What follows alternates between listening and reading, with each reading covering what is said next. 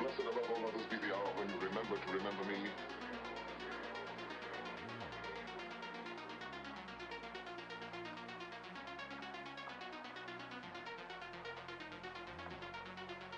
I'm going to let you pray for me tonight.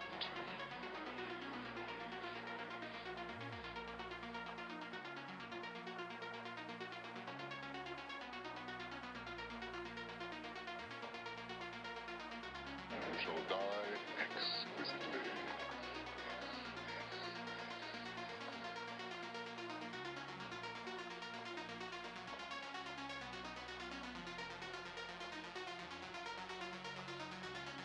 So, here we go.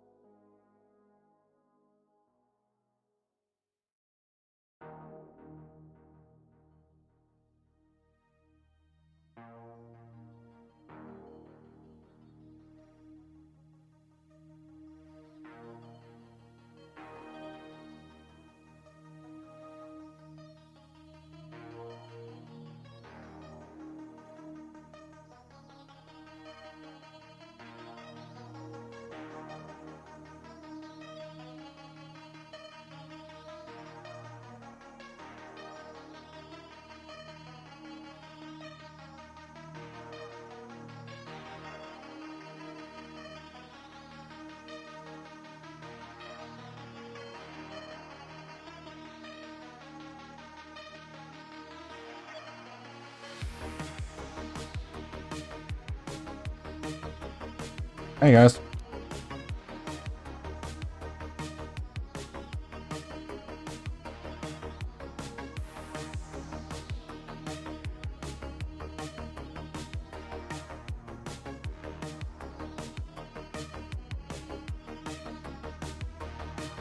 Hope the gems are working today. Are we jamming?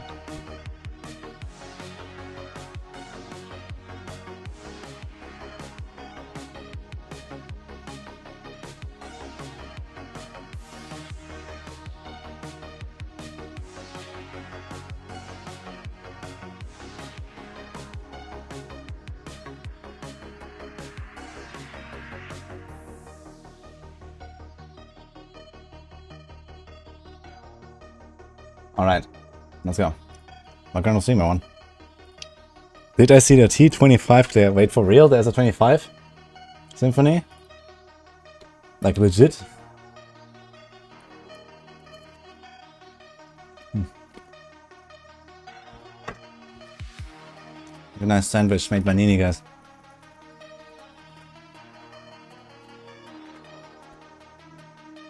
With Barb. Okay, let me see that. 25. I did not expect this to happen. Holy shit. What is going on?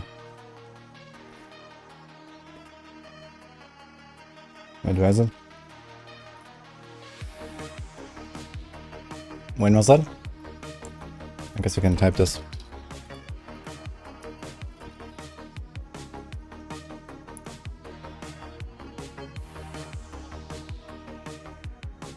No.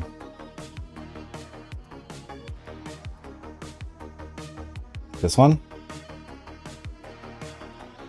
What? What? I wanna see that. Have I posted my Stork build? Not yet. Let's check this out. His grip is level 140? What the fuck?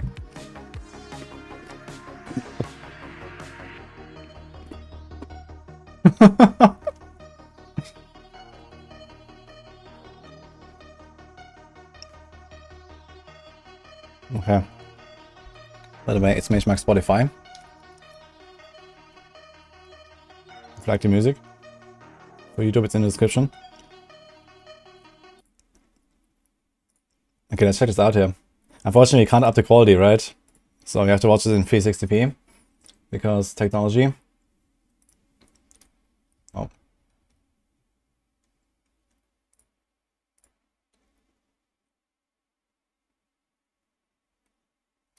It's crazy. I didn't expect we're gonna see 25 at all, even with like close to 200 glyph. I also, to be honest, I didn't expect to see 140 glyph, like 1.5 weeks after launch.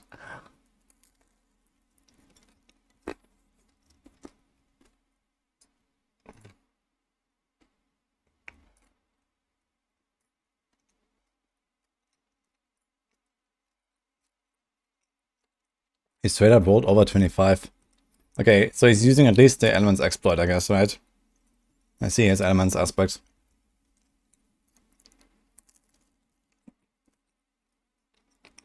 But how come he has a damage for this?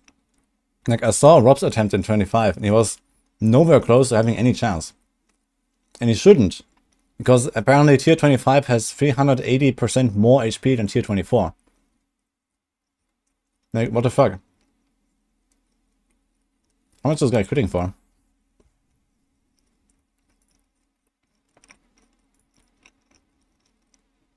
This is 4, maybe 4.1, 2.7.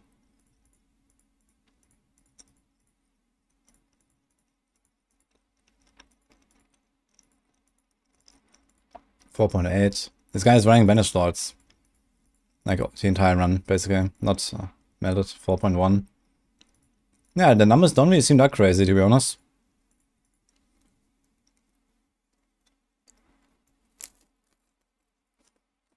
The quality is so bad, might be T1. Yeah, it's like this Bilibili website. If you have like a free account, or like no account, you can only watch in 360p.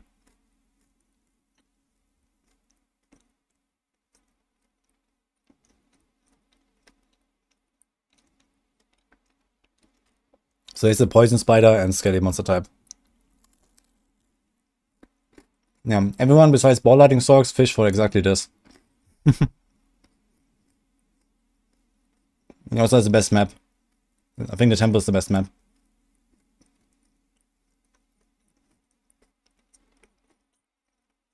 I wonder how you can kill the Bloodseeker so fast. Like, he has 7 minutes left right now. Like, you will have maximum 5 minutes on the Bloodseekers or so. And apparently he killed it with 1.5 minutes left. How do you kill the Bloodseekers that fast?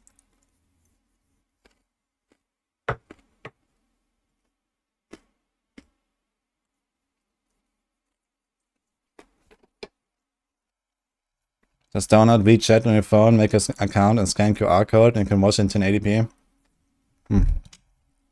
Monkey ass, dude. Not sure if that's worth it.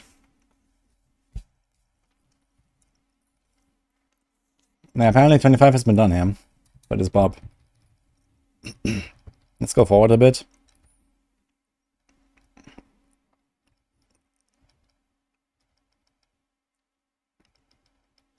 And it skips not even 200, man. Okay, what does he switch when the Bloodseeker spawn? Let's see.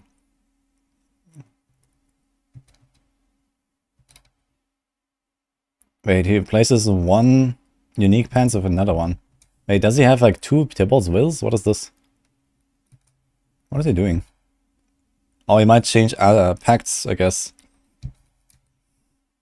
He has different pacts there. But he didn't change the pacts. He just changed the pants. What? Let's see this again. Wait. Like the pants have different... It's a normal pair of pants, no? Is this the legendary or is this unique? It looks exactly the same.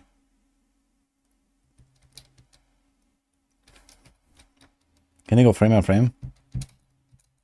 It shows there for a second. Oh my god. I don't think I can go slower. Yeah, it shows like blurred for like half a second. He activates the pact. But he didn't change any pact, that's the thing.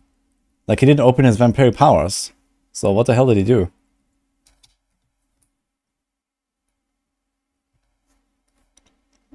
So he has like 4 minutes for these guys. Yeah, I'm surprised that he has a damage for this. How much more damage is a 150 glyph than like a 50? Or 140 glyph? 140 is like here. It's like a times 5.5 damage multiplier. Versus a 50 glyph is like a times 3 damage multiplier. So he's like roughly double the damage of like a level 50 glyph guy. Plus he has the elements exploit, I guess. But I think Rob was also using that for the tier 24, no? And his 25 attempts.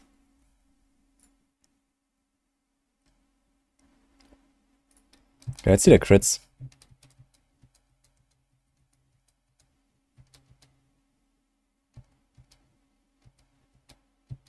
.4. Yeah, nothing really crazy. 3 point something. 4, 3.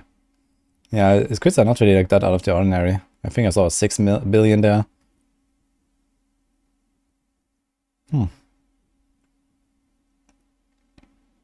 It's the same guy that Rob was chatting with. Potentially. I mean, all the Chinese guys like Rob. It's not Tibalt's pants. Oh, true, he has normal pants, I guess. So I think instead of trying to like go with like metal hard to survive these guys, he probably goes with like defensive pants, basically. And he has like some defensive aspect there or something. But yeah, interestingly, he had different pacts on his pants, but maybe it didn't matter. So I don't know what kind of powers they have. Eventually Rob will do 225. Yeah, he will. I mean, if this guy can do it at like tier 140 glyph, I mean, there's still a lot of room to grow, right? Goes from here, from like 5.5 to almost 9. So if, even from this level, just by leveling the glyph, you can get another like almost 50% extra DPS. Pretty much exactly 50% extra. Just on the last 60 levels.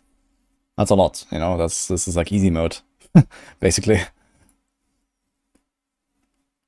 You don't even have to exploit. Like, if this guy only used elements exploit, then he can do it without it when you have to glyph leveled.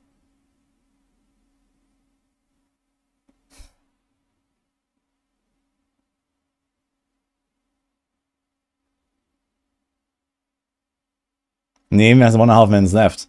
It would probably be even thinkable to just do it without exploit. Like, he has 1.5 minutes left.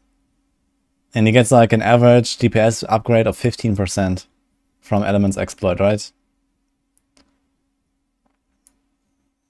Because the normal elements aspect is 15%, and then he gets the doubled one, it's another 15%. So this guy could have probably done it without the exploit, actually. At level 140 glyph. Yeah. That's pretty insane. Yeah, I think like in the next days you're gonna see a lot of new clears now, that the sigils are much cheaper. Especially the people that exploited the sigil powder at the start, they have like basically infinite sigils now. I have only 40k sigil powder, but even that is like nearly 200 attempts. I can just craft back to back to back, so later on you can go ham.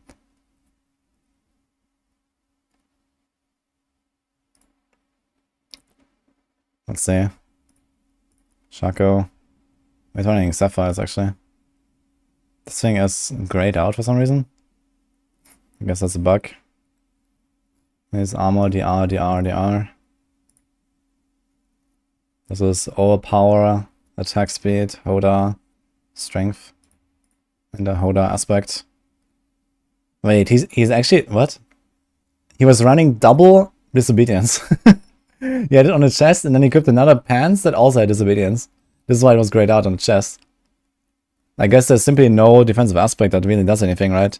I guess I can do a protector or some shit, but... Okay, this is armor, DR, injured. And this is bleeding, I think. He has no movement speed, he has triple res and injured. I guess it's just like to make him survive when he's an exploiter's aspect. There's limitless rage, all stats, strength, overpower, and I don't know, this is probably berserking. Yeah, that should be berserking. Same stuff with elements. Doombringer. Grandfather. Okay. It's kind of interesting that he rolls so much overpower damage on his items. He has overpower damage on the ring even. And then Fury, Berserking, no life, no crit. I think this is close damage or something. What is this? 21%. No, it can't be close. Must be something else. I think this is Berserking. This is Fury. This is overpower. This is... Ah, no, this is resource. This is Berserking. Red Fury. Banish Lords. Okay. Dude, this guy's like a perfect Banish Lords. Let me see that one again. Okay, the crit is a bit low.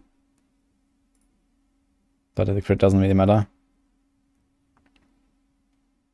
Yeah, this build only has 14 pacts.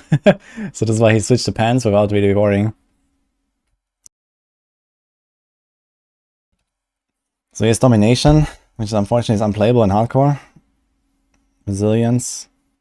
Ravenous, Prey, Metamorph. Okay. Impressive. Didn't expect that.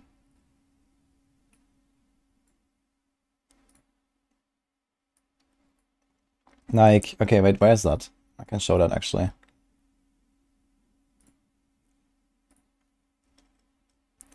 I think Northfarm made this. Here. So this is the HP growth per tier. So you see there's always these jumps at 5 increments. So apparently tier 5 is like 200% more than the previous tier. Tier 10 is like 170% more, etc. Or maybe it's not more, but it's like 200% off the previous, I guess. This is probably what it means. So it's plus 100%, plus 70%, plus 78, plus 76. And then here, tier 25. So this is why I thought we probably won't see it. But it turns out we did it.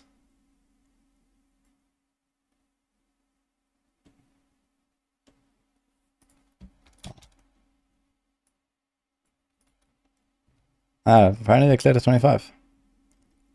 Not bad. China #1. Well, now they need to do it without the elements aspect. But that might have been a clear without it anyway, so that's kind of impressive. I'm not sure if they have any other like weird stuff going on. If there's like something that I don't know about or whatever. Barb smash.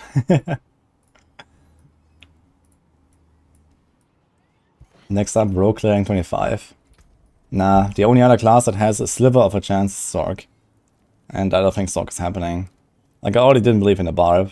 Sorg is not happening, I think.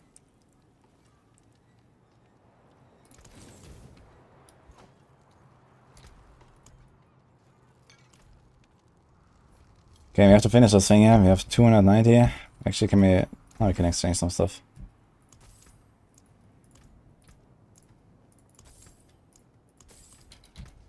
$313. Okay. Let's go. Druid is slowly getting up there. Okay, maybe there's a bit of a chance for Druids, to be fair. That could happen, I guess.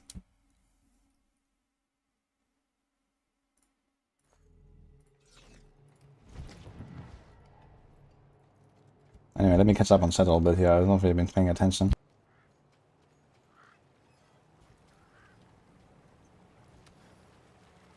Don't worry, chat, you'll clear 25 of rogue with new builds that do healing on single target. Okay, good luck. At this point, ball-lighting stock almost seems normal compared to Hoda. Yeah, I mean, they really dropped the ball of balance this patch with Hoda, for sure. Dude, why is it so loud?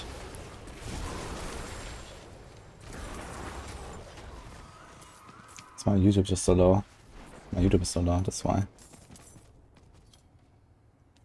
Okay. Opinion on AOZ since the hotfix.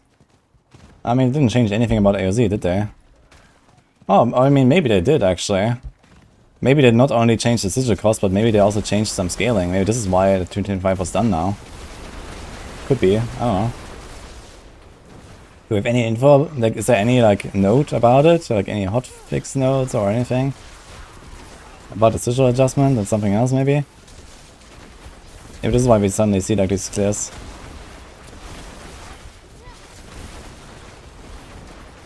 Nothing on social media or anywhere. Okay. No blue posts. Yeah, I mean, it could very well be that they actually changed the scaling. And this is why it was cleared.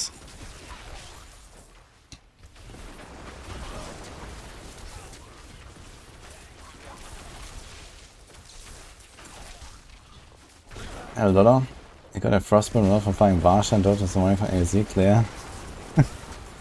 Well, enjoy your frostburn, man.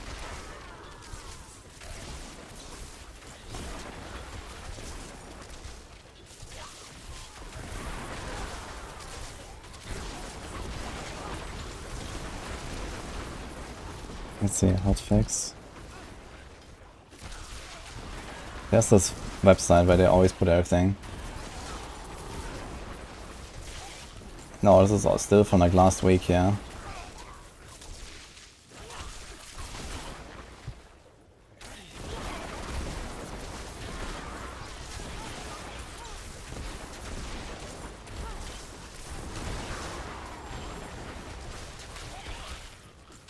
Oh shit.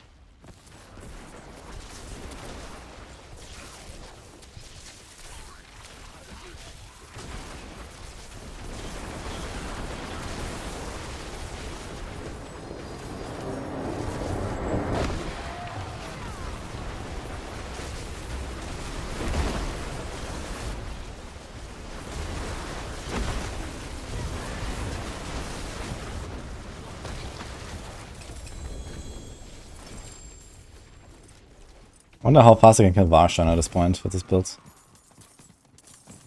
Probably wouldn't be that tanky anymore either, right?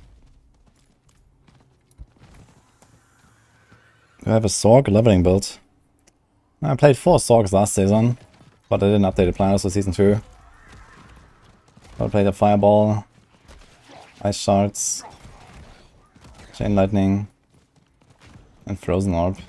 And all of these are pretty nice. And this is a charged bolts now that I'm playing, which is also pretty fun. That's been going pretty smooth so far, actually. Considering that this is probably considered the second worst skill in the class.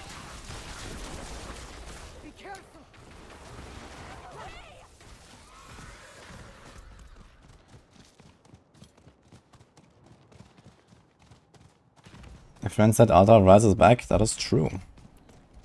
Altar of Rise is gonna be pumping.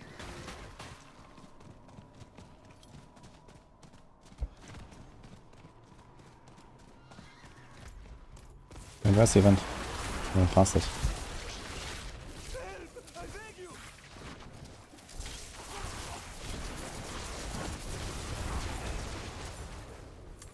Let's wait for the Chinese. Discover that.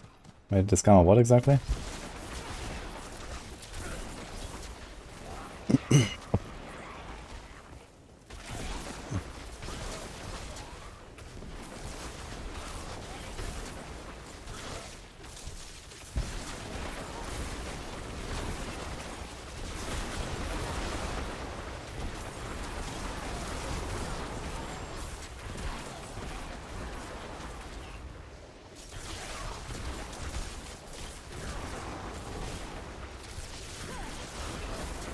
I'm thinking going to lead another 100 Pole Druid, Scuffle, 3 Metamorph.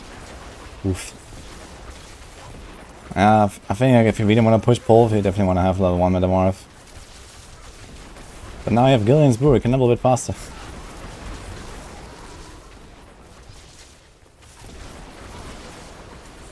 The sigil cost is still the same. Are you sure about that? We'll try crafting one.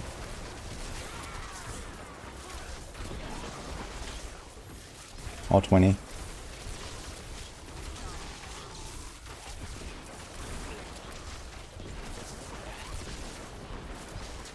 What's frustrating in the campfire, I said I didn't want to scale crazy damage because the HP pool is enough, but seems like it didn't apply to Seeker damage.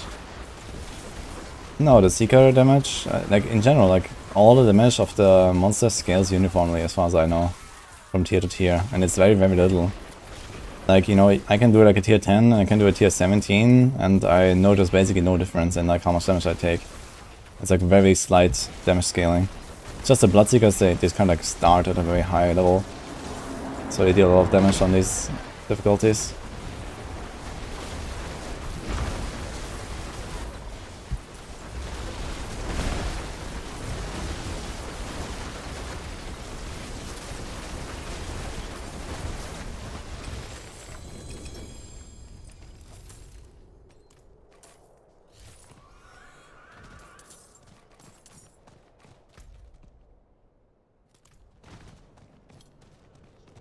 It's okay.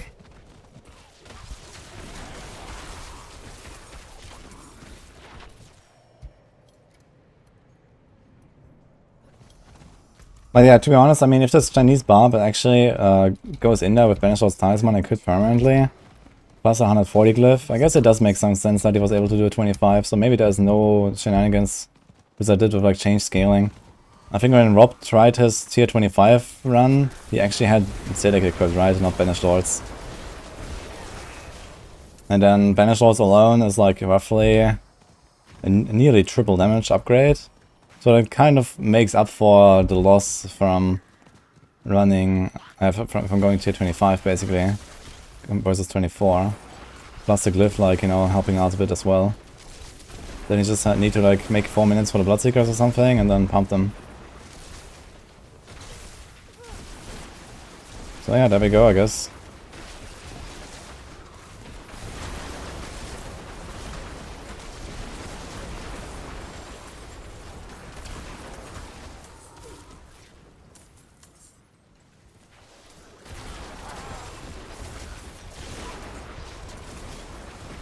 I'm thinking armor, 24k HP, max allness, doesn't seem to matter.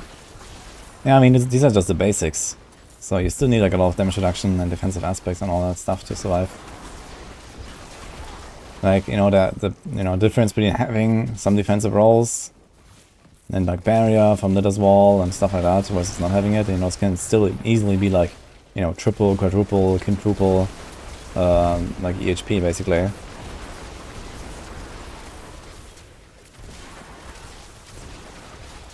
Hello, Ziana. Yeah, the charge was really fun so far. I mean, I don't need to stock for AOZ. I don't know. I'm probably gonna take all of my characters to AOZ, but not as try-hard as on a Rogue. You know, Rogue is definitely gonna be like the most try-hard for me, I think. But at the very minimum, I'm gonna do a tier 20 on Barb, but I guess that shouldn't be that hard.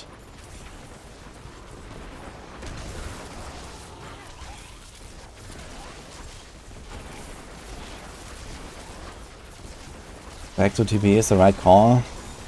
Yeah, so far all the top players seem to be Pen RF though now. And either way, I mean, the two builds are extremely close, and sometimes they split immediately and you don't have to do anything for it. I'm definitely gonna stick to Pen RF. It's also just like 1,000 times more fun, man.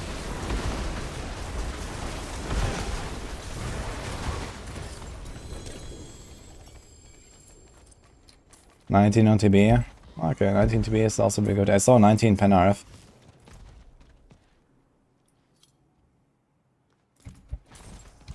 So it's still equal, basically. Yeah, we might actually see a 20 on Rogue as well, then. With like a high enough glyph. People start grinding out.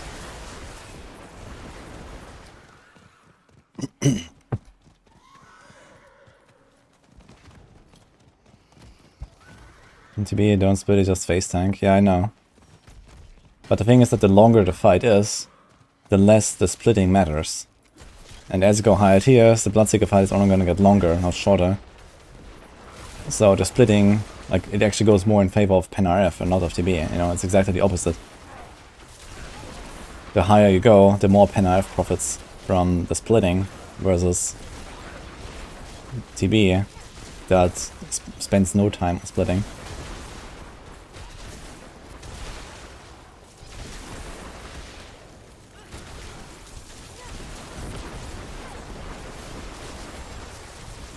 Has anyone got an Uber unique of the red cloak? Nah, that's not happening, I think. Really? Is that a thing?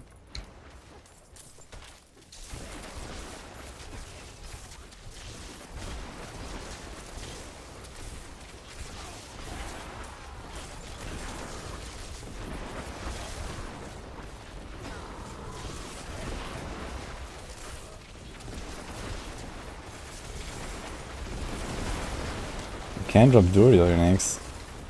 Okay, Druid uniques are not necessarily Uber uniques. This can also mean, like, you know, any unique basically.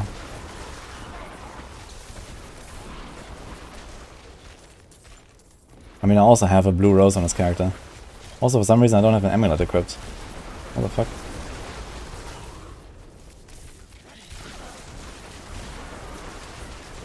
What's going on here? I've been running all this time. I have like 20 lightning res. No T death. Okay. Okay, let me check that.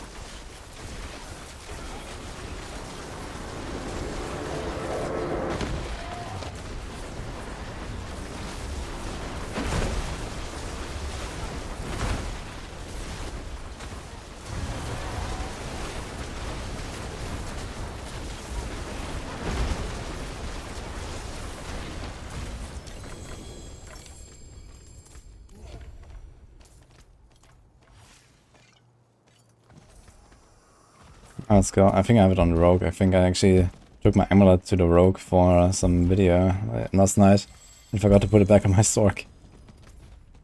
That's kind of hilarious. Let's go there, I guess.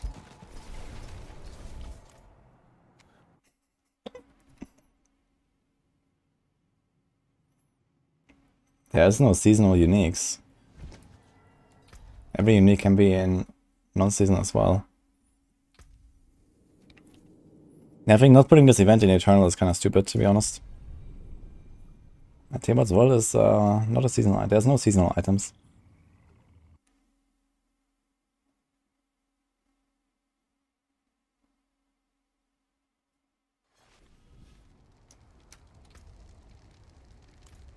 Okay, maybe the items in a stash. Let's gamble really quick. I thought the ale in Giacomo was strong. Father, bring you luck.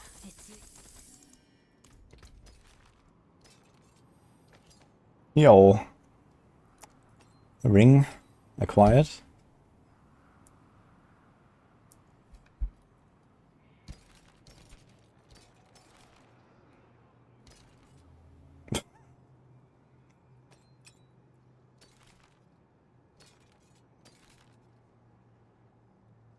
Okay.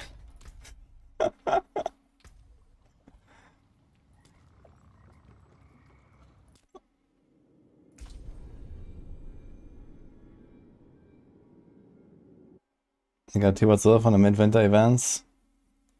Yeah, I mean, T-Bot's Will and these like new Druid uniques are kind of rare. I think they're like the most rare tier. They're like one tier rarer than like Tempest Roar and stuff, as far as I know. So there's like 4 rarities basically, yeah? And then Uber uniques. So you don't find it very often outside of the real, but it can still happen. Dude, he's another. I just got 2 4 Umbrals, by the way, guys. One on the Sorg and one on my Rogue from Gamble. I use my Emerald, by the way. Yoo-hoo. What is actually going on? Also perfect 3 curses. You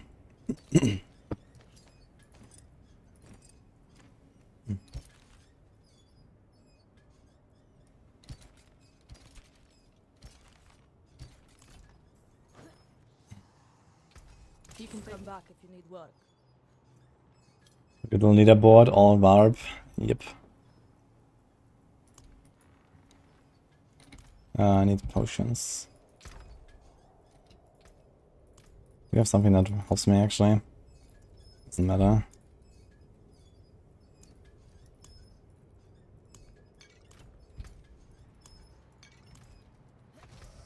Okay, let's go. How much did you grind now already? 7, 10, 14, okay.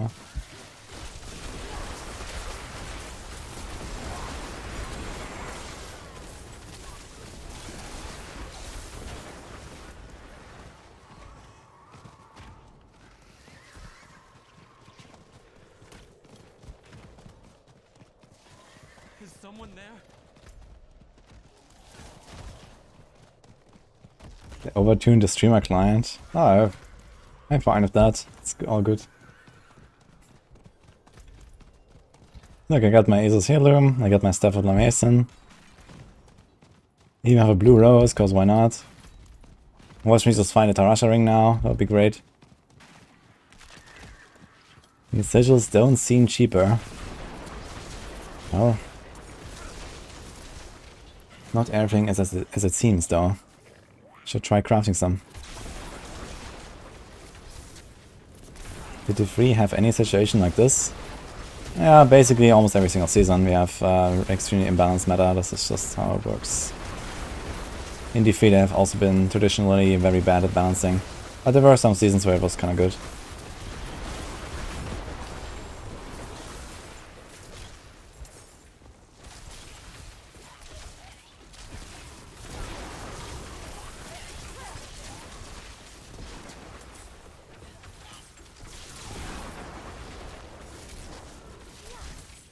Leaderboard, only one class, top 10. Well, the leaderboards in D3, they are official and they are ranked by class. So, while certain classes can be like, you know, much more dominant than others, much more powerful and like more played and popular than others, the classes each have their own ranking anyway, so it doesn't effectively matter. But yeah, we don't have that in... I mean, technically you can sort by class as well on the max leaderboard. But the overall leaderboard sorts everything together, and then if people look at that, then yeah. Hey Katze, thanks for 27 months. Nice to see you.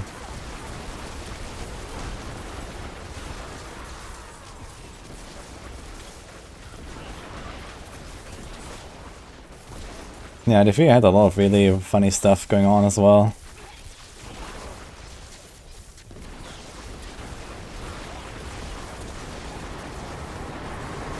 Still working. Uh-oh.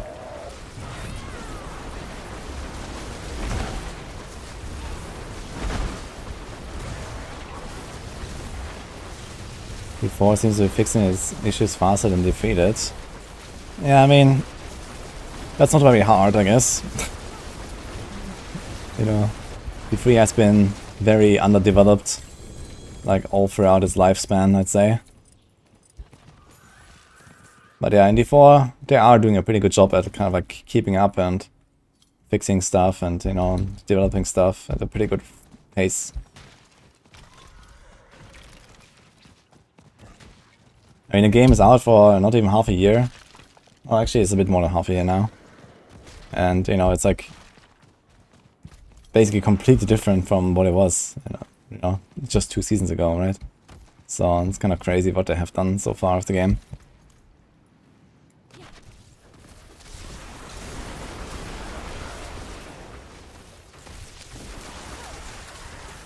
Certainly, I make sure they always have things to fix, yes.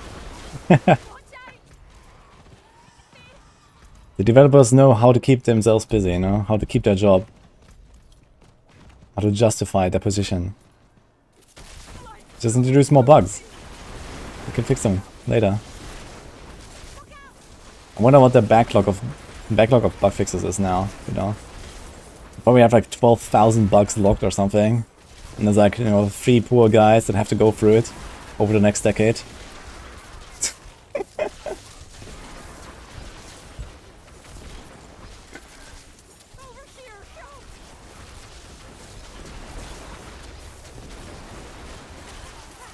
Blood for Sigils or 800 plus powder again? No. It's just a tooltip.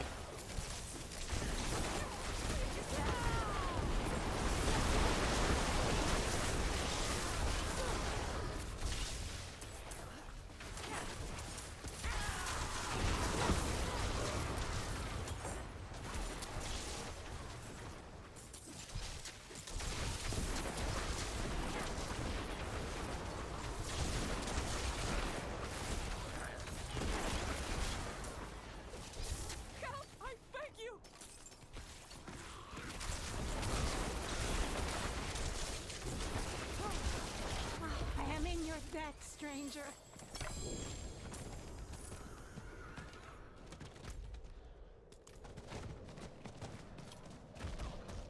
Originally Inferno D3 was insane hard. Yeah, it was really fun actually. I really enjoyed the old Inferno D3 days. But I understand that it's like a very minority point of view.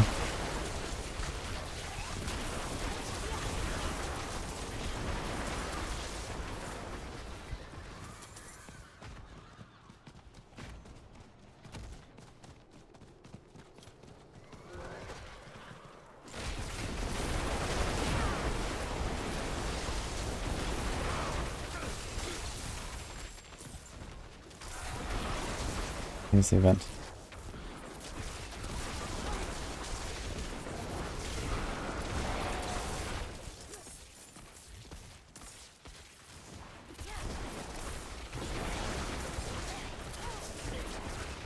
Ja, das war Solo. Das war ja 19.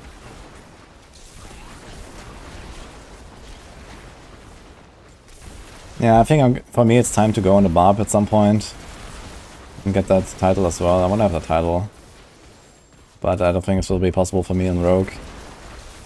I mean, we might see a tier 20 Rogue, but it certainly won't be me.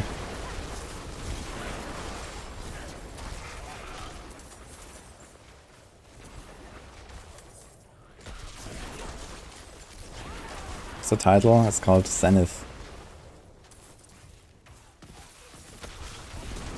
I don't really have to grind much on a Barb. I mean, you just need to clear tier 20. If you have a good Barb, and you know what you're doing, I guess the tier 20 is definitely like quite feasible even without much grinding of the glyph. And just on your way there, you're probably gonna get the glyph to like 20 or something anyway.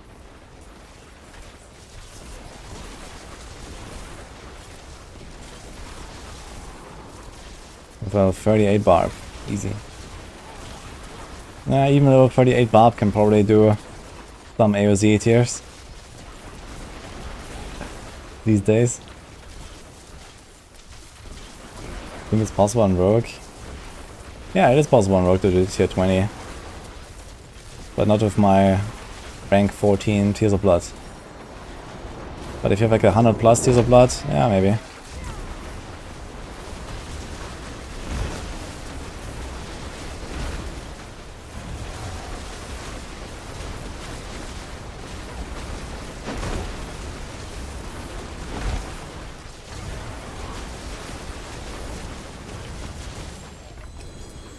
Forgot to get the ward buff actually as well as.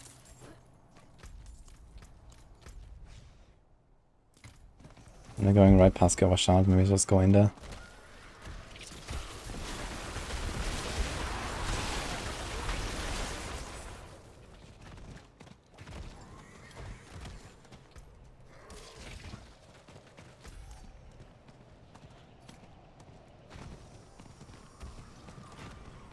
I think if a level 40 tier B, you wouldn't have any trouble on tier 20. Dude, no rogue has even cleared a tier 20.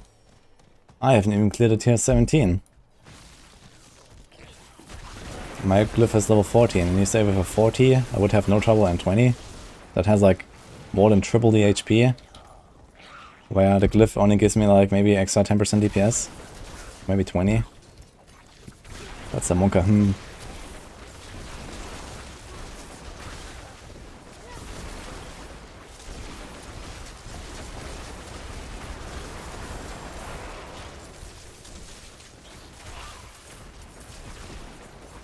Really hope Necros gets another Barb Stock balancing focus for season 3. I don't know, I think Necros are actually a fairly balanced class. Like, inside of the class and also in general, I think Necros are where classes should be, roughly.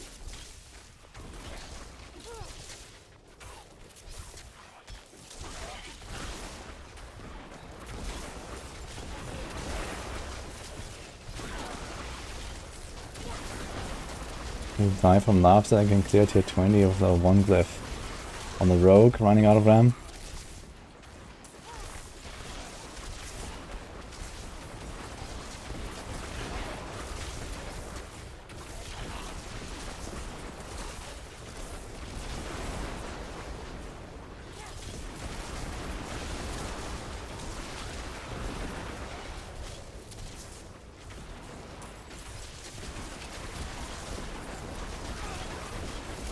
Oh, good luck, man.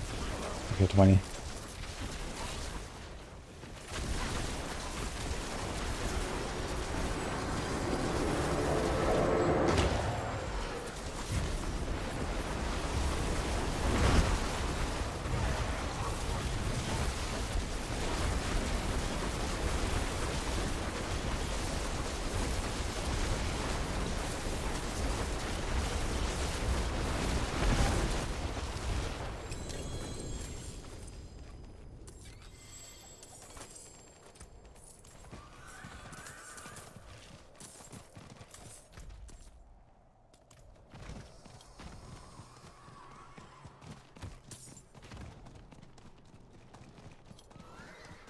Give me a build I can try for fun. What is a build? Sure, show me.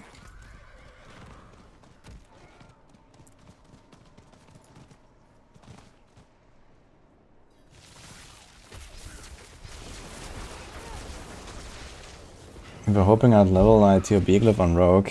Why would I? It's just a boring grind that does nothing. Like, what are they gonna do with it?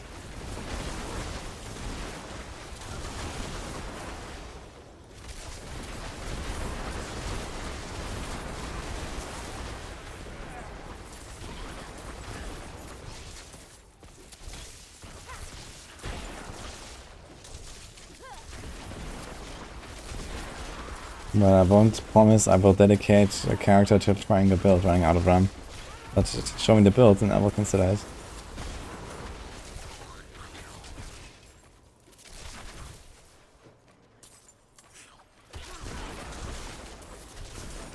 Making a build is a pretty big commitment. At least until they rework codex.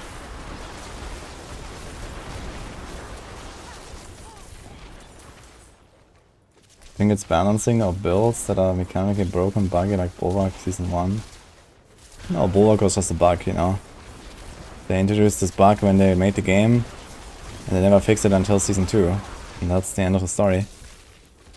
Then Bulwark was done, and Hydra was also done. How do I feel about devs committing to no post-season launch nerfs? That's a pretty terrible idea, I think.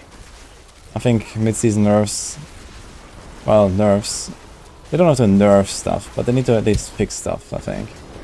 You know, which of course usually coincides in some way. But yeah, stuff like Ball Lightning or stuff like Coda, They should have... I mean, Hoda is not bugged, but ball lightning is bugged. They should have at least fixed ball lightning. They should have at least fixed Tibalt's will. Like, what happened here with rogues, with Tibalt's will, was extremely annoying. Because it just kind of like killed off, like, you know, 70% of the builds that you can make on the rogue. And then you have like this one breakpoint, like once you acquire those 2 unique items, you have like the combo, and suddenly your character is like 4 times stronger than before. Like, that makes no sense either. You know, why is that a thing? Everyone is forced to play comp points, and they're forced to play around this shitty condemnation, random proc mechanic. Like, you know, it's like extremely annoying as well to do that. And them committing to not changing that mid-season is extremely stupid, I think. Like, I mean, I have fun playing Rogue, but I'm extremely upset about them not nerfing Tibalt's Will, for example.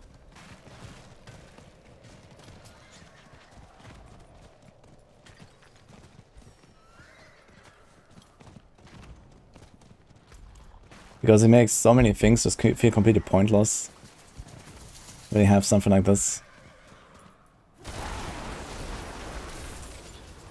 Like, I would really like to try like some stuff like, I don't know, Scoundrel's Leather builds, you know, whatever, these kind of things. But it just seems absolutely pointless to even consider something like that.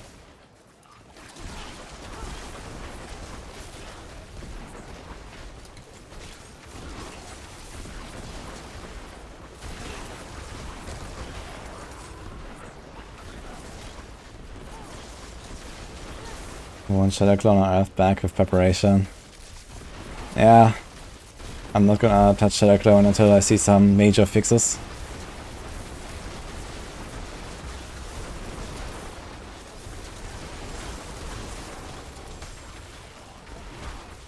Young console and Blood Sigil hasn't the cost changed. I should try crafting some.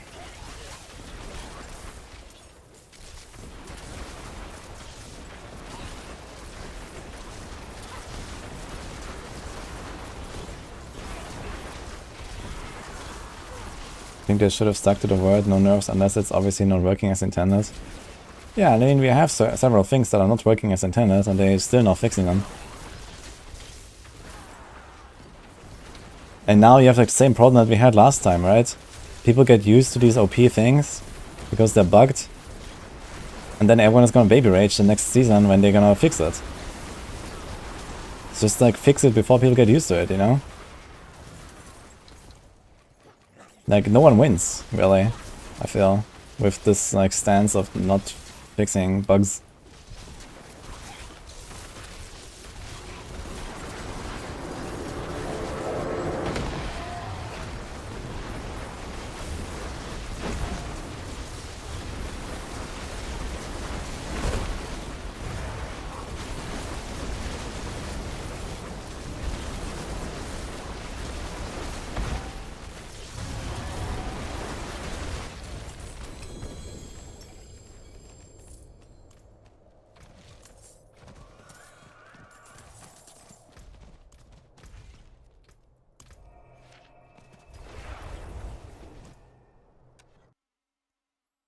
They're scared of the community backlash after Season 1. Yeah, I mean, they don't have to be that scared of community backlash when they nerf stuff if they make a good season. And Season 2 was a good season. Everyone likes Season 2.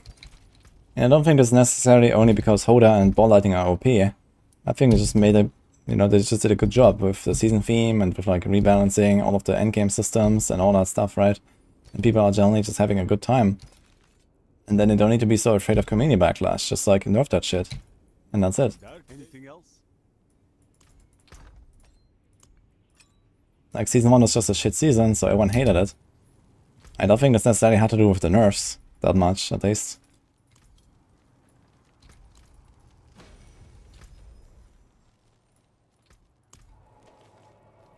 And I think they're just kind of like mixing it up. The backlash is still gonna happen, it's just when it happens. Yeah, I mean, backlash for nerfs always happens, because this is how people are, right? People always QQ about nerfs, this is just how it is. But you have to nerf. It's just the way of life. But you can definitely make it, like, you know, either more or less painful. And if you let people play with Tibalt's Will and ball lightning an entire season, and then you nerf it, well, people are gonna QQ quite a lot. That's for sure.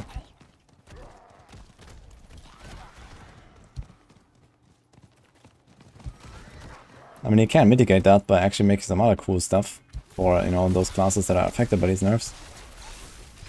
But still, that's not guaranteed to happen, I guess. You know, Sorg is not guaranteed to be good next season. Or to, you know, Sorg is not guaranteed to get something new and fun next season. And maybe they will do something, maybe not.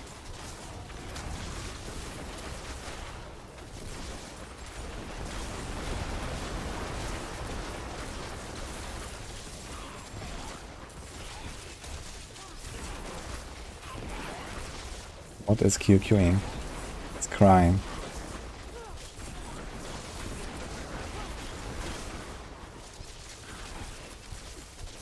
Joe said it's gonna be at least another year, give or take, before the game is where they want it. Yeah, I guess like expansion 1, you know, like the second or third season after expansion 1 launch, this is probably gonna be kind of the point where the game can be like kind of be considered like, you know, complete with like most of the stuff they set out. You know, pre-launch. It's like my expectation.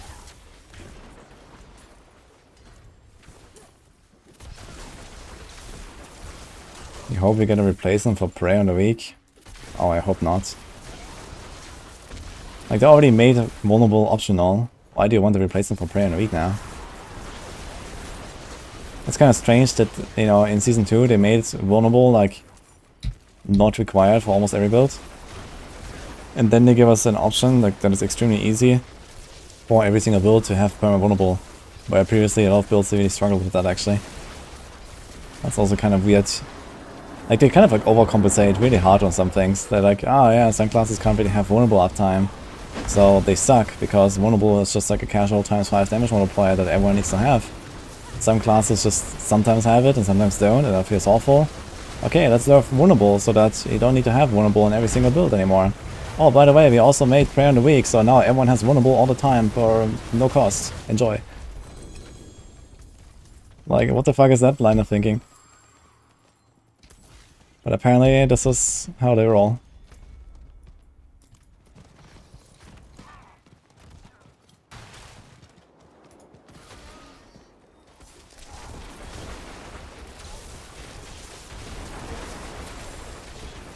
Rain of Arrows of Shadow Imbued is worth to as a support skill in AOZ. That's a support skill. Nah, the cooldown is way too long, I think, for that to be useful. Like if you're talking about like TB, I mean TB already crowd controls everything very easily. You don't need the crowd control from Rain of Arrows. And then I mean you have like a few seconds of like a slightly stronger Shadow Imbuement. That gives you like a slightly stronger poison with mixed Shadow Imbuement. But realistically you can just apply that Shadow Imbuement with your Twisting Blades and you don't need to give up 2 skill slots, only 1. So you can actually still have like Smoke Grenade or something. That will do a lot more.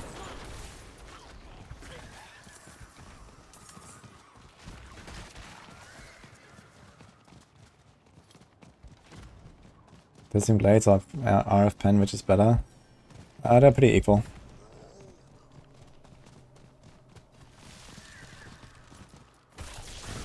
We enjoyed how they made a ton of new skills for Conjuration Sorg and then fixed the bug and nerfed the glyph to make Hydras useless. I mean, the bug fix needed to happen. And, well, I guess they were trying to be a bit careful to not, like, you know, overcompensate. And maybe next patch they're gonna, like, buff this Conjuration stuff a bit more.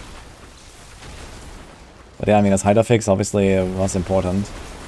And now, okay, Hydra is not gonna be useful for a season. And next season is gonna be good maybe or something, so that's fine.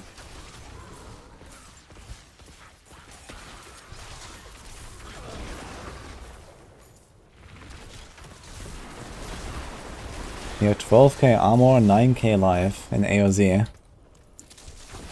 What are you, like level 80 or what? How do you have 9k life?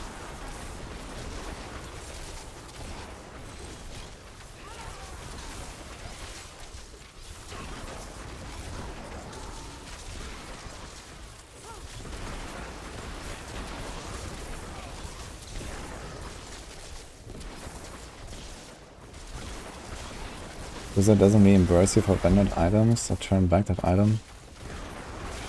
No, if you lost an item on the vendor, it's gone. How sad that happened to me. You're level 95 with 9k life. That's an achievement, man.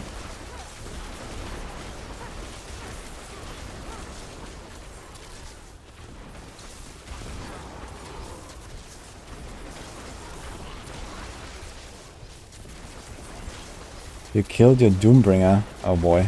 You vendored your Doombringer? What the fuck? Oh, we established it? I'm not sure if there's any way to restore items. I know in WoW there is such a way. But I would be surprised to see that in D4.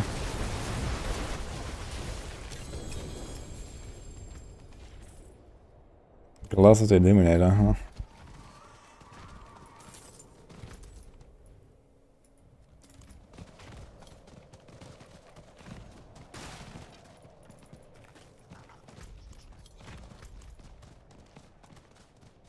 Uninstall and punch monitor, not gonna lie. Oof, yeah.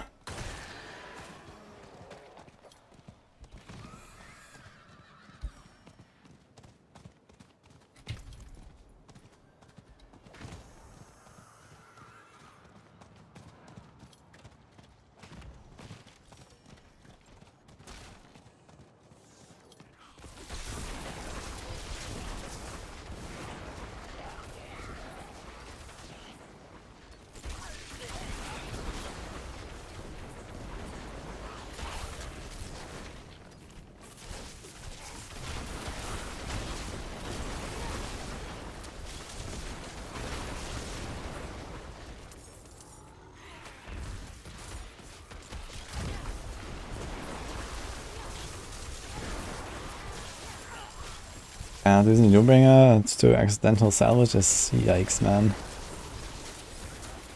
Time to grind Duriel. You gonna play on Rogue and AOZ today or try Barb? Yeah, I wanna do the 17. Maybe if it feels good, I'm gonna go 18 as well.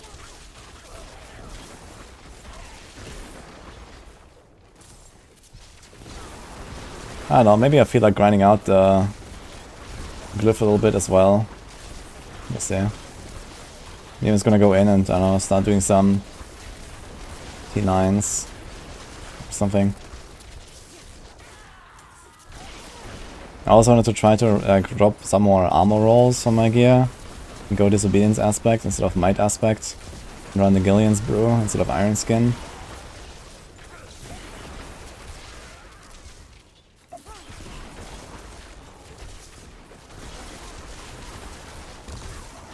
Oh shit. What's the best bar build? Hoda with Roland. Or AOZ.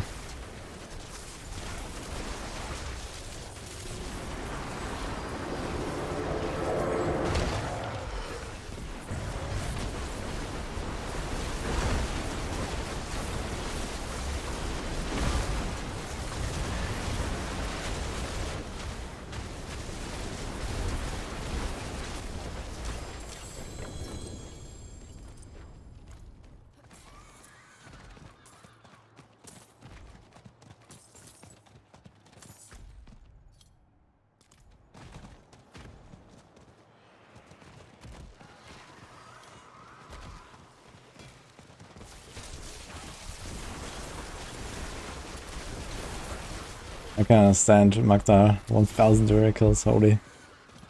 I did 400 and that was quite a grind, to be honest. Actually I still need to do like a sum up video of my Dura runs, I just realized. Gonna do that soonish. Yeah, how's my bite berry looking actually?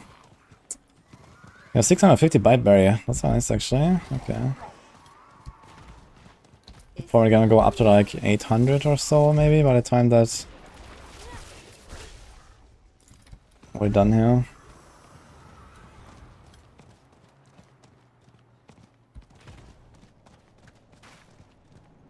There are a lot of things to do after 50, a bit lost, just doing the missions for 3 and world events. Gabriel, if you are on your first character, you want to do the renown, most importantly, and that's like, you know, this here. You want to do that once on your first character, so they get like all of the rewards there. Yeah, and then after that, I mean, you know, you can try different types of content. The Whispers, the Hell Tides. There's also this Midwinter event right now. The Blood Harvest to rank up your vampire powers. There's a bunch of stuff you can do.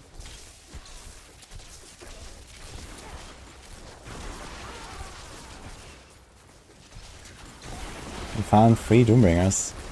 Wait, did you like trash all 3 of them or what, Mactor?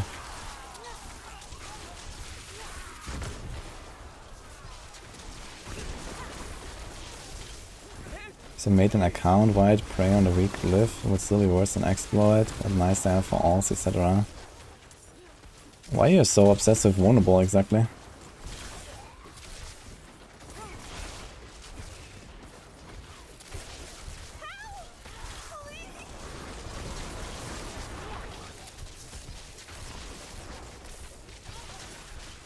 The real treasure was the bite berry you made along the way.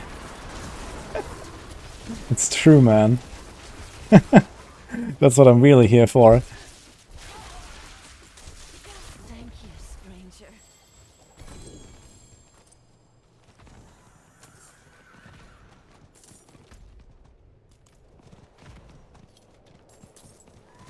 They just want more evergreen content. Yeah, I mean, they're about to develop that, right? Where is he?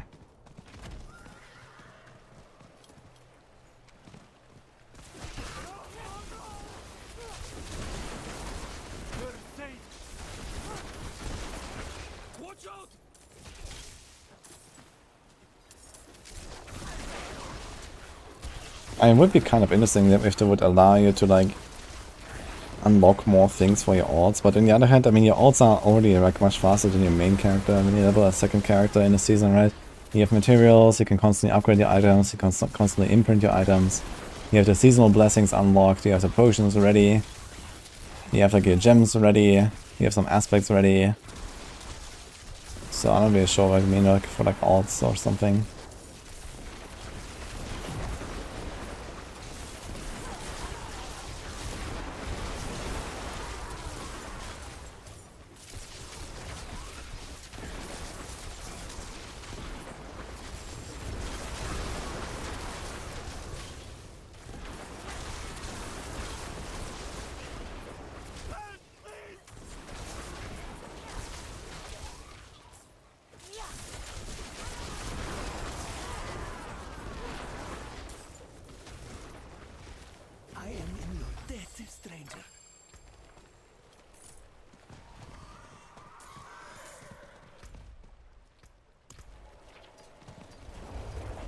I should definitely try on this character to maximize my sigil income, at least like once I'm like at tier 60. I also want to figure out where exactly is the highest tier where you need to establish sigils. And since we're like almost level 80, I think it's gonna like pop on like the uniques. We're gonna go straight to like, you know, tier 60 9 dungeon grind or something on this character. Which is like level 110 monsters, that should be quite possible. How much life is this? 5.5k. Maybe we can have like 1 or 2 life rolls somewhere. Is someone there? And then I can actually get a bunch of sigil powder by leveling this character. Would be neat.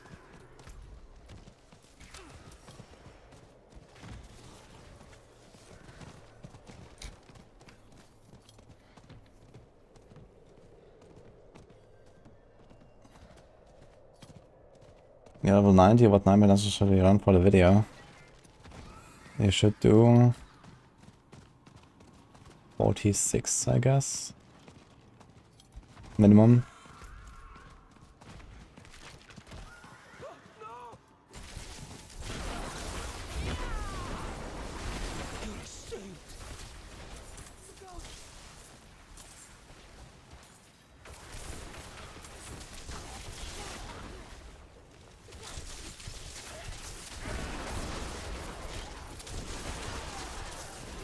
In the Woody Point reward section it says speak German. Yes, I'm from Germany. What's my opinion on crowd control in D4? Is it too much or over nerfed? mean the monster crowd control? I don't think it's too much. I mean, it's mostly a problem that certain monster types are like much more imbalanced than others, basically, in Labyrinth. Like especially snake monster types, you can feel it very clearly in AoZ. I guess it might be an AoZ problem more than like a general problem. But when I walk into AoZ and I'm not playing Metamorphosis power, like I'm not sure who of you has tried that, but if you don't play Metamorphosis and you walk into AoZ and there's snakes, you just get fucked, basically. Because they just live so long and there's so many of them, and they just constantly charge you and the snake eye you and all that shit.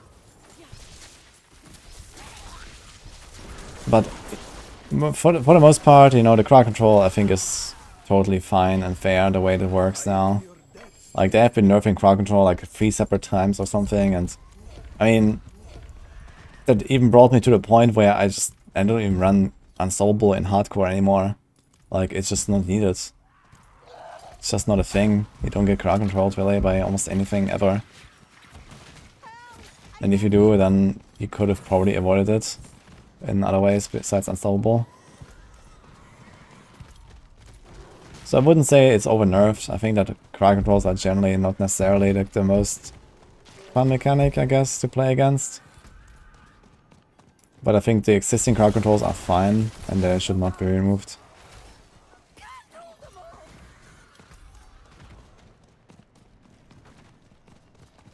Oh, 50.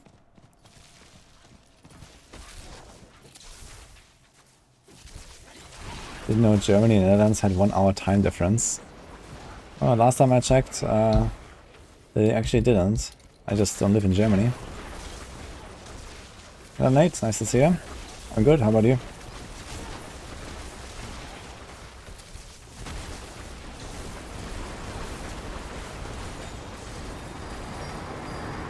Should I get the map rewards before leveling up your first character at 59? Yes. Renown comes first. On your first character you want to get Renown. And then you can do all the other... I mean, you can do other stuff in between if you want, but you should definitely finish the Renown as soon as possible.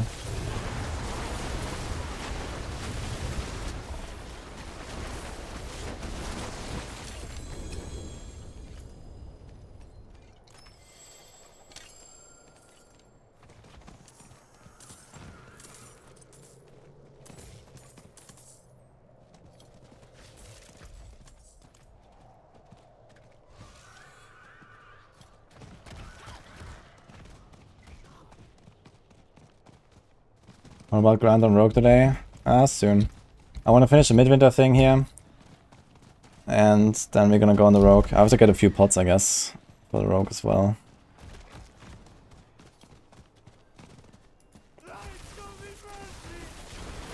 I live in Bulgaria, not in Germany, JDN.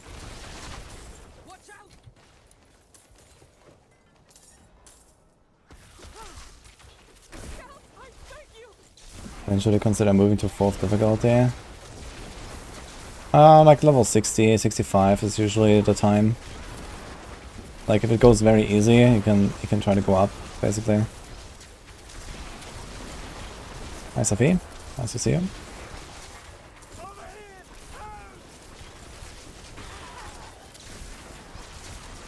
Somewhere in a parallel universe, wudijo is dominating Affliction League.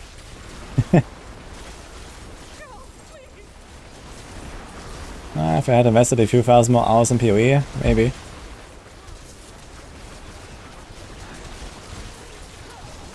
I mean, it's kind of hard to beat Ben and Innick, but outside of those two, I think there would be some chances.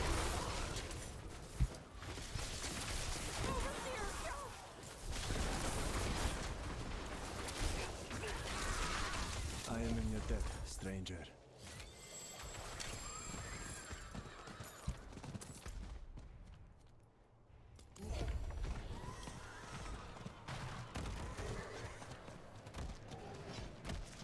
We're doing World Tier 4 and level 55 on softcore. Yeah, on some builds you can do that. On my polarized druid I also went to World Tier 4 and level 54 and it was a breeze anyway. Depends a bit on the build and the class.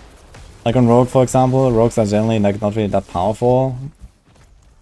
Like it's better to go at like level 60 or 65 or so on the Rogue. But on other classes you have like extremely strong builds. Like Necros Druids, like while leveling, you're just so powerful around those level ranges that it's like really easy to just like go up and just destroy everything. Rogues are usually much more speed farmy while leveling, not so much raw power.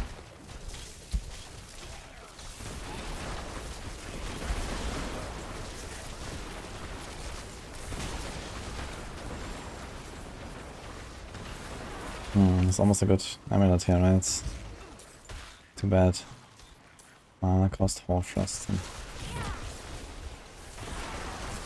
Did I move to Bulgaria for the nature? No, quite the opposite. It was for the internet, actually.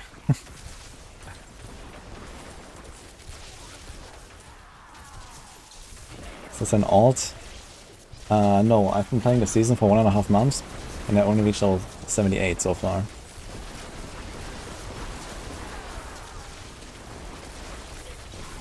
But I'm working on it.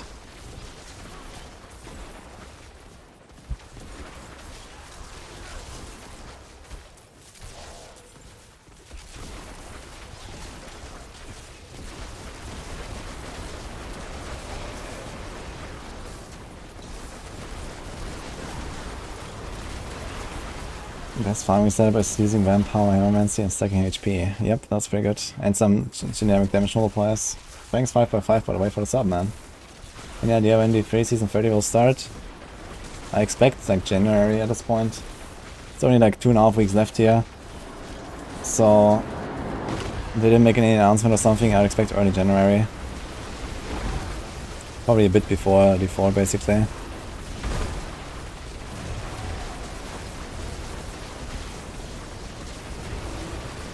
We're gonna play D3 probably for like a weekend or maybe a bit longer. I think last time I also played D3 for like roughly a week or something. That was kind of fun. And now the Altar is coming back, Soul Shards are back, so it's kind of cool. Cool stuff.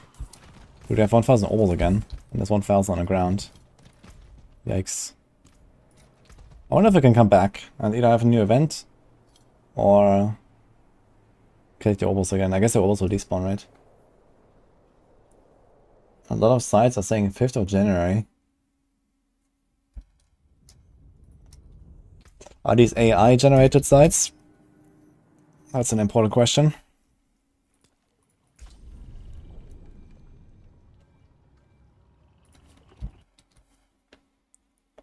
Are Soul Shards back? Yes. What's the new event about? It's like a Christmas event. You can get a bunch of like transmogs and some potions. Kind of nice. Very nice. It seems your prayers have been answered.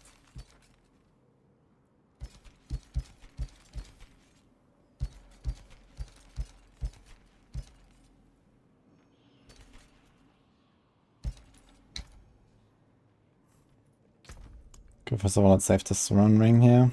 This is an insane ring, man. 5 crit, high life, high res, almost perfect lucky hit. This might actually be the ring I was looking for. I was trying to buy a ring like this. I was offering people like 200 million gold or something, and they didn't even reply. I was like, huh. This might actually be the ring now that I need. And he's an umbral. So we have this ring here, which has crit, crowd, life, resource.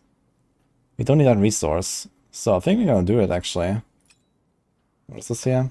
Test points is crit, lucky hit, life. It's a bit scuffed. So maybe I'll try to replace this one.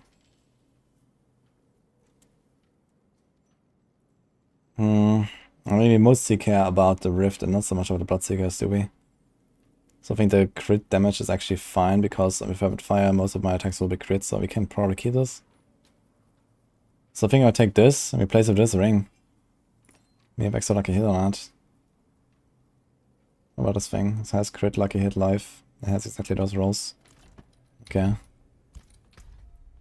Pretty insane.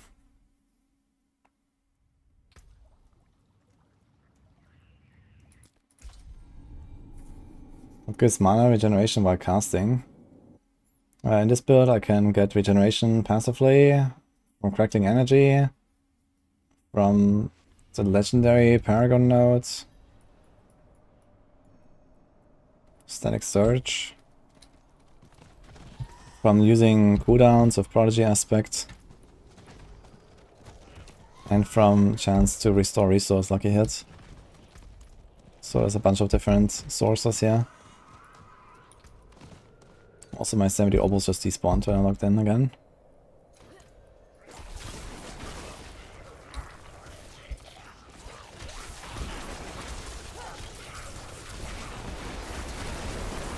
Hello, Stopper.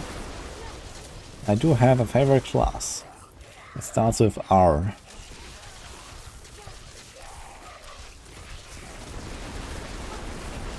Darius too good for Rogue, I should get it, its Explosion is OP. Yeah, I would really like to try on Darius. At least this season with the Penshot build. It might be really good, but I'm not sure if it's better than Harlequin Crest. I've seen no one do any high clears in Abattoir here on Rogue with Darius. But I think it does have potential. Maybe it's not as good as Harlequin though. Rob, Druid, Recro, Rourke. Exactly. Those are the classes.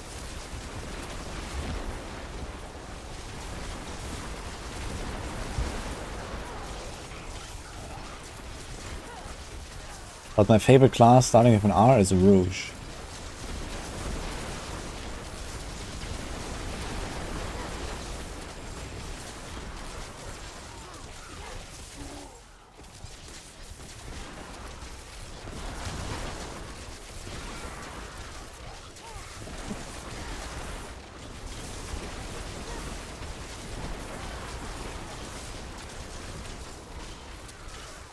Oh, 12 rounds.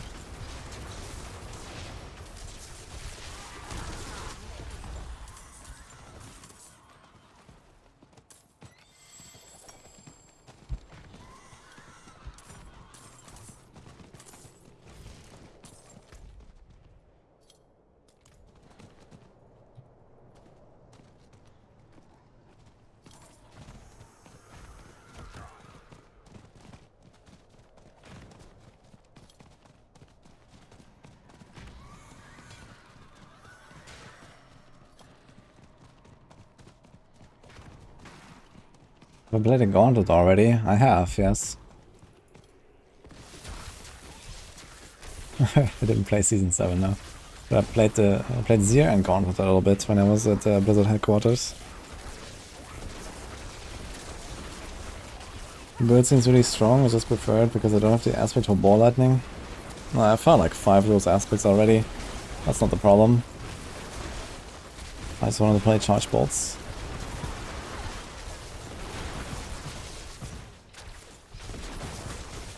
Okay, seriously, what is this? Okay. He keeps flying away from me.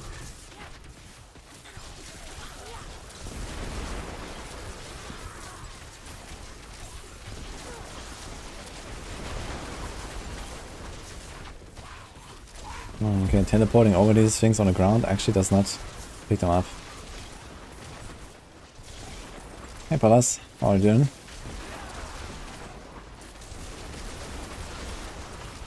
What's the best rogue build? There's like 2 that are contending for that spot, which is Tracing Blades and Penareth. Actually, I wonder what is the highest like pure rapid fire clears. I saw like in the first few days there were like a few that were pretty good, like Darkside, and I think Sario did some rapid fire clears and stuff. But I'm not sure if they have like really pushed it much further. I think they were like 12 or 13 or something. I wonder if like anyone is like going past 15 with pure RF compared to Penareth.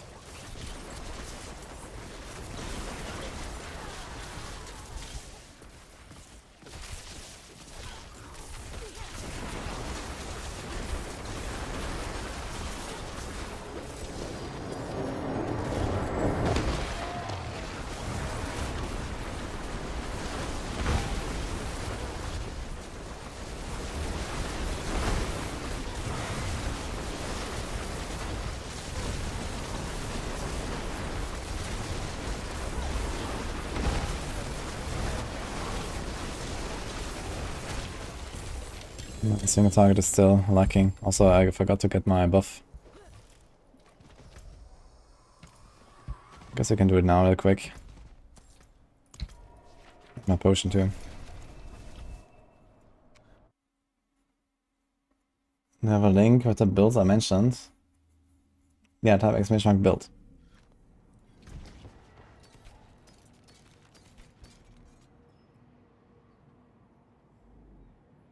Cooldown, burn, glass cannon. Do I care a lot about cooldown? I think we care about cooldown reduction on this build, right? It's a lightning build with unstable currents.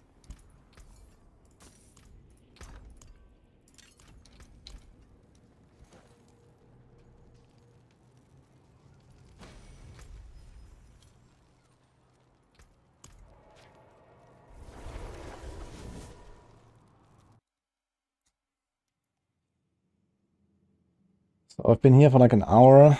I think yesterday I calculated I needed like roughly 2 hours a day or something to finish the event. So let's see, something like that. Maybe another hour or 2 maximum. Then we should be free.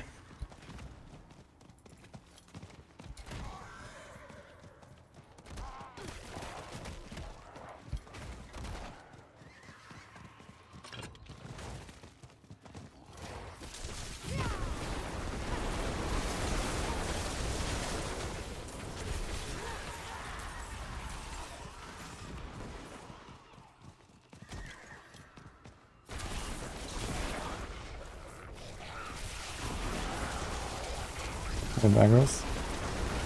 Pushing about Bob Hoda, having a hard time getting out of 30.3 for ARZ. I mean, disobedience aspect usually solves that problem quite easily. Without that, it might be hard, yes, but with the aspect, you should be fine. On Barb, you have a lot of armor. Hey, Ava.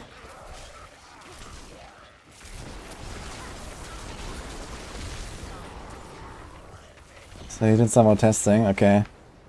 Did you watch the thing I linked you? And plus the explanation?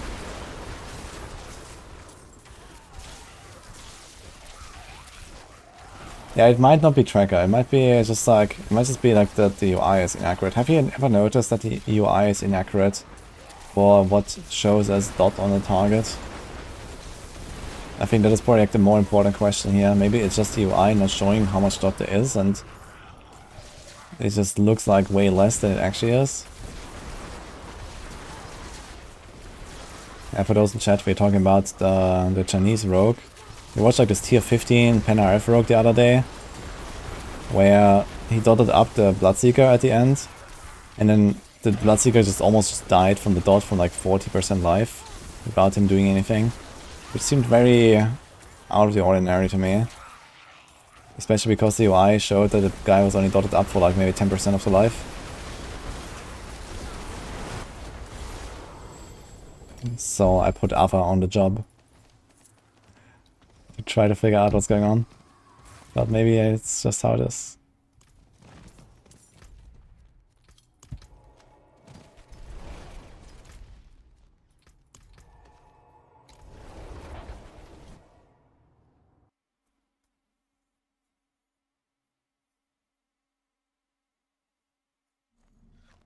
When should we hear about Season 3? I think you're gonna hear Season 3 like early January. Probably around the time of like Diablo 3 season launch. Like 2 weeks before or something, I would expect that we're gonna get a campfire and like all the patch notes and everything. I think it was roughly like this last time, no? Is any world bosses coming, by the way? Oh, there is actually in 4 minutes, which I checked. Precious. Very good. Thank you.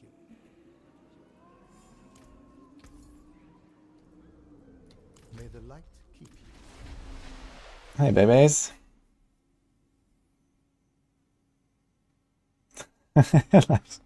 Yo, thanks for the resub, man. What am I farming? I'm farming the Midwinter proofs so I can get all the cosmetics on the event.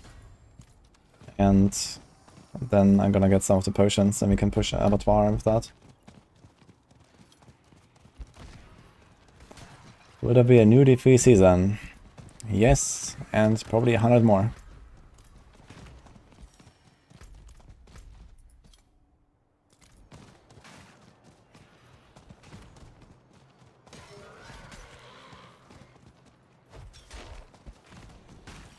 Car level when this event ends.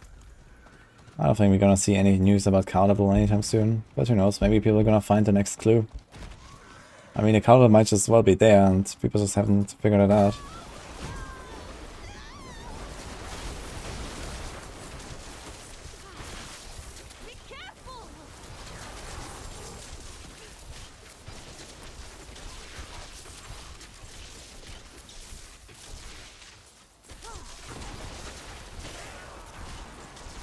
Well, I think one thing we could test is if you just take like, I don't know, like a target that you can kind of like know how much life it has. You know, like you go to the bear, and you see how much life does the bear have, and then you dot it up, and then you see if like the dot matches.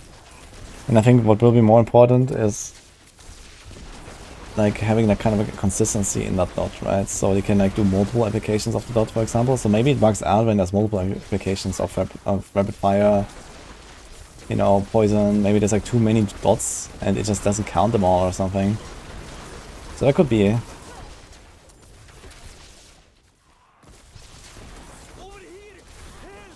410 winter proofs, the end is near. More than me. 300 then. We're like 30. We're almost there actually too. I won't forget this, Major. I have a lot of turn-ins. It's like 35, 20, 15. It's like 60 turn-ins or something. The end is near.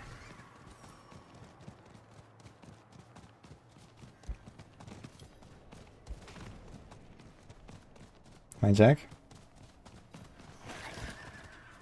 Is someone there? Jonas?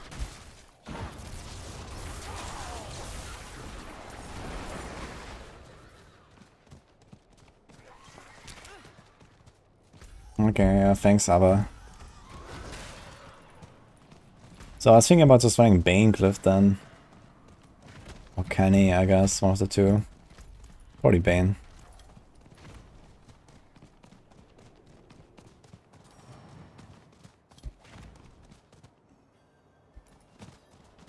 Yeah, it could very well be, Ava, that there's like some kind of like cap that you hit. Like when you have like big enough poisons, maybe we won't see it in testing.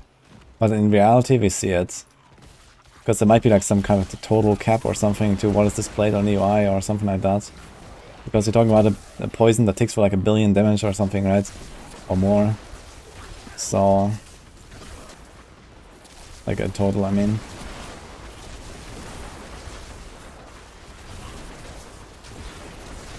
It will be interesting if you can already see this on like a small scale.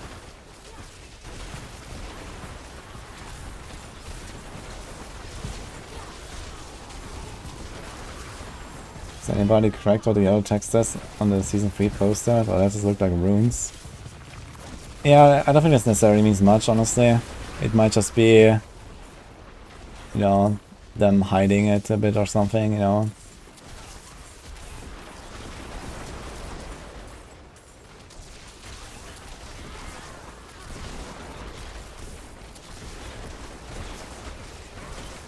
There'll be more info coming on Season 3 soon.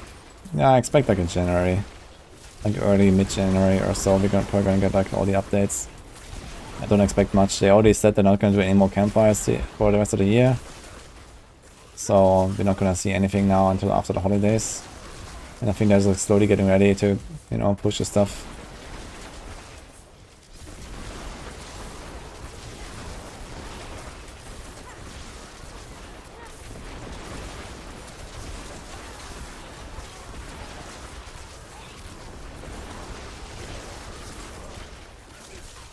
Oh shit. 11 seconds, Monka.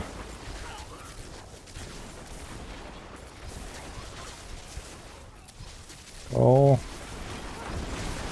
Okay.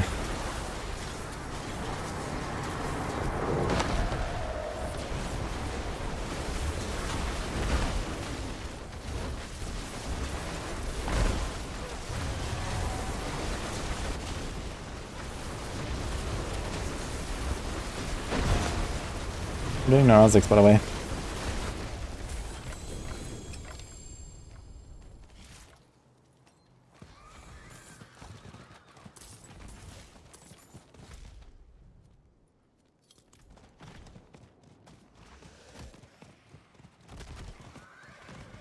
points in Darkshire but don't have it on a bar that will Umbrus proc it? Yes. In fact, you don't even need to have any points in Darkshire to proc it. You can have rank 0 Darkshroud and it works. But usually you want to put like 3 points to get like the upgrades and stuff, to get like either the movement speed or a crit.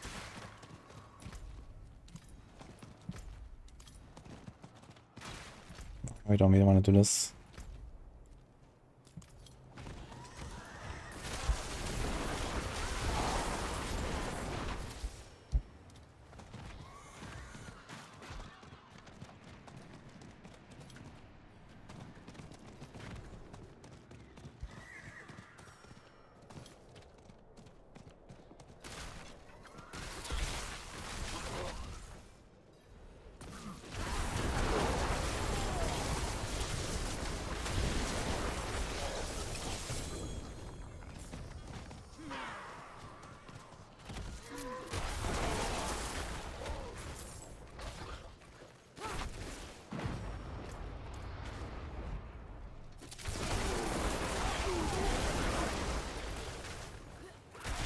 Has there ever been a more tedious and less engaging seasonal activity in any game before?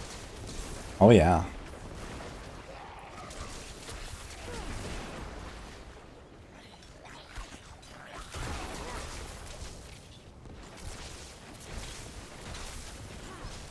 Would I miss faster cast rate, faster hit recovery, magic find and rune words? In the first thing we have. The second thing, no. The third thing, hell no.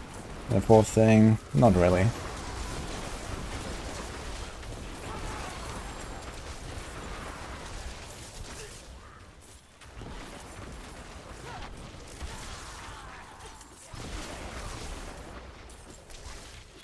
Yeah, Manita.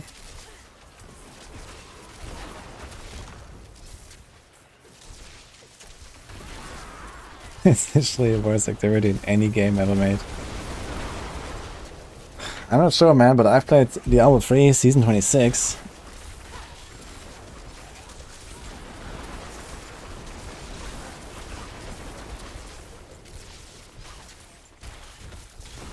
I played WoW. Yeah, WoW has a lot of really weird stuff, that's true.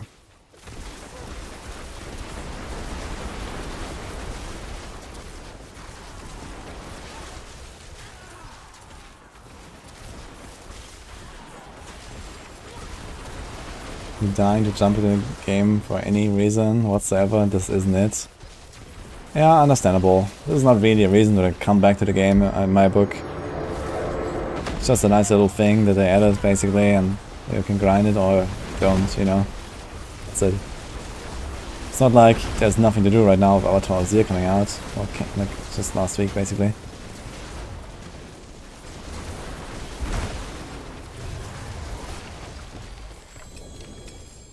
Now they also made decision cost much lower, so people can like go fish, push.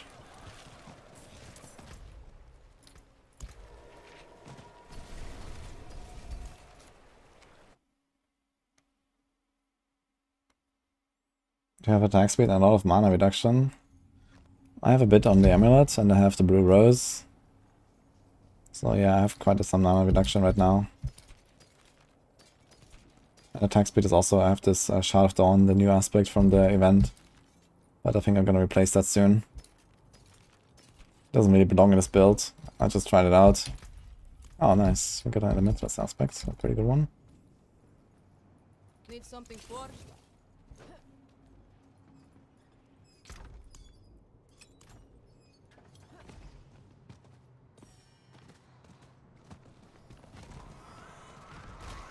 Ready for an TB.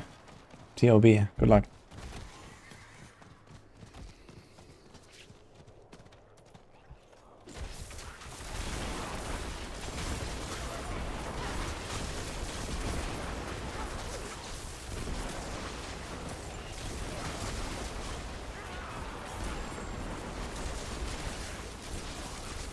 Does measure and ward buff apply only in the event zone?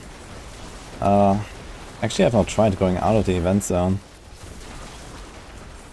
We can try. Oh shit, I missed the ward boss, right? I was just talking about it earlier. Fuck. It's like, yeah, 4 minutes until world boss. Unlucky. No one said anything. Do I blame chat now? Both of them.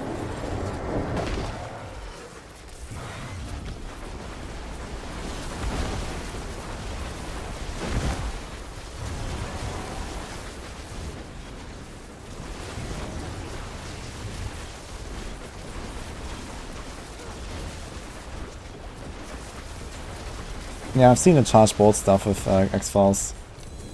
That is probably the way to play charge boards. But practically, it's not really a charge board build anymore, I guess. So, we'll see. I think I want to go pure charge bolts for now. And then we'll compare it to the X-Files thing. Okay, this is 2, 4, 6.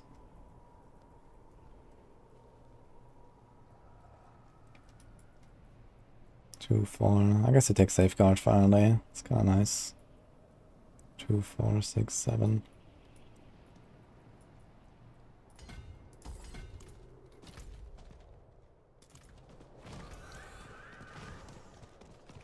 Yeah, I leave one totem on purpose to farm the event longer and get more stuff.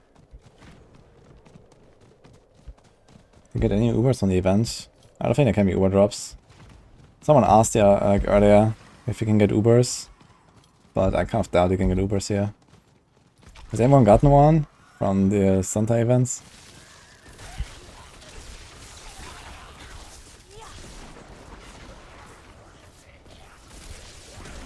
You can link it here, running out of RAM.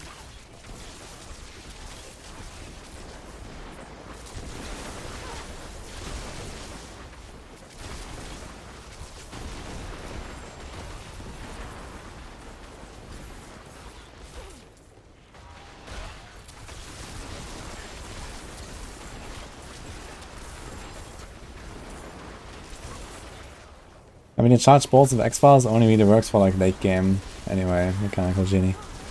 So you need an X-Files ring for that, first of all. Which is something you don't acquire before, or close to the 100 I guess. Or minimum 80 I guess if you farm it on another character. So until then you have to play like pure charge bolts anyway. I want to see like how viable we can make this. But I also do believe in X-Files charge bolts more than this. Also save a lot of skill points they can put somewhere else, which is kind of nice, because you don't actually scale charged bolts anymore. You could probably even run stuff like Fist of Fate if you want. So it's like a lot of perks, I guess.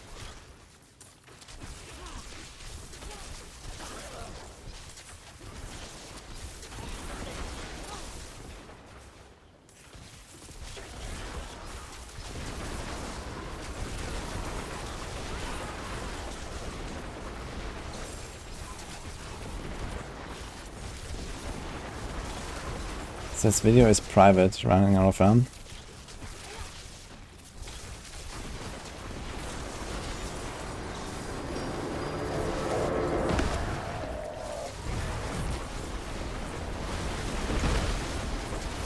Oh, that's on tier 12, Greg.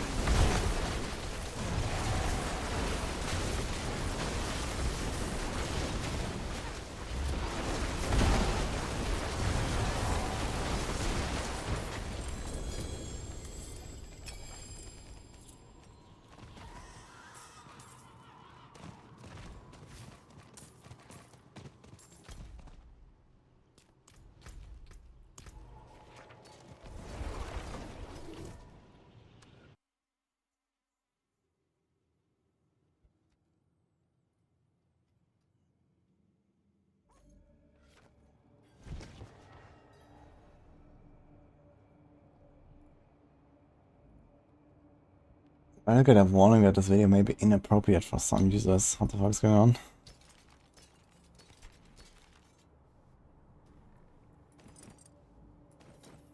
It also doesn't load for me. Now it says connect to the internet, guys. Am I connected to the internet?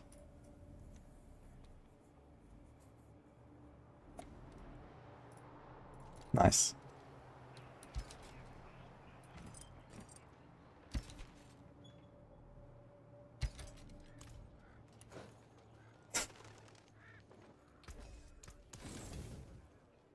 Hello.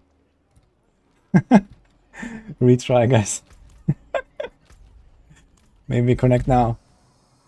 No?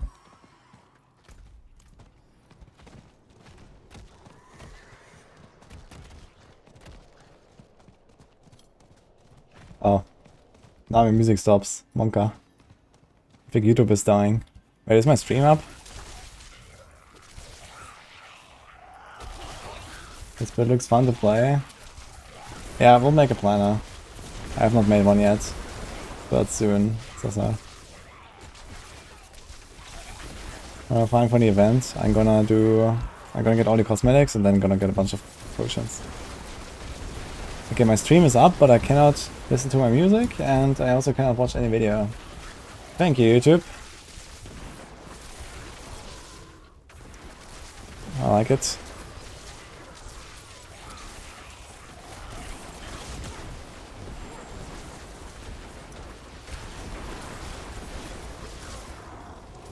Yeah, this is my YouTube playlist right now, guys. Wonderful.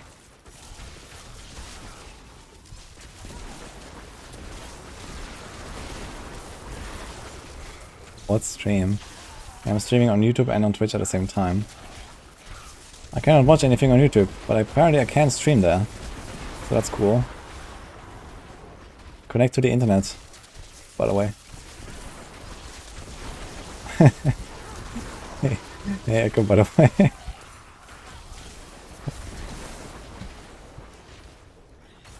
How you doing, man? Maybe it's EchoX's fault, actually. That would suit him.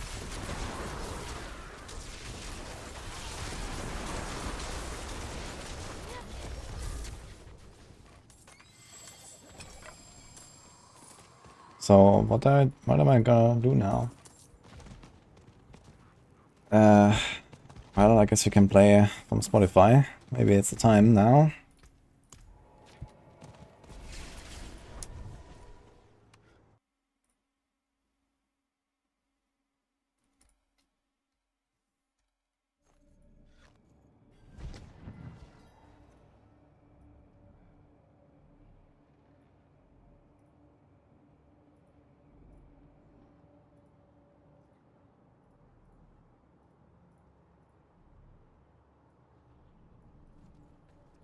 It seems like I can't watch this video, so unlucky.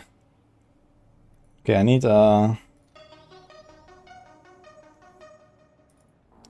YouTube chat to tell me if they can hear this music, because they're not supposed to.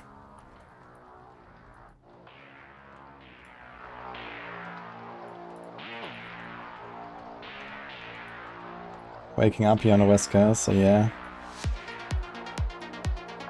Solving an interdimensional crisis, will be back up soon. Okay. Thanks for letting us know, Echo. Next time would be nice if you can let us know in advance. You can hear the music. That's interesting because you're not supposed to.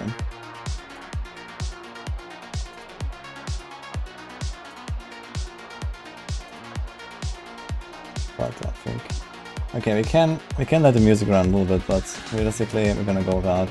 Because I think people on YouTube enjoy the no music most of the time. Just gonna turn this off here. Just to keep it clean as normal.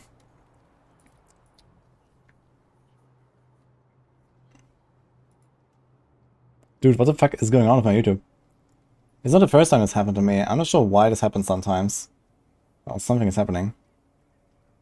Maybe. Does anyone else have this sometimes? That it just says connect to the internet? Does anyone know why this happens?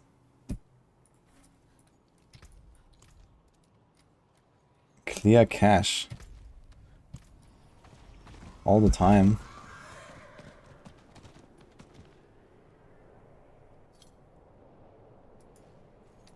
The music is no longer on YouTube now, right guys? On the YouTube stream.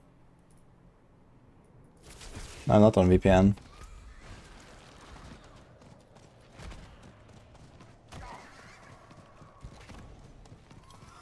Just unplug it and plug it back in. Okay. Thank you.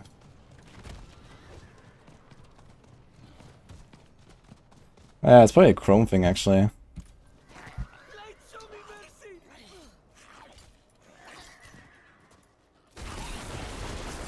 Where's that thing?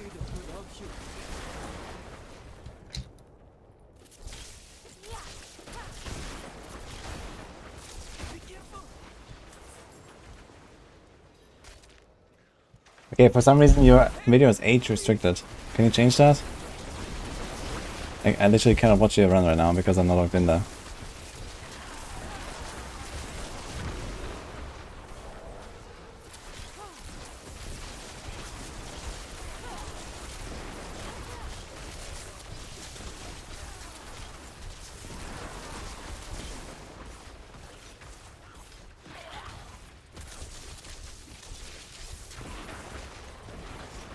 Wait. It's my stream. What's going on? Okay, let's mute this. So what is this? I'm in the middle of the event there. Okay, I want to see the...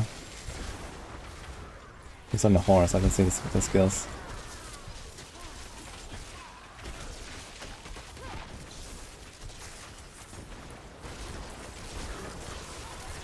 So running out of RAM has like some secret build for us. That's gonna clear Rogue tier 20 Abattoir. For sure. With rank 1 glyph.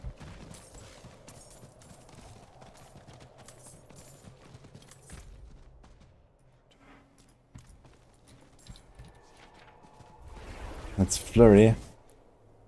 Wait a minute. Flurry, Blade Shift. Can we like up this a bit?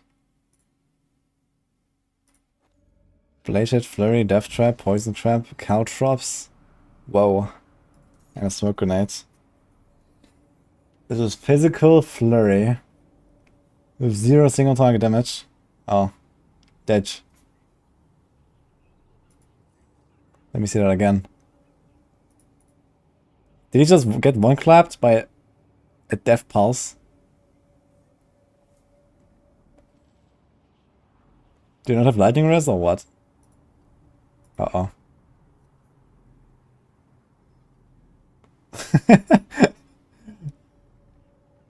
Death Pulse is not that bad if you have a Lightning Res, but maybe you just don't have any Lightning Res.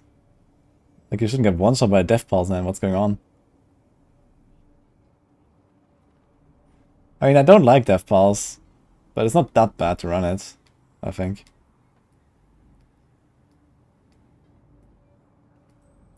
Okay, do we hit the boss here? Let's see. Does he reach the boss? 0 revives remaining. Uh-oh. Okay. Okay, Renegade's retreat boss is the squishiest boss out of all bosses. So let's see. Look at the ultimate skill. Yeah, I know this ultimate skill. It's called Death Trap. It's pretty good.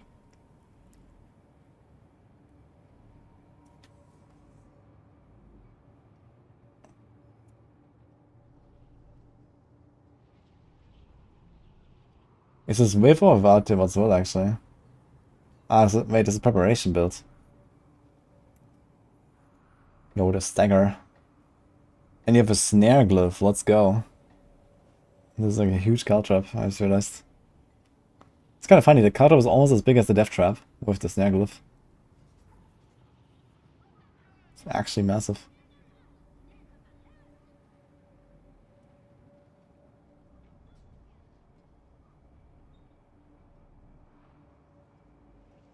Have I heard of this class, the Rogue?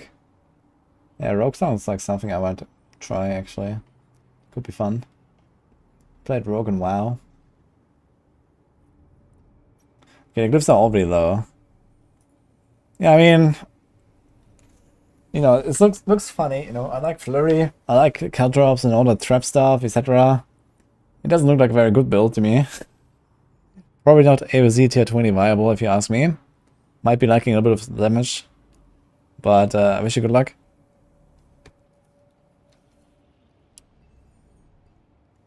Yeah, something that's actually kind of fun to play is like Caltrops dash Shadow Step combo, like all 3 agility skills.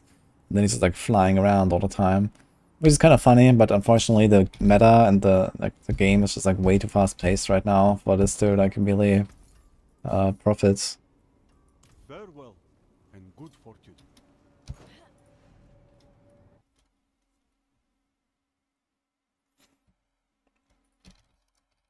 By the way, what's playing right now is on my Spotify playlist. It's my own synthwave music that I have there. Check it out. For YouTube, it's not audible, but it's in the description as well if you want to check it out, if you like synthwave.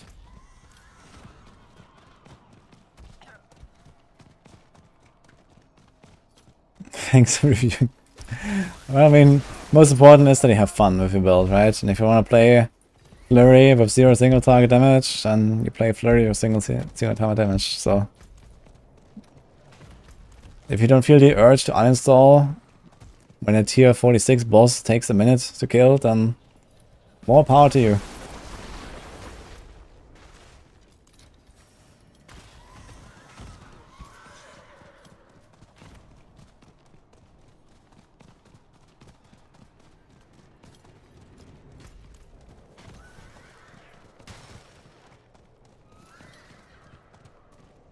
A man of the people. He's playing Pepega builds like us. Is someone there? Oh, but I'm not getting anything here.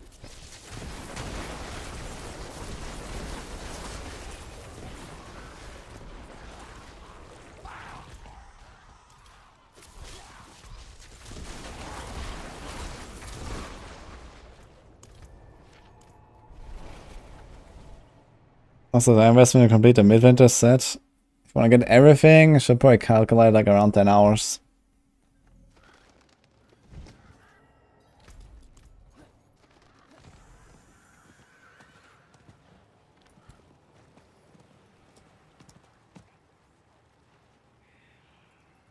Things a bit loud, right? Can probably lower this a bit.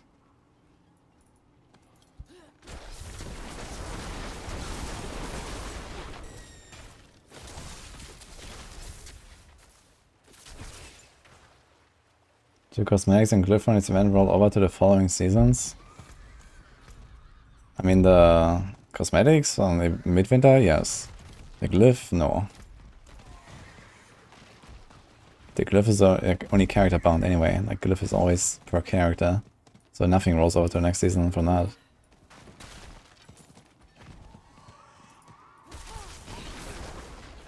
My child, all alone in this darkness.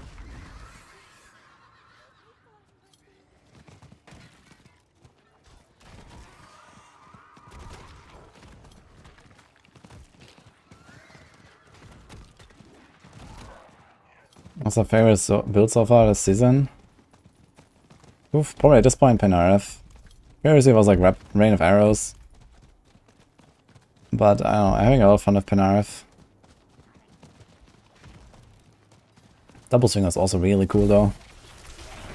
I had a really good time with Double Swing.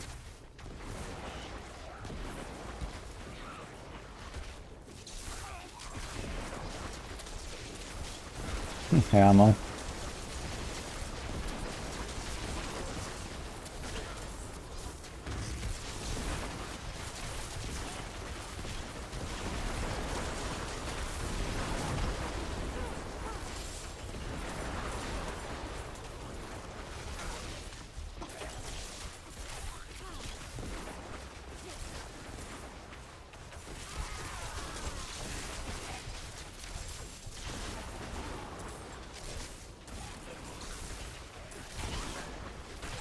Hey, Lucky. Happy first day. Seem very excited. Happy first day, dude.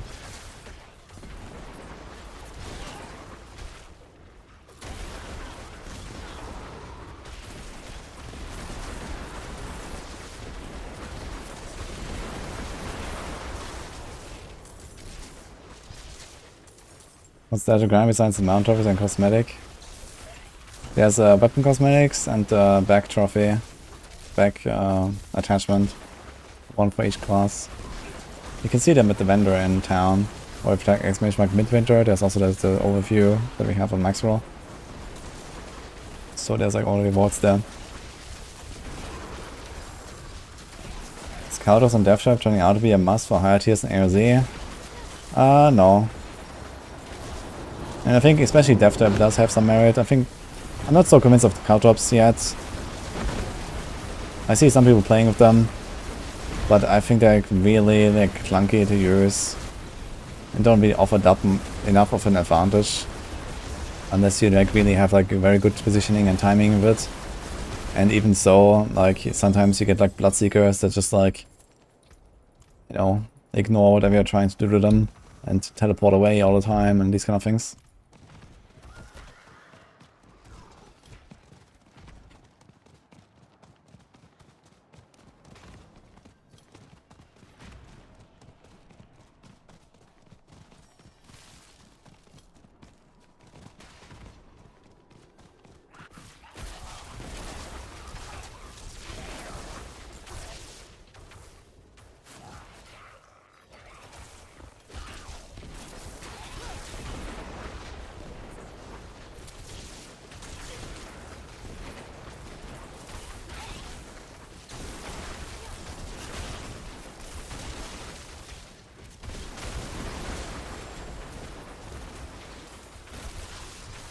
When the cost for crafting sigil has changed. That happened yesterday. The tooltip is not updated, but it costs much less now.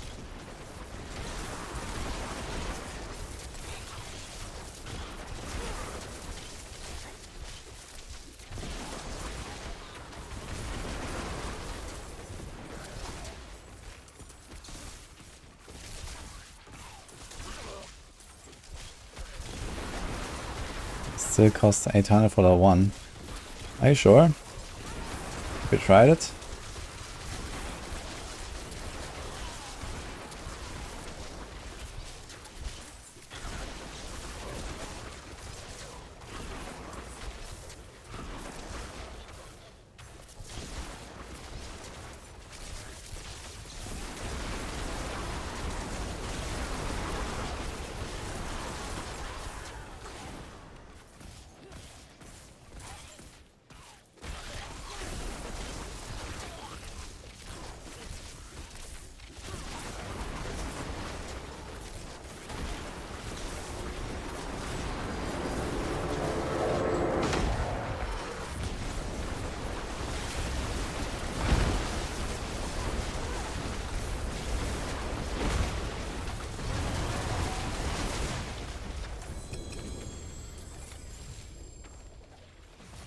Sooner or later, actually. Can get a T-Bot's Will in here, and then we are blasting.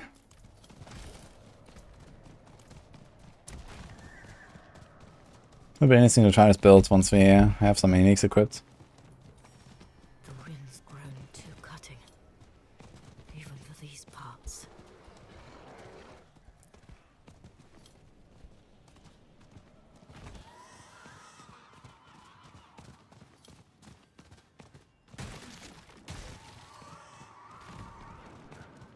Yeah, exactly. Tier 1 costs 150 is digital powder.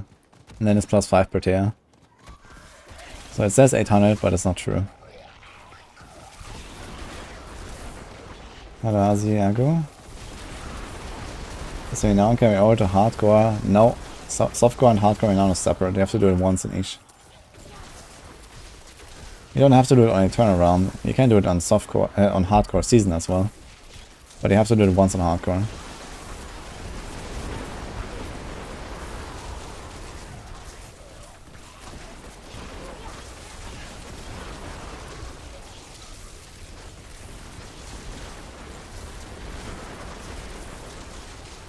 You play hardcore if it wasn't for doing Renown again. I don't know. I would much rather do the Renown again than farm this event for 10 hours, if I'm honest. Like, this is getting, you know, real boring. I'm very glad that I'm almost done with this.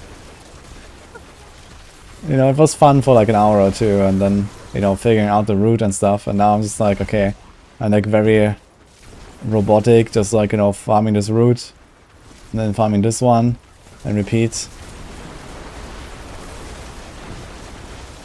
And it feels very boring.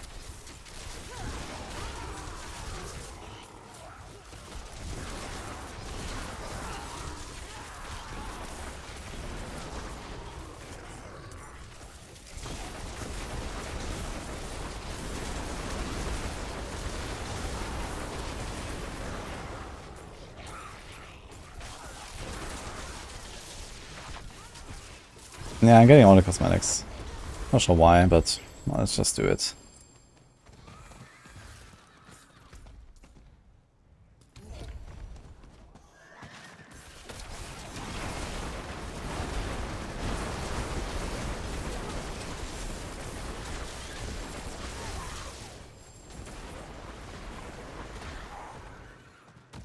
Can get some ultimates and 9 dimensions. Yeah, I think whatever I get from 9 dimensions, I'm gonna just use for the potions. I know.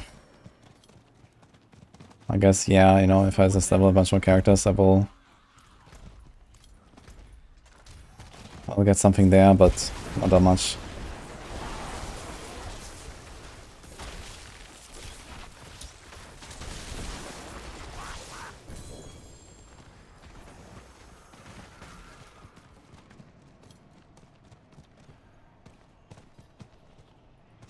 The Shadowclone gets a close quarter combat buff. Who knows? Shadowclone gets so few things that it's really not worth using. It's really awful. Like, basically nothing works for Shadowclone, so I would be surprised about that one too. My child, all alone in this darkness.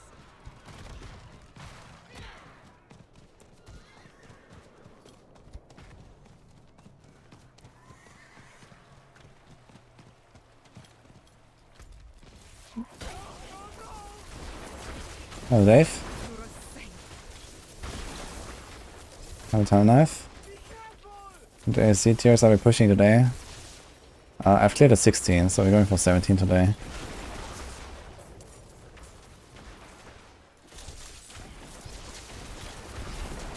Is there any way to get the armor to 13,700 without elixir or disobedience? Yes. But that depends on the class a bit. Sorks, I don't think they can, but rogues can, I guess barbs can, necros can, I think. Druids pretty easily actually, at least in shapeshifting.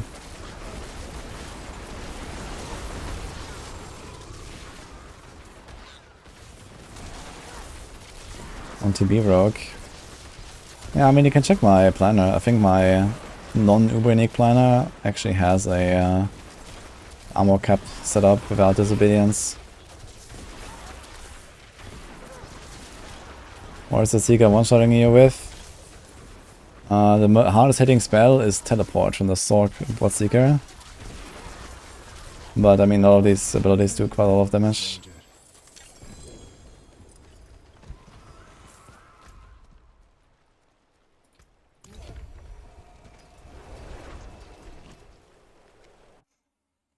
Hey Jamaican, how's the farming going? I think we're almost done. Actually, I think it's AOZ time soon. How's it looking? Yeah. It's like 50, 20, so 90 turn-ins. Yeah, let's do like another 1 or 2 circles around this zone, and then we should probably be done.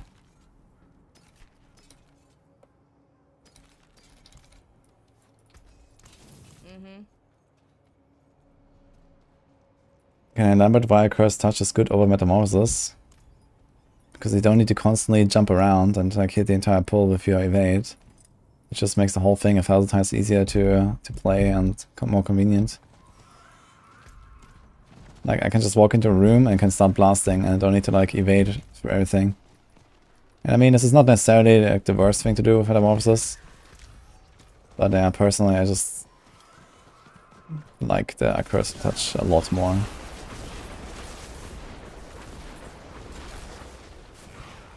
And since at least on Penarth I'm forced to play Dash plus Shadow Step no matter what, to have consistent close quarter combat uptime. I mean, I guess he could technically get away with Ravager and just Shadow Step. And no dash. But that's kind of inconvenient.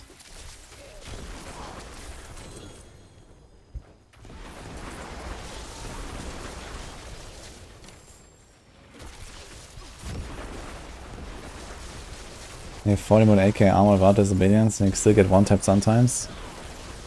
Yeah, I mean the armor alone doesn't save you. You actually have too much armor. You can reduce it by 1,000.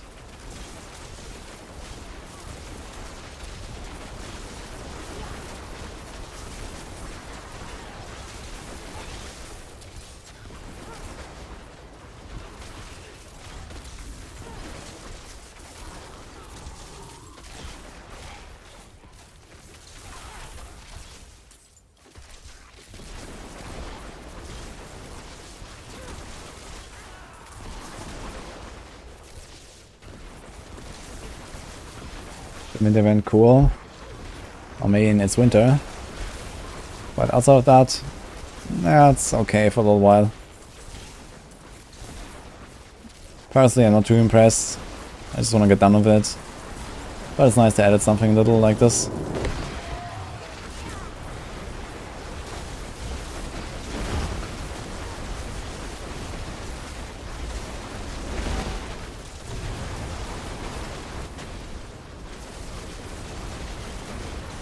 Boss fight is kind of cool. I guess most people probably just kind of go and tap him with like little 100 characters. Another Frostburn. I think it's like the third Frostburn I get already. As many orbals on the ground again.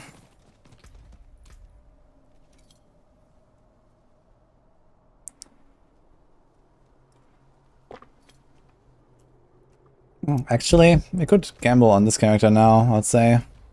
Why not?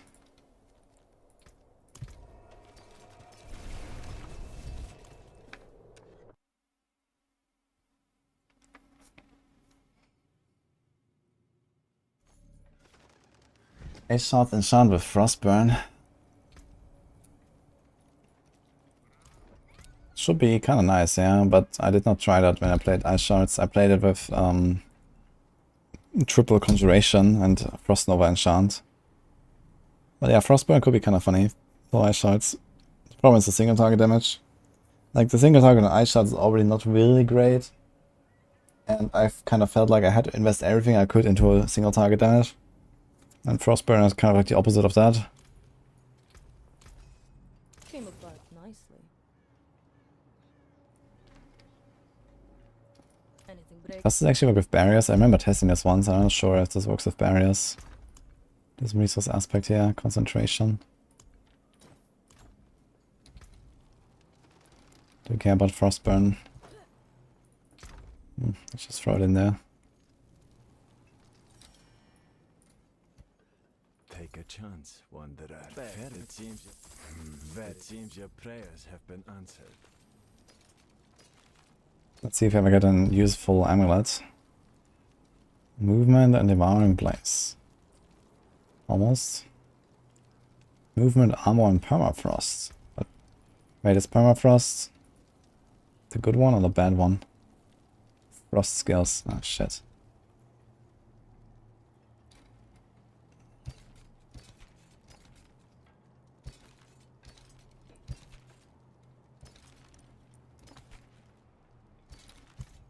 Okay.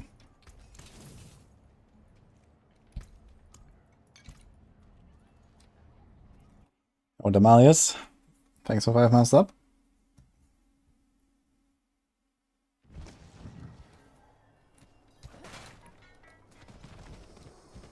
No, this song is currently from my album, actually. That you're listening to.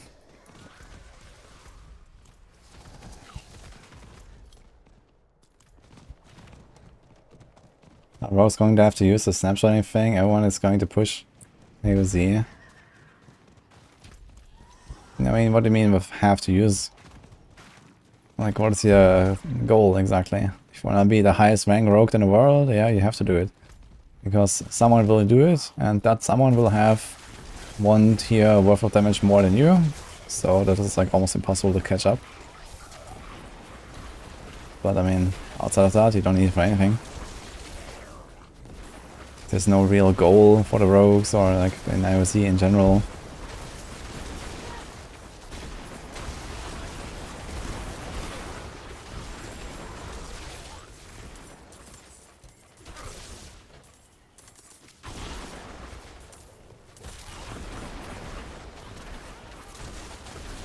Dexterity gives CR.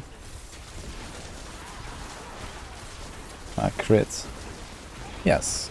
Yeah, when you mouse over the stats, they each have their effects. In the case of Rogue, yeah, Dex is crit. I think Dex is crit for every class, actually. Although for some classes it might be int, I'm not sure. Oh wait, actually. I think it's actually int on the Rogue, right? Like the different stats have different effects depending on the class. I think it might be int for crits on the Rogue. And Dex is damage and dodge. And if here on the Sork it's different here. Indus damage and Dex is crit.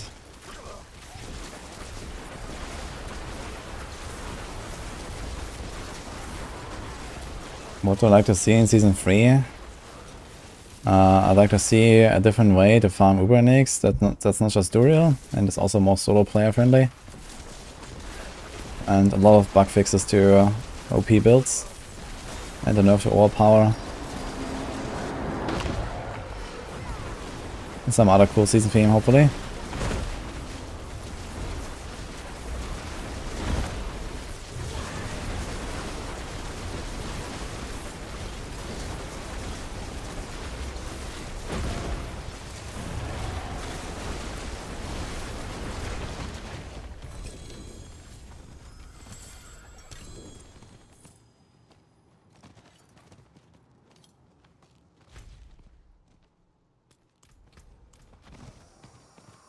A new bug incoming too.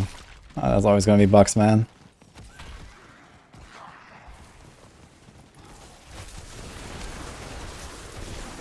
I wonder if they're gonna start doing PTRs at some point.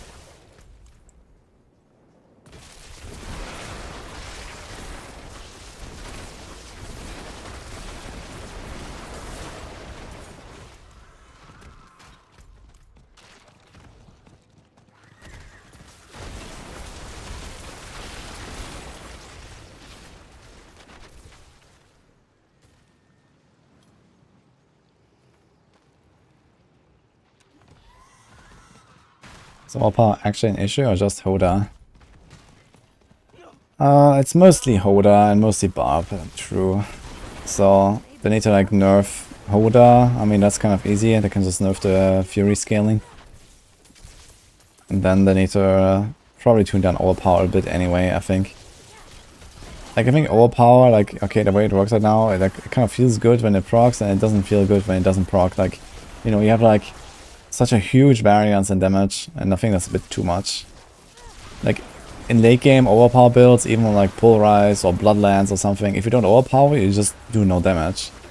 Like, you know, the only reason why you do damage is overpower.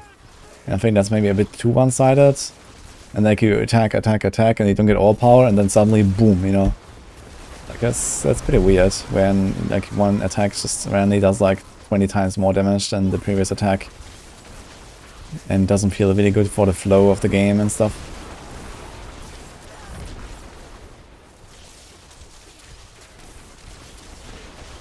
What about rogues dealing 120 million per second dot tick? I mean that's just a bug as well, that is gonna get fixed.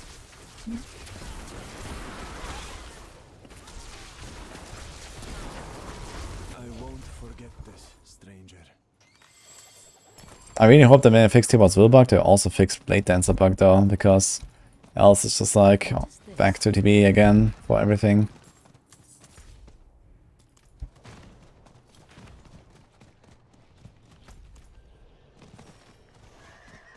Yeah, I think realistically what they can do, they could kind of leave overpowered untouched as a mechanic, but then like, you know, nerf the Barb overpower passive, the Barb overpower glyph, and this kind of stuff, and then Hoda, and then it should be somewhat alright, I guess. Maybe nerf Banishwell's Talisman a bit,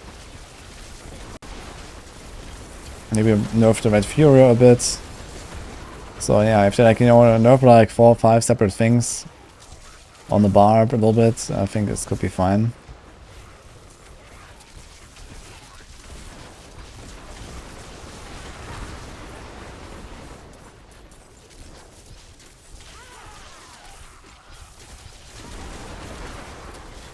Are people enjoying this Abattoir grind? That's a good question.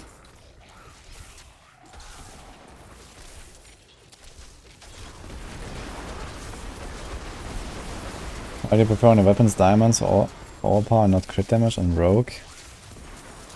Diamonds for overpower. I'm not sure what you mean, Nate, by the way. There's like only one build that runs diamonds and weapons, which is like I think Rain of Arrows, maybe Death Trap as well, because they're like ultimate builds with no witness legendary node. So you can scale ultimate skill damage with diamonds in the weapons. On the rogues, they don't use rubies for anything.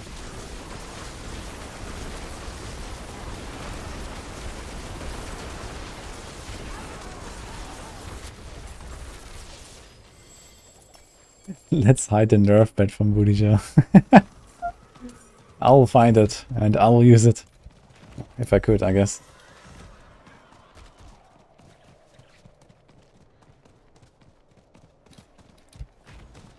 Nah, Hoda is the problem. Like, it's not just Overpower is strong on Barb, it's also Hoda is the problem. Like, you can play exactly the same build as Overpower, just called Upheaval. And that build does, like, you know, a quarter of the damage, because it's called Upheaval and not Hoda. So, the problem is also in Hoda, not just in Overpower.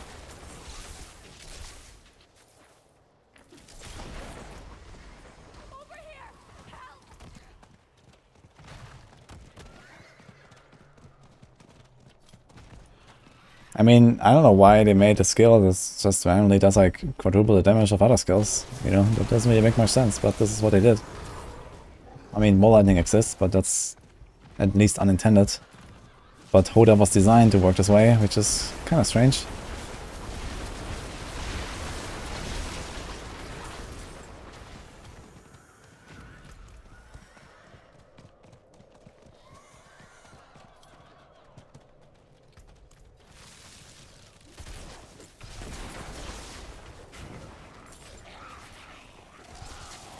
It's like 60%.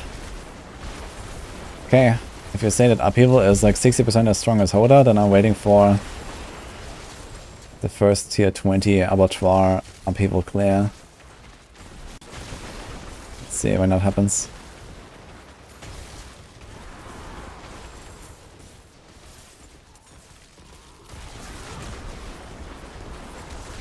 All I want is clear rules and when it's okay to use them, exploit a bug. Well, to be honest, when in doubt, seems like they let most things slide. But then you can randomly get a banhammer, so who knows.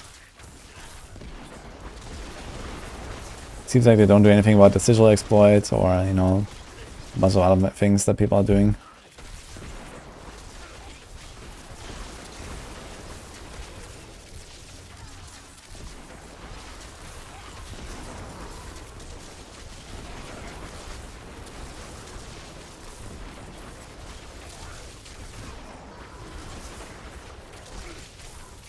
Is this game still alive? Yes. Is everyone on season or what? Also yes.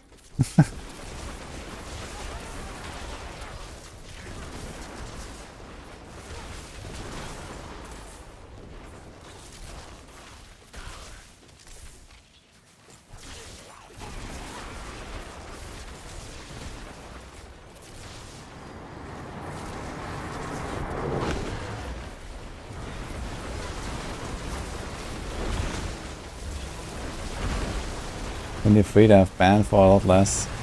Yeah, I guess it's also just that they have like different teams, right? And it's like a different time, different philosophy, different people like making those decisions about what is bannable and what is not and stuff. I mean, yeah, back in the early days in D3, they banned for basically everything, if they wanted to.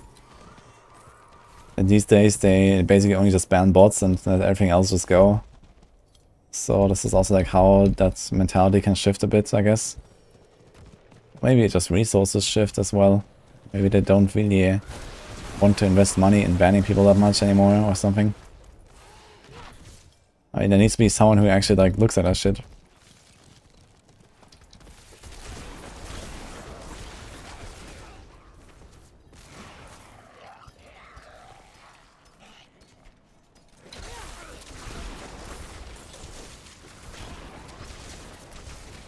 Hey, underpowered. Are they ready to build? Tell me what they would do to increase single target damage. Sure. What build are you doing? I'll link it maybe. Oh, these are all things.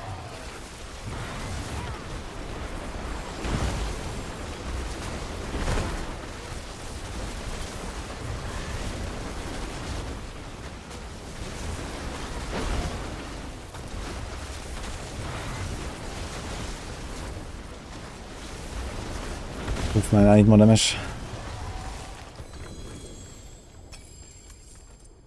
Actually, I really wonder what happens when I'm like level 80 and it's equip an X-Files ring. Exactly the same setup. I'd kind of like to see. Okay, share a build. I'll check it out. Yeah, I saw the T25 clear from the barber earlier. I watched it.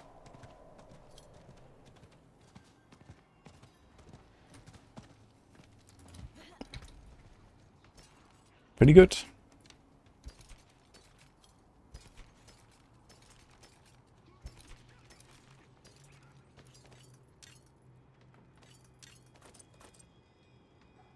It's an Isadoras. Bliss, and thank you. How to make a Chinese barb? What do you mean?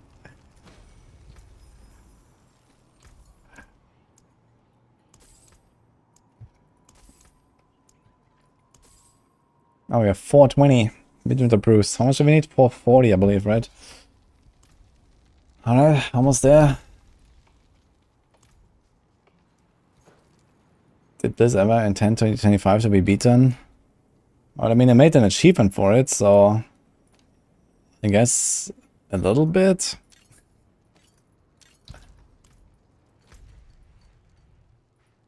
I guess a little bit is like the right answer.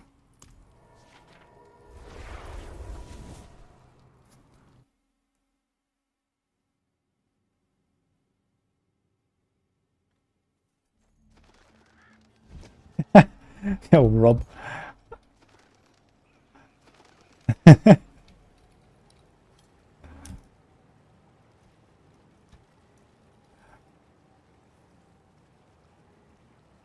Where's that emote?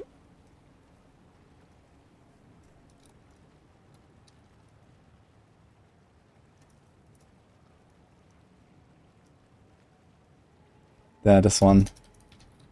That's what I was looking for. Yeah, we're just talking about the T25 clear. I guess I've seen it already, right? The wilds. Yeah, I didn't expect that to happen so soon. Or nearly at all, actually. But it turns out, what does this guy apparently has a 140 glyph. Plus elements exploits. Plus, well, infinite sigil powder, I guess, at this point. Easy, yeah. Kind of funny. I wonder how much he fished for this. Because he even had some time left, man. He could have basically cleared this without exploit. It's kind of crazy. Rob heard a China question in the game, yes. Yeah, someone just asked, how do you make a Chinese barb? Any tips? That's the guy they're blasting, 140. Yeah, dude, 140 glyph, man. How many people does he have to feed him XP, man? That's crazy.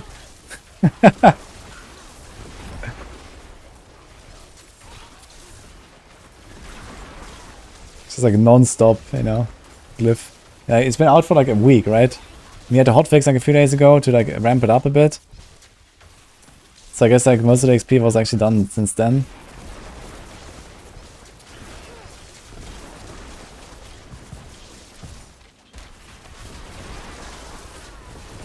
Since Twitch allows artistic nudity now, we're not gonna bless us with a nude stream.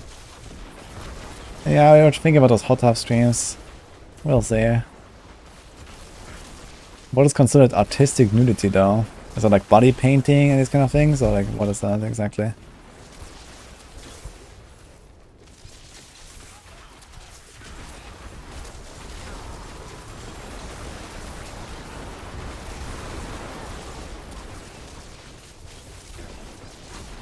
How much easier is it with 200 glyph? I mean, I checked the graph earlier. So a 200 glyph versus a 140 glyph is roughly plus 50% DPS. Again. So maybe a bit less than that. But yeah, it's pretty good. So I guess at some point you're probably gonna see something like 5-minute clears or so in T25 potentially. Probably More like 6-7 minutes. I mean, 50% extra DPS is, you know, you still have to get through the run. But who knows? Maybe people fish enough. It depends. I mean, if someone has like nearly 1 million sigil powder, and now they can craft sigils for like 200 a pop, you know, they can literally do like 5,000 attempts or something, right? So that's a lot of attempts. If someone exploited the sigil dust and kept most of it until now. So yeah, I mean, if you try like GG monster set on a good map, like 200 times, I guess that's kind of likely that eventually you're gonna get a good Bloodseeker combo and, you know, some nice pack combos and stuff like that, and just like blast through at 25. Yeah, 999k was the cap. So base sigil cost is 100 plus 24 times 5, so 220 dust for a tier 25 sigil. So yeah, 1 million divided by 240, that's a lot of sigils. It's 4,000 sigils.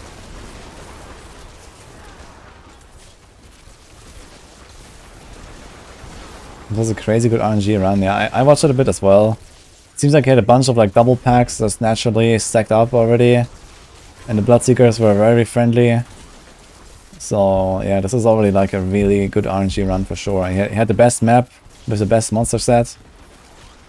So yeah, this was like, I wouldn't say as good as it gets, but it's definitely far up there. Probably better than all of my clears so far in terms of RNG.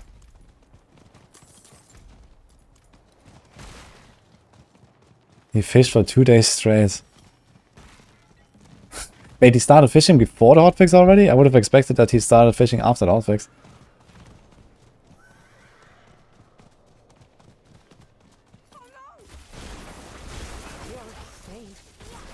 He fished for 2 days, man. Okay, so he guaranteed used the sigil powder exploit, right? If he had, if he was just fishing all the time.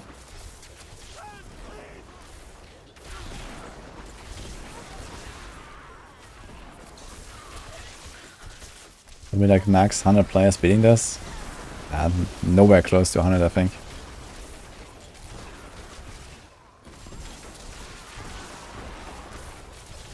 I think from us, like, you know, from like our community outside of China, it's probably gonna be like literally only Rob that I would give any kind of hope to clear 25.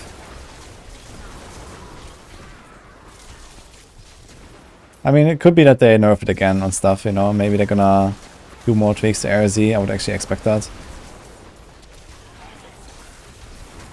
But yeah, I don't think that anyone outside of Rob is like, you know, either capable or dedicated enough or has enough of like a support from people. I mean, you can't do it solo anyway, right? Like even if you grind a glyph in a month, I don't think you're gonna get anywhere close to like this glyph level. So it's not even possible, I guess. I don't know, I didn't do the math, but maybe it is possible to grind out a glyph fast enough if you go like really ham for the like 500 hours grind. But I mean, there's probably more people that can actually like recruit some friends to leech from than there are people that actually have enough hours to grind this.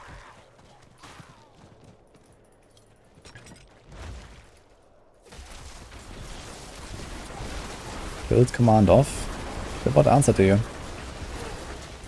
But this build is not there yet. There's no planner for this. I'll make one.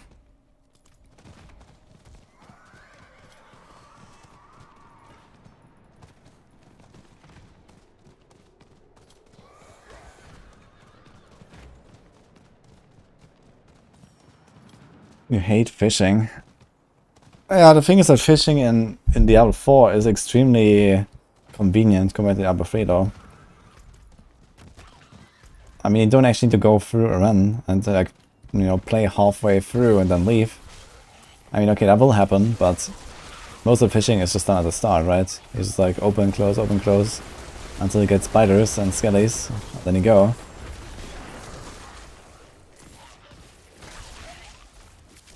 Then you know exactly what you're looking for, and you get it really quickly. You know, it will take like a minute per attempt to open. If you get Range Seeker, you leave. Well, Range Seeker, is it just Sorg, or does it include like any of the other classes?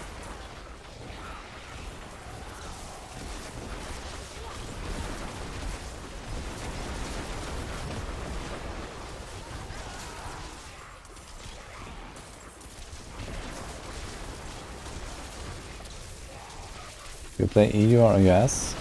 There's no regions in this game easier, but I'm on EU. Hey, the window. Level 76, which doesn't give the most XP. Sorry, I just saw that.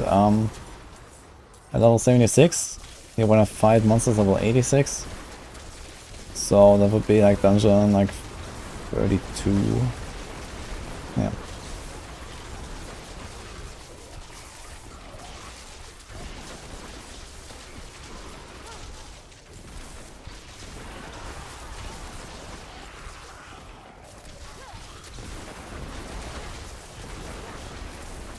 Pipe. What's that?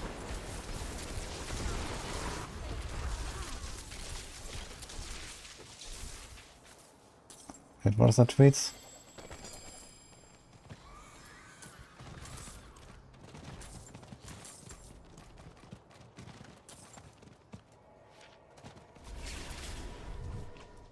Sanctuary security. This number has been sanctioned for... Wait, why are you hyped? Cow code?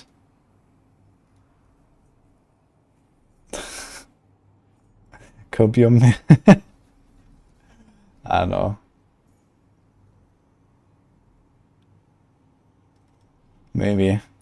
Maybe there's like a little hidden thing in there, but it would be extremely strange to like include something for the countable in like a temporary event like this, if you ask me.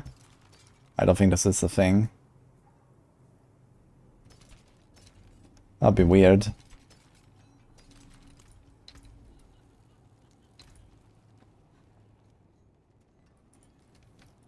Father bless. What do you need? Sorg will do 24 tomorrow or today. Yeah, I saw a lightning cleared at 22 already. Fair bit of magic in that one. Yeah, I guess Sorg might have a bit of a shot to clear 25 this season with like a near max glyph and enough fishing, but the problem is like they can't fish for the same monster types because of lags. So I'm not sure how they will do that exactly. They have to like fish for like something else, I guess. On the other hand, they're immortal, so they don't have like anything to worry about in terms of like incoming damage, I guess. They just like tank anything. Just need to make sure that you get enough time for the Bloodseekers. But I mean, the Bloodseekers will be a huge problem, right? So tier 25 is like plus 286% HP of tier 24, right? And those Bloodseeker fights already look really awful on the Zorgs, even like 20. China Zorg will do it. Yeah, I wouldn't be so sure about it. Bob is still quite powerful compared to Zorg, I think. But maybe.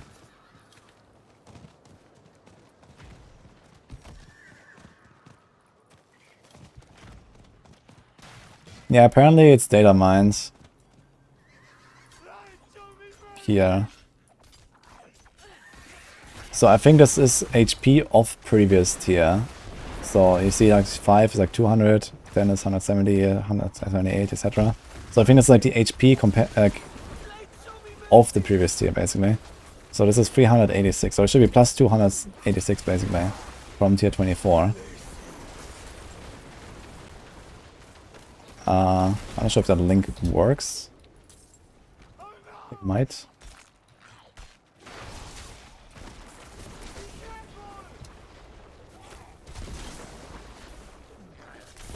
Northra made this actually, I think. At least I got it from Northra, so I'm not sure if he made it or if he got it somewhere. But yeah, this is like the HP. This graph looks really weird, by the way. Like, ding, ding, ding. Like, why is it such weird numbers, by the way? Like why do they always have different numbers every single time? Like, it's very strange. It's also kind of interesting how, you know, there's like this spike every 5 tiers. But then also, it has like a lower angle, like ramp down. And then basically going from like, for example, 8 to 9 is way easier than like going from 5 to 6. And going from like, you know, 18 to 19 is way easier than going from 15 to 16. So it's kind of like you have like this huge spike, and that still kind of like cascades into the next tiers. I won't forget Very this, strange. stranger. Like, who made that system?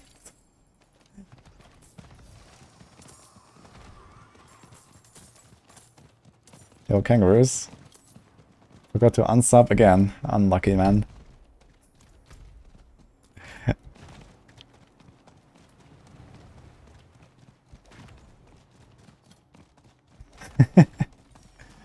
I appreciate everyone here, by the way.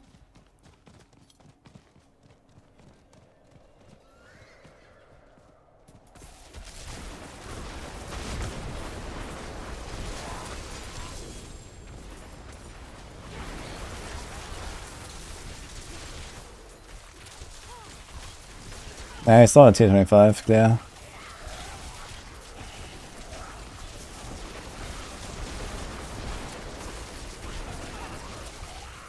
Oh, do we know like what is the required glyph XP actually? For like a level 140 glyph? Or like a few dozen million or something? 1 minute 20 under the timer, yeah, that's insane actually. Yeah, I'll probably stay like the highest clear for a while. Unless this guy, like unless the same guy pushes again. What is Rob's glyph, by the way? Rob's still here?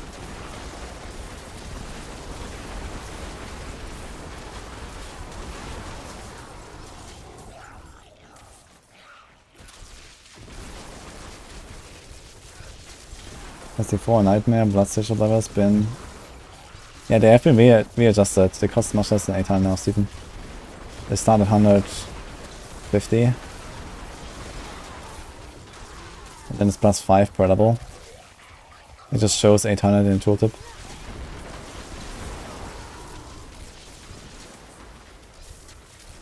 Give a gamer a goal, they will grind it.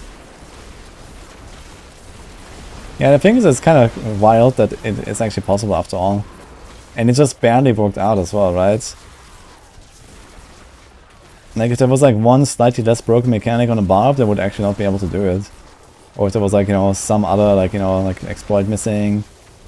Or if like the group sharing of the glyph XP wouldn't work, you know. Like, any of those factors would have actually contributed to just like T25 not being beaten the entire season, probably. Yeah, I mean, the RNG is another thing as well.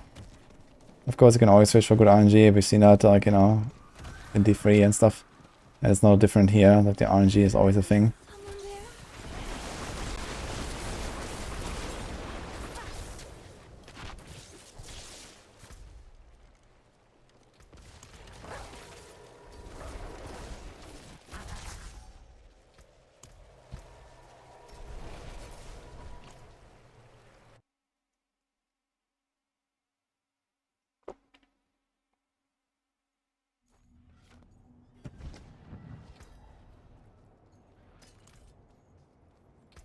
Good salvage that.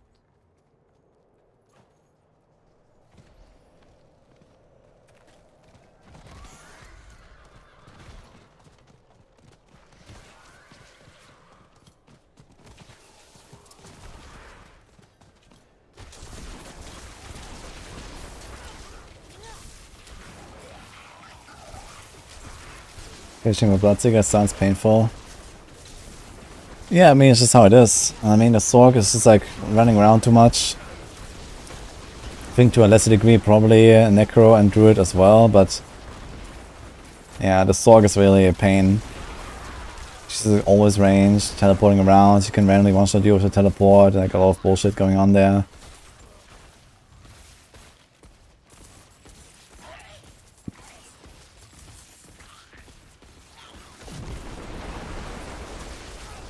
So yeah, the Bloodseekers are definitely a reason to fail the run quite often. Like on a higher tier, so that has also happened to me. Like I had a bunch of good runs where I had like 3 minutes, 4 minutes, and I just had no chance against Bloodseekers.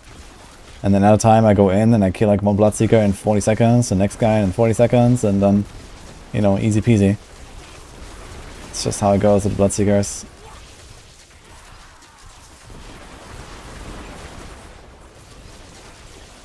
Yeah, it's not just that the pros all hurts. The most important part about the Bloodseekers is that you need to stack them all up together so they can do damage against all three at the same time, instead of only one at a time. In fact, I wouldn't actually be too surprised to see like 10 RF rogue class at the high end. Actually, just equip like a Ricochet bow and just like 1v2 or 1v3 the Bloodseekers with Ricochet. Could actually happen, I guess. To speed up the Bloodseekers a little bit on the high end, I guess like a T20 or something.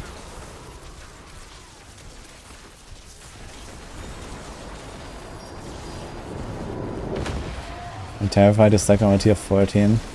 Yeah, I mean the monster damage is pretty much the same. Like after tier 10 the monster damage barely moves up anymore anyway.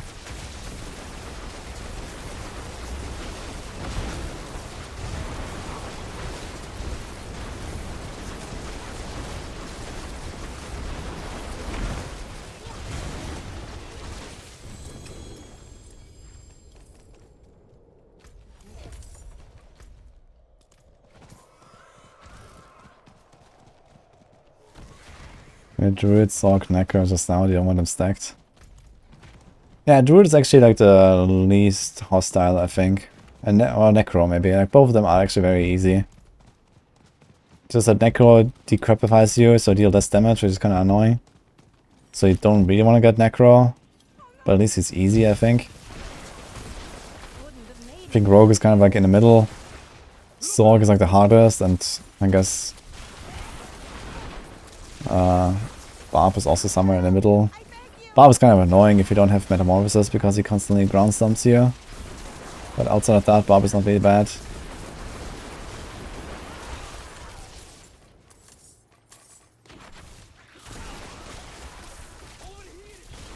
There's 2 wars, you play TB. What's the best way to farm this event? Check in the description on YouTube, Gustavo. There's the farming route. Pretty far up.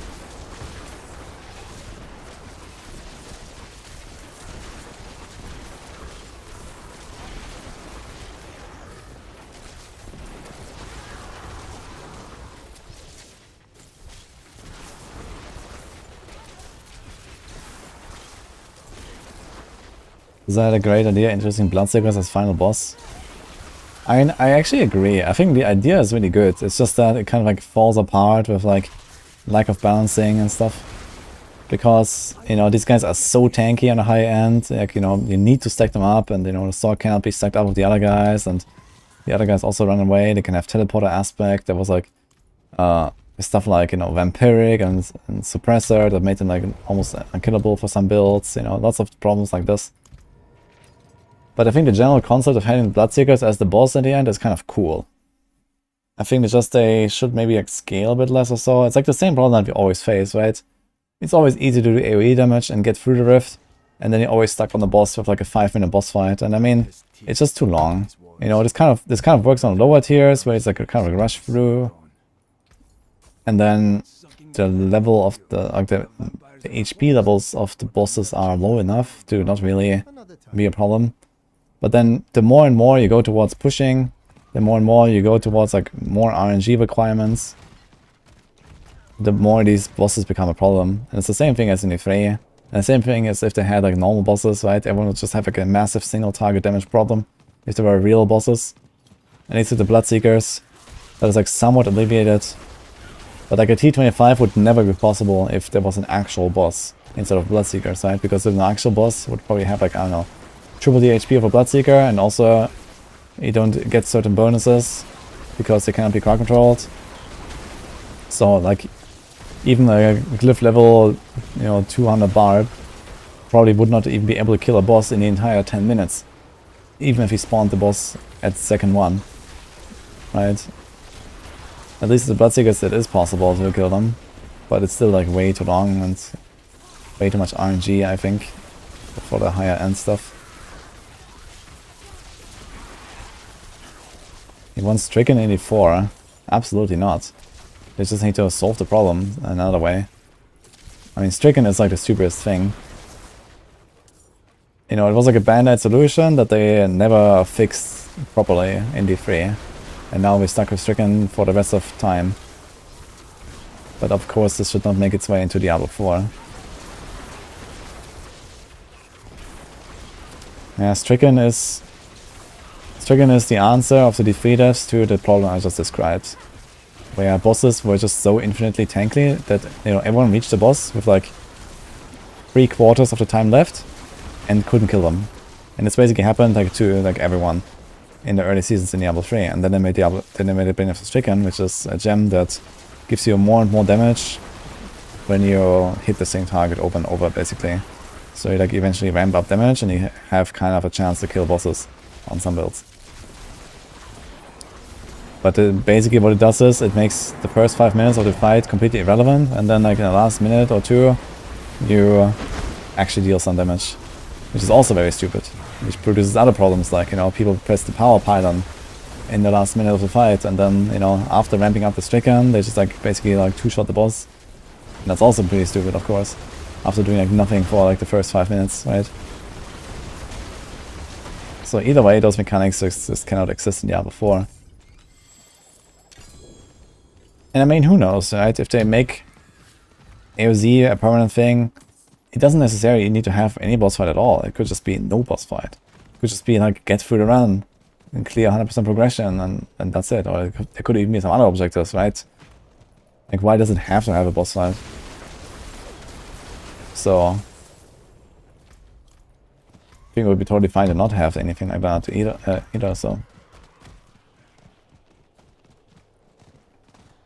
Now if you cap the scaling, that's also a bit of a problem, because then the really strong builds, you know, they're gonna just like, you know, they're gonna slowly mow their way through like a tier 25, and then the bosses spawn and they like two-shot them. So that's also pretty stupid, right? If you just like cap the HP scaling of the boss somewhere. So it would make the bosses like, you know, we kind of revert the problem. Like, you still want to have somewhat of like a climax encounter, right? Like a boss fight with the Bloodseekers. And that works really well in like a scenario where you're not fishing, but it doesn't really work well in a scenario where you are fishing for good RNG, because with fishing you kind of like, you know, you artificially inflate the potential of what you can do, and you get to higher and higher tiers, making those Bloodseekers tankier and tankier. So this is kind of the real problem, is the RNG between the different maps and monster sets that allow you to like boost your way up. Because if you do like a run where you can like guaranteed clear it every single time, like if I go in and I do like tier 12 or something, or like some tier I can do it every single time on Rogue, yeah, Bloodseekers are not that bad. I kill them in like a minute or something every single time. Maybe in 1.5 and it's a bad one. But since I'm pushing and I'm trying to fish for like tier 17, everything is like twice or 3 times tankier, and then the Bloodseeker fight is like 4 minutes. Or 5 in the worst case. I mean, one thing they could do is just like reduce scaling. So for example, if they scale like 20% monster HP per tier, they could make the bosses scale 18%, for example. So it would like naturally end up, you know, a bit like lower than the monsters, but not like completely cap them. This is actually a solution I suggested long time ago for Diablo 3, but that was never introduced. But for example, in Diablo 3, each Greater Rift tier is plus 17% HP, and I suggested just like make bosses only 16% per tier. So this would kind of like very naturally, you know, like produce similar results for boss fights, you know, on the lower end and on the higher end. Like on the lower end in speed farming, it's kind of like blast the bosses as normal. You don't really notice any difference whatsoever. And then on the higher end, once you start fishing higher and higher, like the difference between the monsters and the bosses wouldn't get so large. And I think the overall outcome by just reducing this 1% scaling per tier was something like a total reduction in like 72% or something on the highest tier in boss HP compared to normal.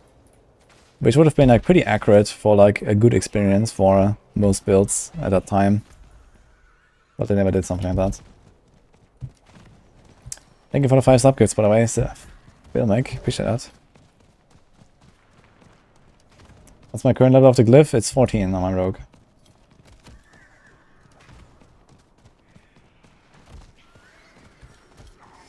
Oh, Aldrich. Senior clear tier 20. Nice. You can send it in the Discord channel. We have a Discord channel for that. Don't send it to me here in Twitch chat, please. The moderators can pick it up and enter it.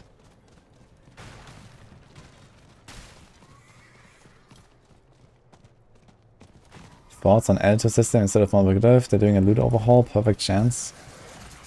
What additive system am I talking about here?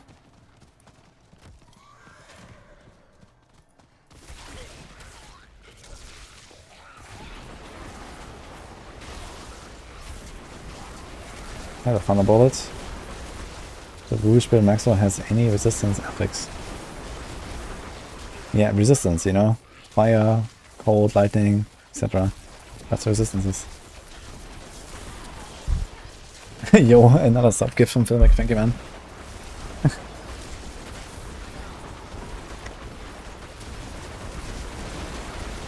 Okay, Albert Nicholas, do you know where to go with your clear? On my Discord, there's a channel.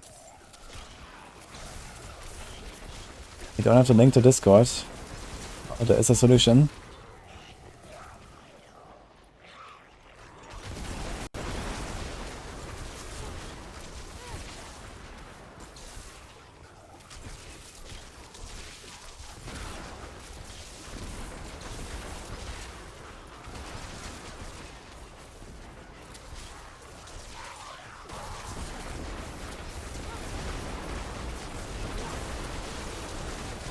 Other RPGs don't have multipliers, damage is additive almost always, damage rolls are left to crit, etc. So many multipliers in D4, everything scales at an insane rate. I'm not sure if you're playing the same ARPGs that I am playing.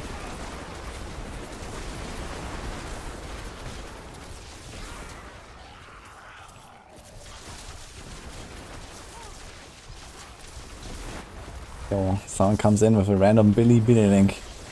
That can only go right, I guess. What is that? Bahamut. Grim Dawn. Okay, I don't know much about Grim Dawn, to be fair. But the RPGs that I've played a lot, like especially D3 and PoE, they have a lot of multipliers. A lot more than Diablo 4 has.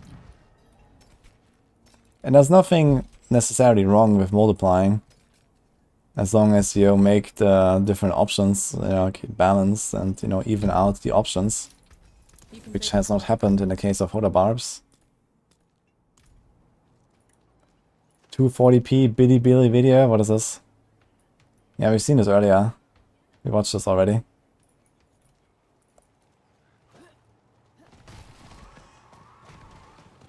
Green FX is up priority, yes, on the bullets. Yeah, these do have massively buffed resistances, they're required now.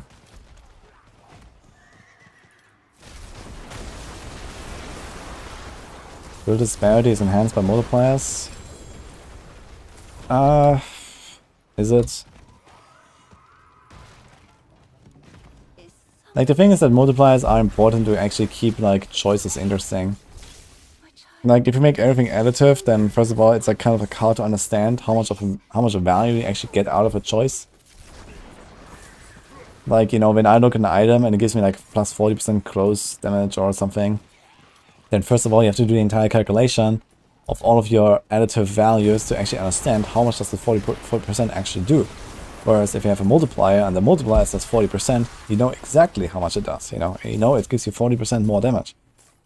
But if it's additive, you don't know that. You have to like go through your entire character and do the calculation and like adding up like 12 different numbers, which makes gearing extremely complicated and unintuitive. So actually, personally, I'm not a fan at all of like this entire like large additive category that we have. And I think instead they should actually look at making a lot more things multiplicative. Because at least like this, you can like more easily understand the choices that you have. Like right now, you have a kind of this rule of thumb, like, you know, a typical build has like around 1000% additive. And maybe plus minus a bit more, like, you know, depending on the class, depending on the build. And then overpower builds have somewhere between like 2000 to 3000% additive.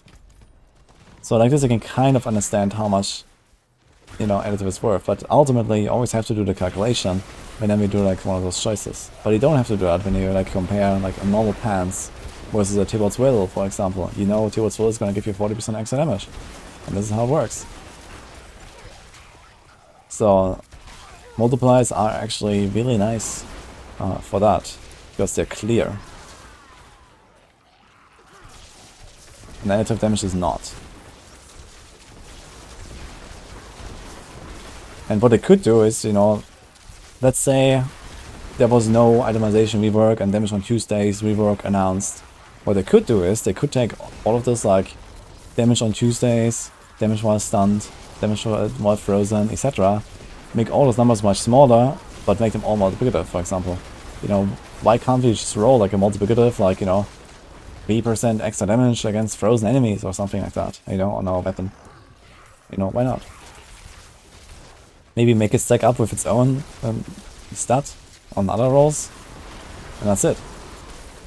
And I think this would actually make a lot of sense if that worked that way, this way, right?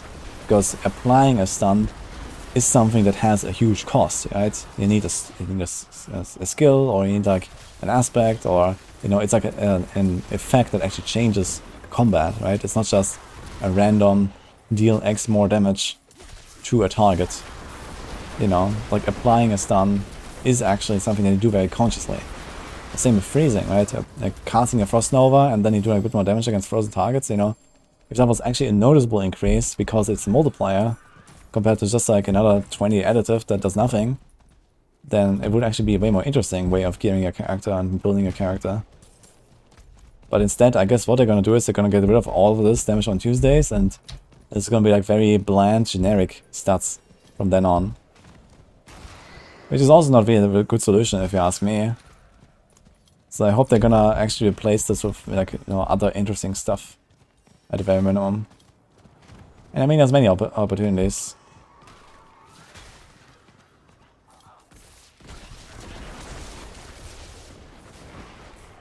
What is damage on Tuesdays? Yeah, this is like you deal 20% extra damage against stunned and vulnerable targets while they're also frozen. This is damage on Tuesdays.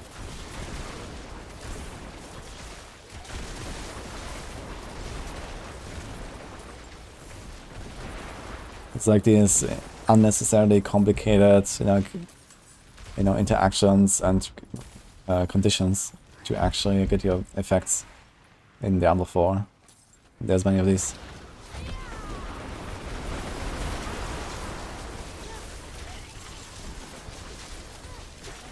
Cliff leveling, you have two options, level 15, level 20, and what do I mean by that? I don't have two options, this is the priority. You get those glyphs first to 15, and then you get those glyphs first to 21 after that.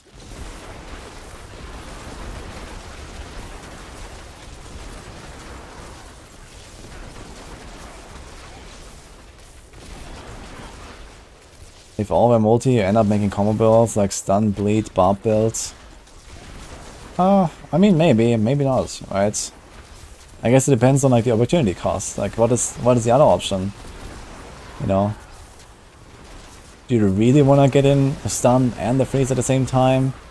You know, there's also like the thing is that if you overlap stun and freeze, let's say, just to stack up more damage multipliers, right? If you had like a multiplicative damage boost to stunned and a multiplicative damage boost to frozen enemies, and then you try to overlap the two to get the most damage out of it. Yeah, I guess that does make a bit of sense with like stacking multipliers, but on the other hand, you have a very high cost of actually trying to include a stun and a freeze at the same time, and apply them at the same time as well, right? So you have to apply that stun, and then you have to like take some time out of that stun to also apply the freeze. And then you also kind of like pay the cost of that freeze for the CC part of it, and not just for the damage part of it. And the CC part does nothing because the target is already stunned anyway. So that might not necessarily be like a good option. Because of the opportunity cost, right? Maybe you can just stack some other generic damage increases that help you more in that case. So that all comes down to the balancing in the end. But this is something that would make sense at least. You know, if you had like damage multipliers that work only when the target is stunned, then it should be like stronger than multipliers that always work, right? But, you know, just having a stun effect in a build is already like in a pretty big investment. So this is why that multiplier can be stronger, because you invest more by having a stun skill and that stun being not always up compared to other effects that are always up. And this is what makes builds interesting. Because now you have the option, do you do like a burst setup with a stun and a freeze, or do you just like only have the stun, or do you do nothing and you just kill everything? And now you have options.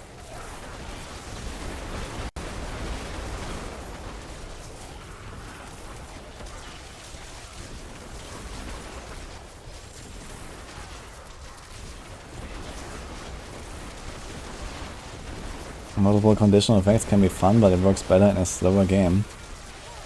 Yeah, I mean, in a galaxy far, far away, there is Diablo 4, how it was like 4 months ago, and that's a much slower game than now.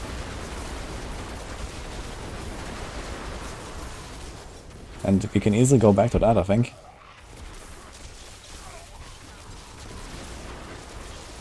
I mean, AOZ is slow enough, you know. AOZ is very slow game mode. There's definitely room for the stuff, you know. People are even running caltrops, man. Unironically, people are using caltrops and the highest clears on Rogue.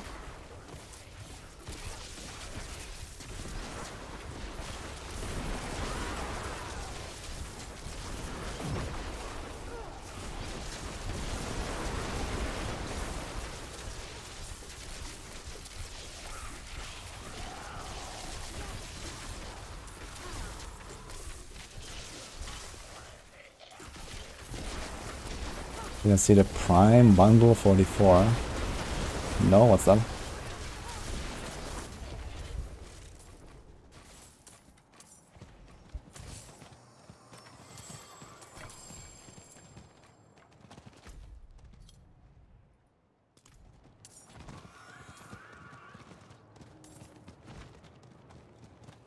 This link of gameplay from Additive Sister is also a very well made boss fight. Is this a Grim Dawn video or what? Let's see if my YouTube opens. Earlier I couldn't open YouTube links. It still seems like a no.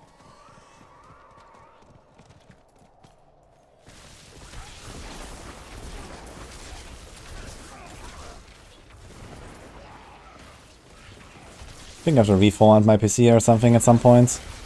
Maybe this is why. Too much clutter. It's actually not opening. Yeah.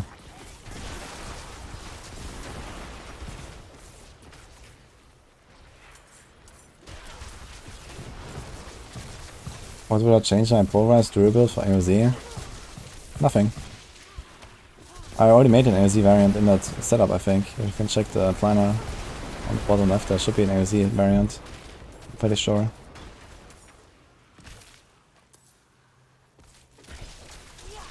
What I think about the skill synergy system, 82. It's a pretty awful system if you ask me. I mean, I think it was kind of like a really shitty band-aid solution for some problems they had in like D2 Classic. Which is that, you know, you want to invest in certain skills in the early game, and then they kind of like just like cap out, and they're not useful for anything beyond that. And then they added the synergies. But ultimately what just happened is like you just choose one of the main skills that you want to use, and then you just like throw like 60 skill points into shit you never want to use anyway, just to get the synergies. And yeah, I guess with the limitations they had at the time, that was okay to use that system. But it's ultimately a pretty shitty system, if you ask me.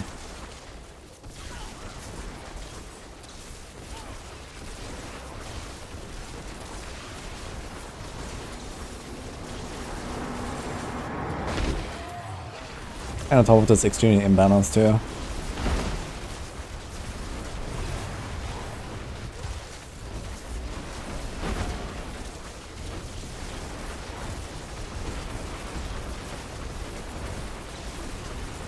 Including Texel trade, legendary for blade shift, planar F, not worth it. No, because it doesn't buff poison damage. It only buffs the normal damage, and that's not really good enough.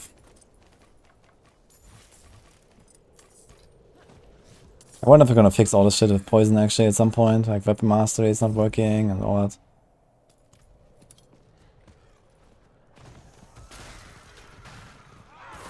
Actually, can we do turn in now? Are we done? I think we're done. Are we done? I think we're done. We'll check. Can I play the game now, guys? That'll be great. Imagine.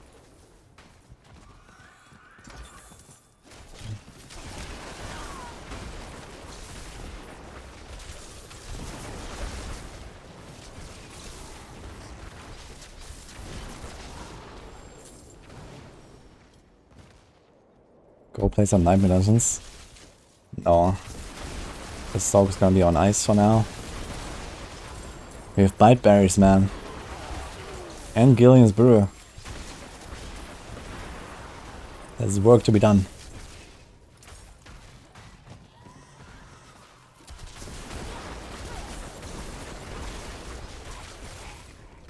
Let's turn in and see.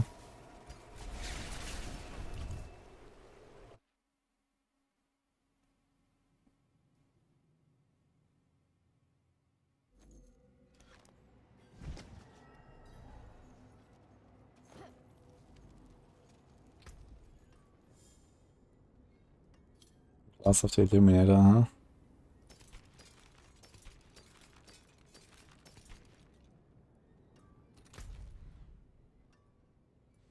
Actually, isn't there like a world boss coming at some point soonish? Well, let's see how much we have. Seems like it's still an hour away.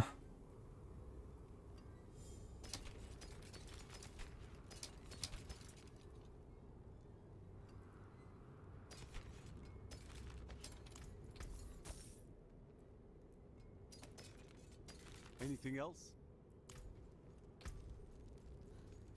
So much armor. Hello, Almorema. Doing well, how about you? Is there like a max button or something? No. You have to like always... Like on console, do you actually have to like click on this like 20 times? And then here and here? Okay, we have 456. Okay, 1, 2, 3, 8. The things just disappear from the shop. What if I like throw it away? Blankets, knits. Ugh, well, that's just terrible.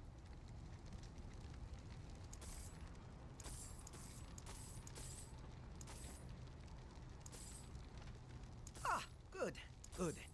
They're a little further through the darkness. He comes back.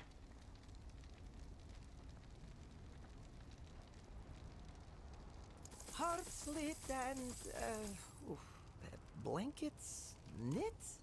Ugh, well, that's just terrible.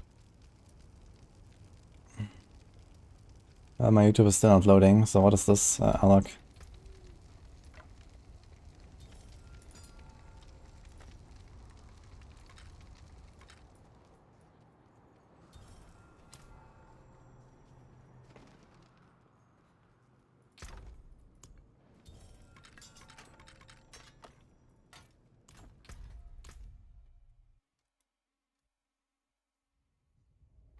Let's see how long it takes us to trade gold. Yeah, I know. But I think that is getting fixed at some point. Opium. Oh, we do have a druid actually. We have a mule. Level 20 PvP community event. Yeah, I was thinking about doing something like this. But the problem with that is there's probably going to be griefers and everything. So there's no really good way of like, you know, getting people in the right instance and, you know, like how do you do that?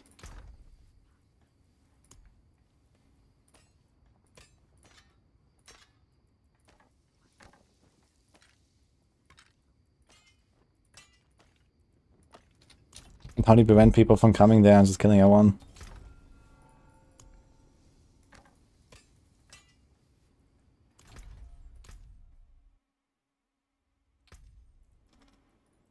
I'd actually like to do like a hardcore low level PvP event. You know, like something like level 20, level 30. Or even like a race, you know, like you give people like, you know, 1 or 2 hours to level and then meet up. Then it's like a battle royale kind of thing or something.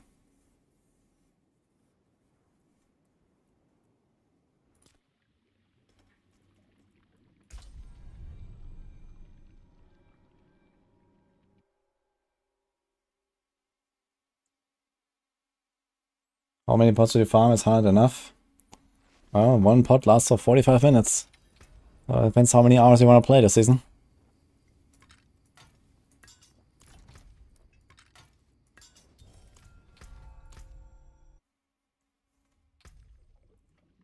Appreciate the stingers from Whale Arena from WoW, one chest every hour. Might be interesting. But I mean, that's almost what like PvP zones are anyway, right? You have to like press on the thing and then defend it for a minute.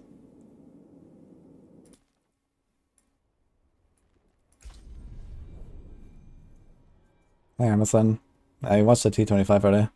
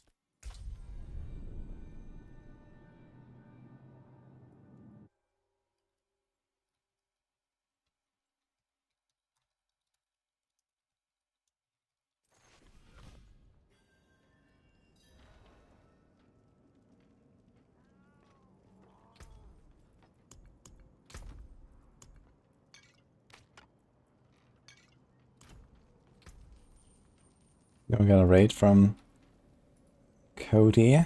Hello, Cody. Friends, how's it going?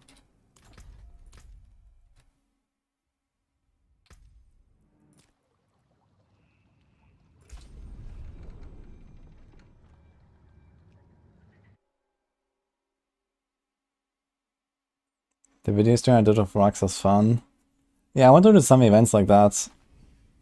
Like, it could be like something as simple as like what I did with Rax, right? Like this, we had like 45 minutes or something to prepare, and then like race to first Korvalar, like was Kordogon, like stronghold completion on hardcore or something. Like we could do like, you know, different strongholds or like different other objectives like this, right? Could do like very funny stuff. Just with like the community, yeah. And then all start at the same time and you go, you know, do something together. Can I help you?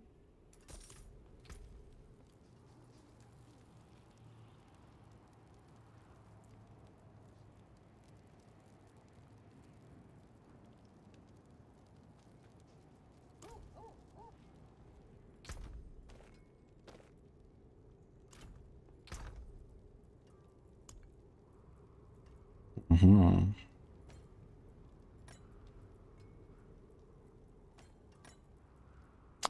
Okay, so I think we have to change some things. Yeah, so let's put this. Keep the Chorus of War, I suppose. Here's Spirit Dance. Here's the Redamine.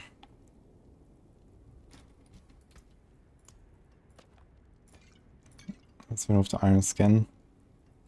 So I want to try to put Disobedience aspect. I drop Might aspect.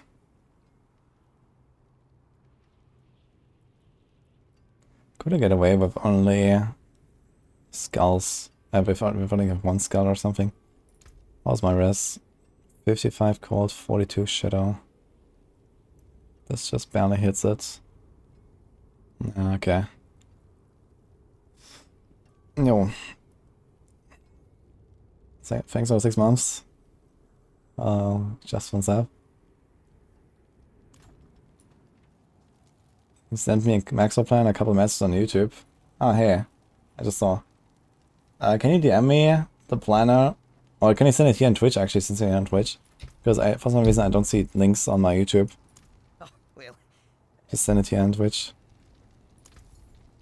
Ah, these things are back here now. Look, you can actually... It says already owned. Okay.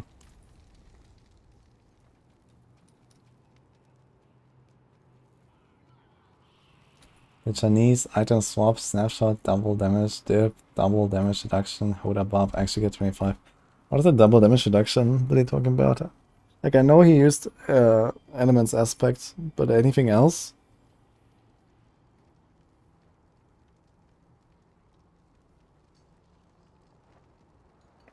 When you get a chance, check the video out. I mean, like, a load of a PvP event is definitely cool. I'd like to do that. And maybe it could be something very lighthearted even for other competition and stuff. It's kind of like a community event, like everyone go make a level 25 character and then, you know, go ham basically. Could be fun.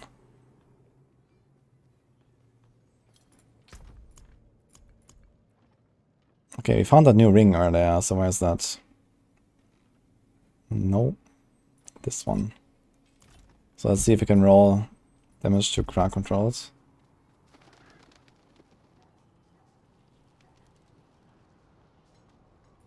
Alright, we have to like use the last ones here. Okay.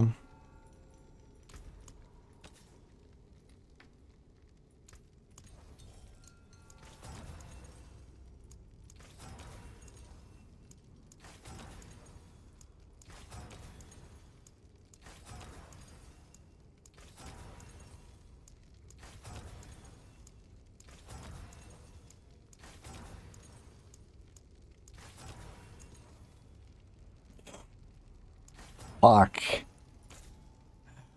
Oh man.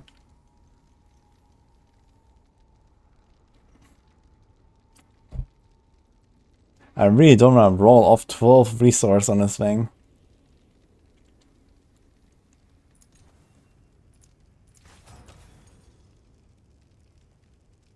Yeah, it's useless though. And I mean, it will be useful for other classes as well, right? It's good for a Necro, but I don't have a Necro here. It's not useful on the Rogue, it's not useful on a Barb. It is useful on a Sorc, I guess. This would probably be like an optimal Sorc ring, right? Okay, did you guys ever answer me on trade? Let me see the trade side. I wanted to buy a ring, but these guys never replied.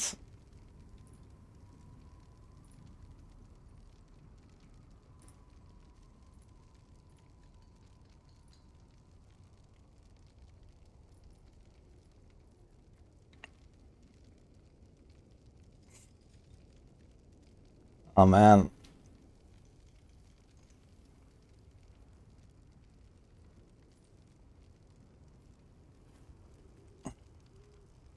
Okay, let's check that out here. What is this? Underpowered, overpriced. Andarials. Let's go. Wait, this is pure pen shot? Uh-oh, I see shadow clones. Uh-oh. You have a glove that has neither attack speed nor crit. That's kind of interesting.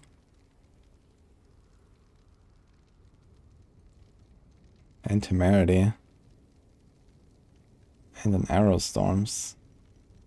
And a crowded sage. And a vengeful. Interesting. So what are you trying to do with this? With precision. Yeah, so this build has like negative single target damage. That's basically what you're doing.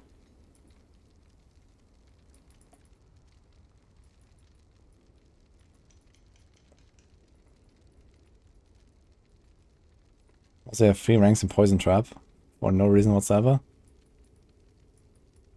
I mean, at very least get Subverting Poison Trap, I guess, because I can scale your Andarials.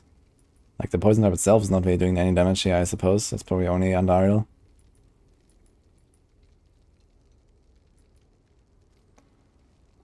I mean, Shadow Claw and Calm Points is a bad move because they don't benefit from it. And I don't think they even can proc your Andarials. I'm not sure about that though. But I kind of doubt the Shadow Claw does anything here.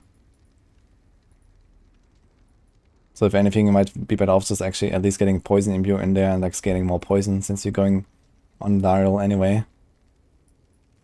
You already have Tracker. What the hell is this?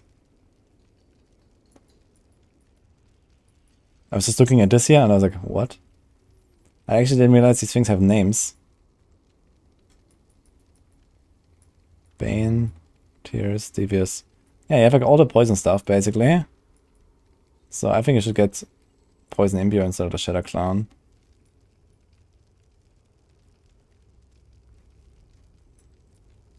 Core skill damage, by the way, does not work for poison though. Like you have a really big investment here in core skill damage and stuff. Doesn't work with poison imbuement if you use it. This thing is not activated. I have to do this.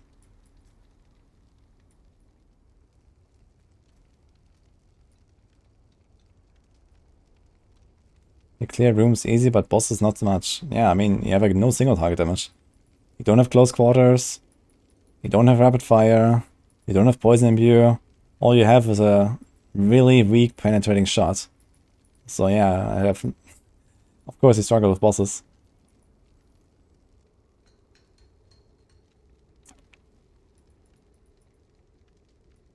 You don't have any more points. Ah, you're just gonna remove like, you know, some random stuff somewhere. This can be removed, for example. This can be removed here. Like this is... Just remove the shit. Easy. Now we have points.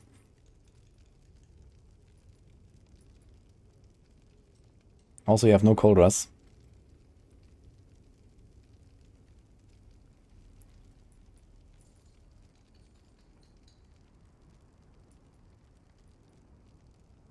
Yeah, I'd say you should drop the Shadow Clone for Poison Imbue. Like, take all these random points here, like, remove this. Remove all of this. So, yeah, like, for some reason you have 5 points in Puncture, which does nothing. And then you have, like, a big Poison Imbue here. Get, like, 1 more point from something. Like, you can remove this here.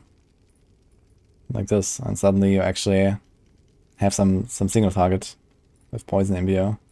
At least you can dot them up a bit. Then you have like, even some left over here. You can do haste.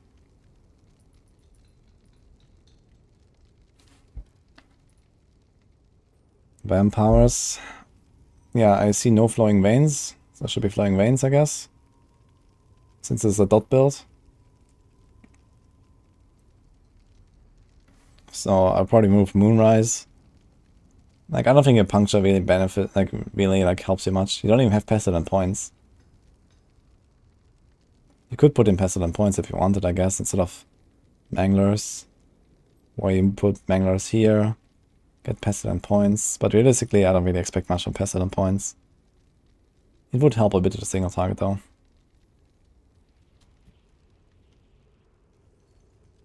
But yeah.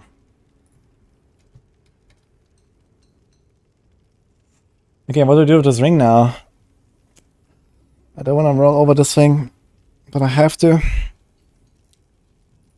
Let me see if we get any answers. No. No one wants to sell the ring. Let's see if we can find one more time. Hardcore. Ring, crits. Let's see.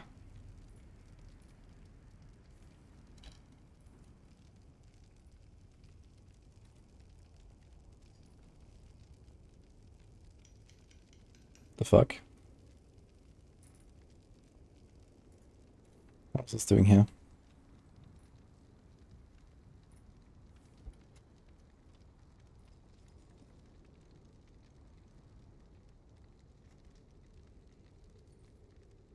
Did I search correctly?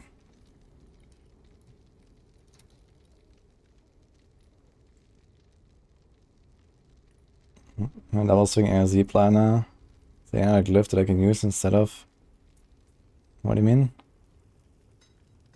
Oh, hey Kaplas, by the way. Did I say thank you? Thank you for the sub.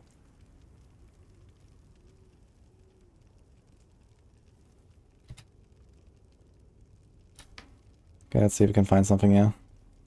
Live, crit, Voln. Something else would be okay. So I want a crit, I want a live.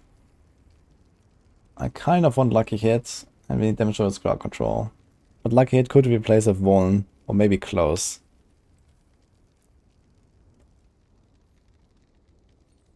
This one is distant. F. Online 21 days ago, by the way. This one is close. 175 million. Do you wanna do this? Questions, is he gonna reply now?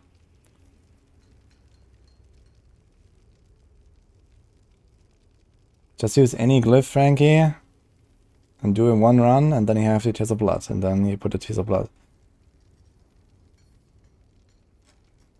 There's a really good ring here for 175 million. Really high life, perfect crits, good resists. This ring is actually very similar to the one I have here. High life, perfect resource. Online 3 days ago, perfect crit.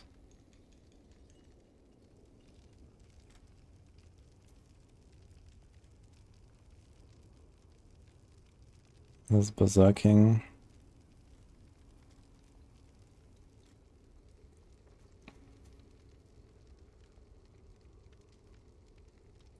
Yeah, I guess you're gonna keep rolling.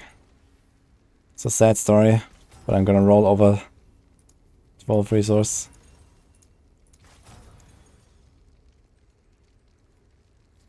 Such a crazy ring.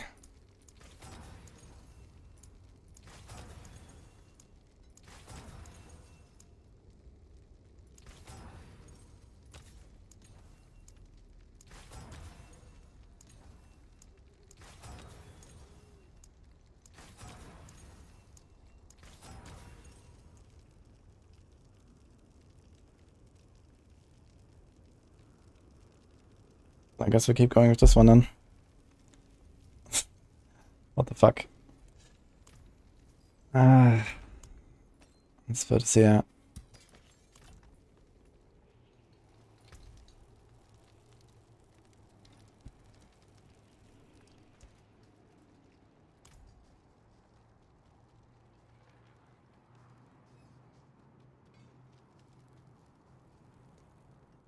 Bone Spirit owns the Soaked Bloodseeker. And how so?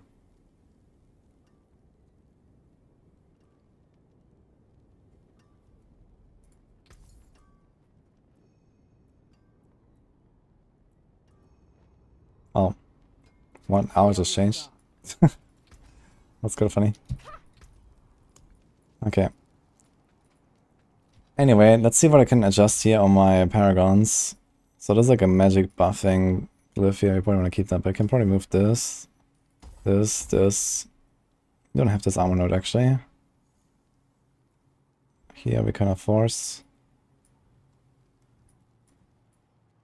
Yeah, I have only 3 points. That's not very much. Can I do anything with those 3 points? There's non-physical damage. We have this.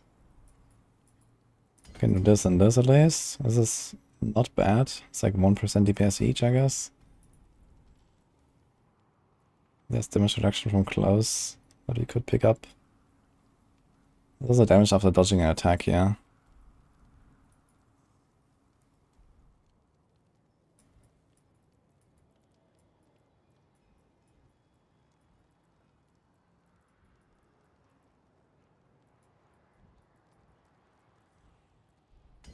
Okay. Yo, Shiva, thanks for playing, dude. Appreciate that.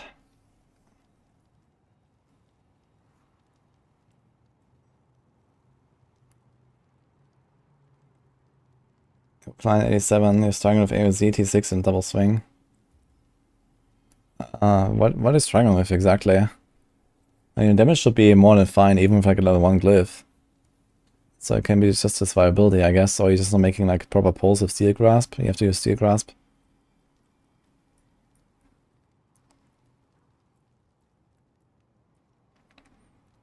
Can we actually do this instead of... I don't want to have this willpower there, basically. But I can't really get rid of it.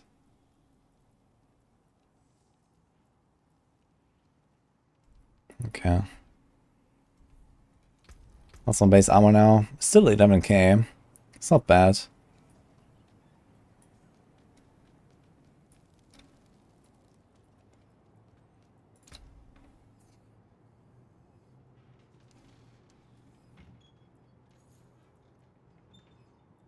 Why is this grayed out?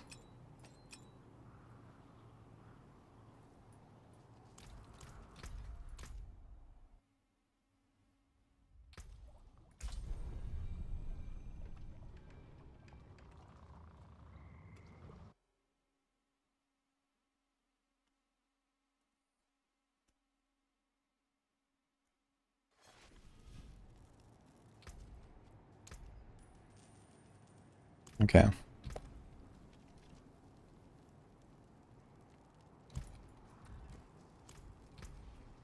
Okay, we need a disobedience here, and then Umber's on the chest. I think Umber's on the chest is probably better.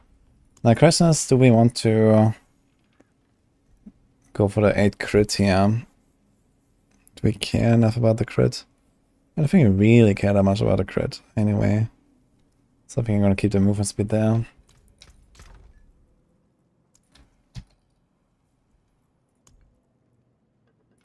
Okay, yes, 1.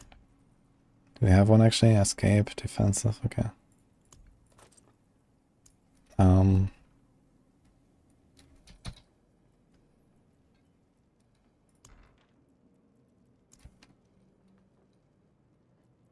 0 Umber's aspects, but I remember we put them on the mule here, I think on the barb.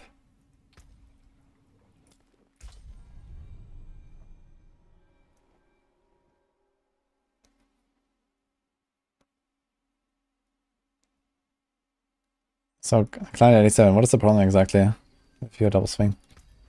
I've played some double swing. It was somewhat easy, I felt. Oh, it's actually... Oh, this pub actually is like completely empty here on inventory.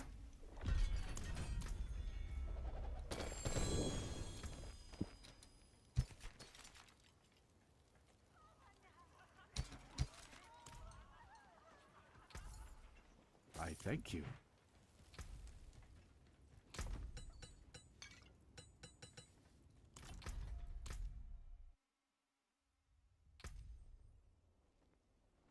Worth taking points out of pen shot for crit damage? No, you don't take points out of your main skill underpowered. You take points out of like your basic skill. For example, you have 5 points in puncture for no reason. Like puncture doesn't do any damage.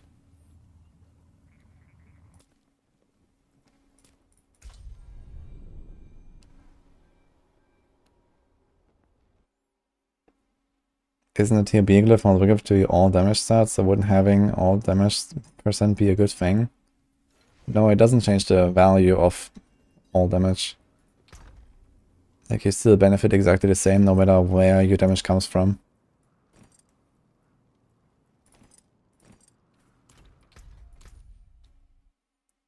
Okay, let's try this.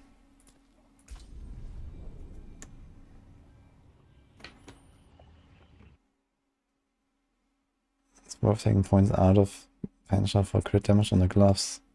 No, your gloves should have pen shot and they should have crit and attack speed, for example. Okay, I've just kind of useless stats on your gloves.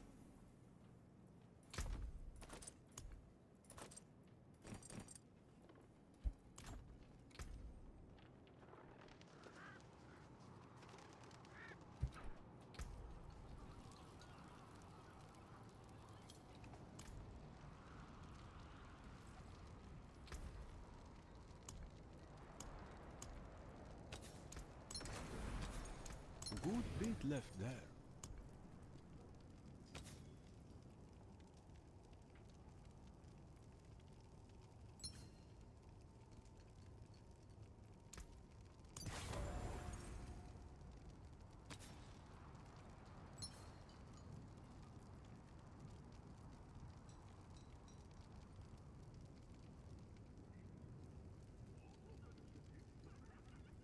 Fare thee well.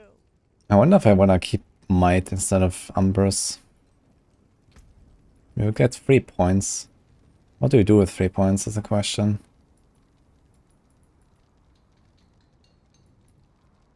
There's Agile. There's Rugged. There's Weapon Mastery.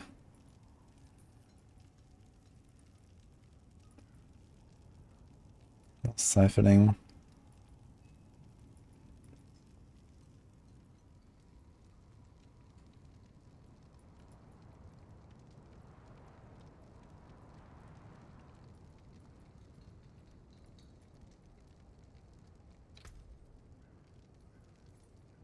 I'm gonna have 60% chance. What's my lucky hitting on the rapid fire? 22. So I fire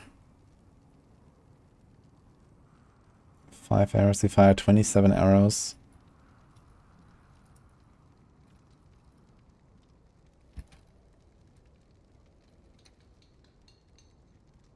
So from 122 core point rapid fire, if they're all crits, we get 3.5 Umbrus stacks. Which is relatively good.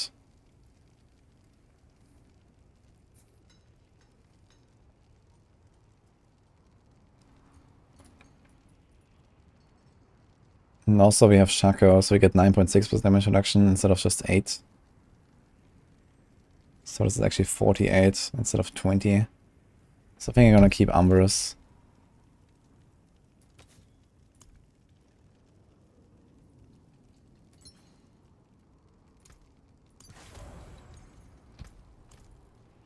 So let's try this. Okay, let's practice the respecking again. So it's this. This. Kapow. Concealment in. And then this.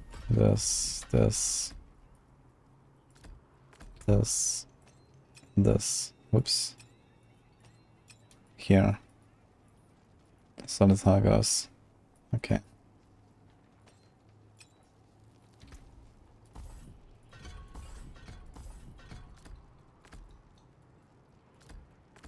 That's kinda a lot of respecking.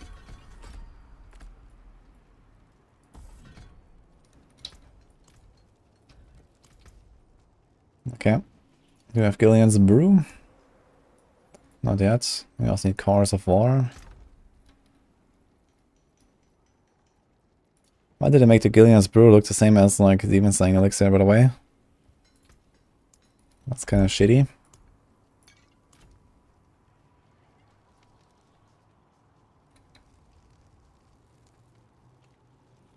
Wait, can I rank up this thing here? Okay, it's already ranked up.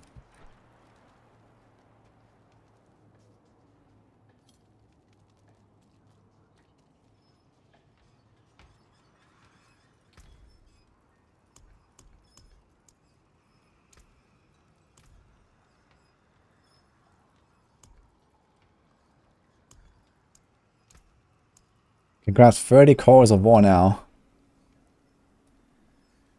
We're actually kept by Crushed Peace Bones. Oh boy. Perfect balance. Get rid of my boss. This. Okay.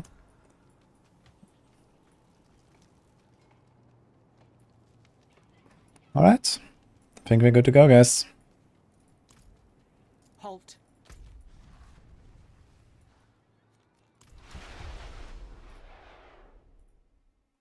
Finally time to add my what's that? Current tier. Here we go. That's so accurate, right? We're doing 17, glyph level is 14. Yep. So Paragon accurate. Everything looks fine. Oh, actually, I did want to try leveling up Bane Glyph. Actually, how do we introduce Bane Glyph here? So let me see. We need strength for that. So there's one. I guess there's one out. So we can do like 1, 2, 3. Remove this and this. Bane is a strength glyph, right?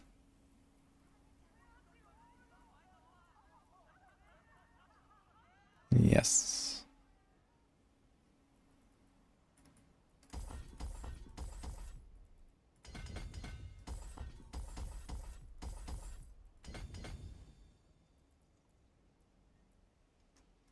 We have something like turf here.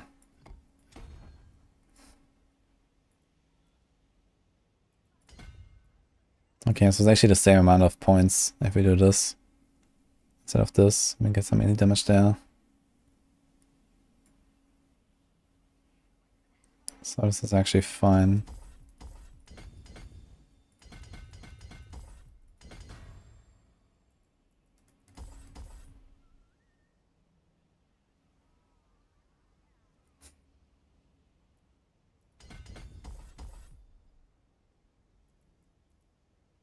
That is actually kind of interesting.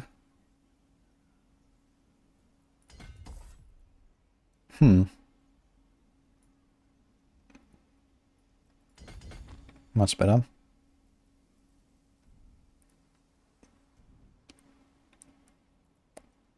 I got -5 will, +5 strength, and also tracker for now. Wait, we're missing int. Oh, we needed that int down there actually. So that's why we had this. F. I guess not. Can we do this anyway?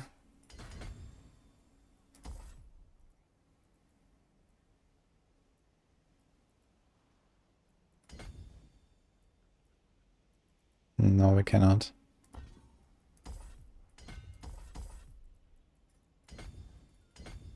Okay.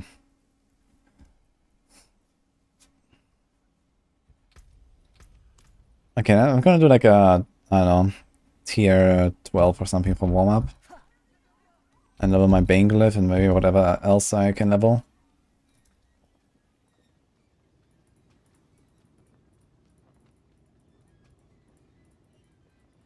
I don't have a Season 3 build for Voleur online. I'm sorry. Season 3 is far away.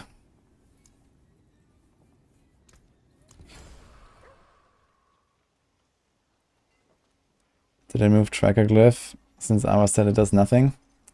Well, I already knew it does nothing. What I really want to know is why does the poison seem so weird? And I will remove the Tracker Glyph and we'll put Bane Glyph and see if anything happens. But realistically, my build might just become stronger. Yeah, Glyph I could do. What about Devious? He's Devious. No. What about Kenny? Do I have Kenny? Kenny's also Int. Non-physical damage. Increase all non-physical damage. So I could also do Kenny. It's basically the same as Bane.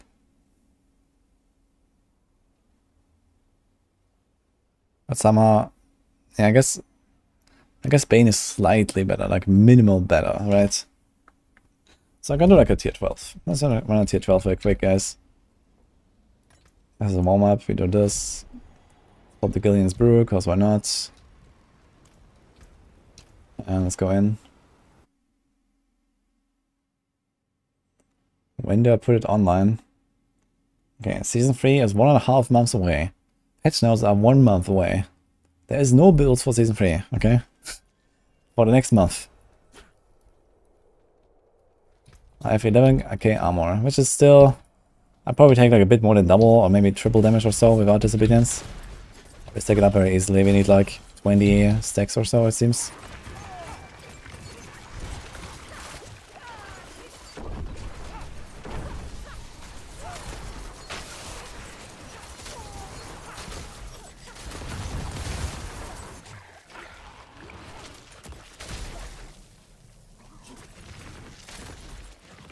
There's a 12 guys, not a 17, just saying. Didn't update the thing now. I just want to do like one run right now to warm up and level my glyph. Like my normal glyph.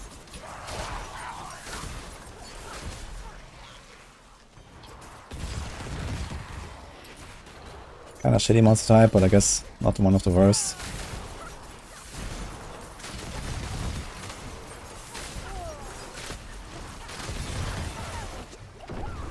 Ooh. Stuff hurts though. Why does it hurt so much?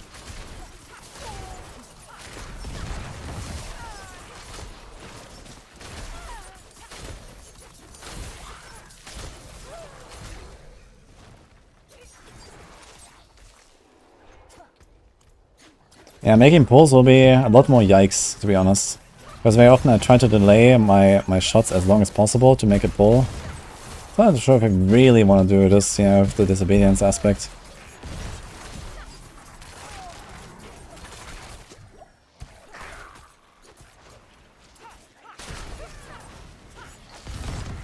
I guess I can kind of randomly shoot into some packs sometimes and get it. You have 80k armor now.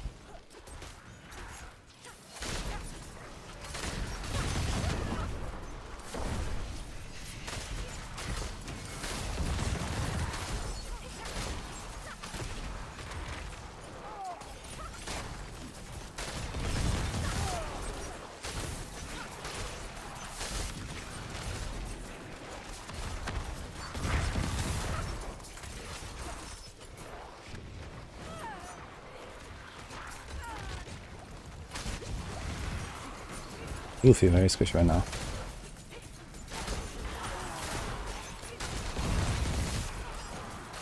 It's of 27.8k life, by the way.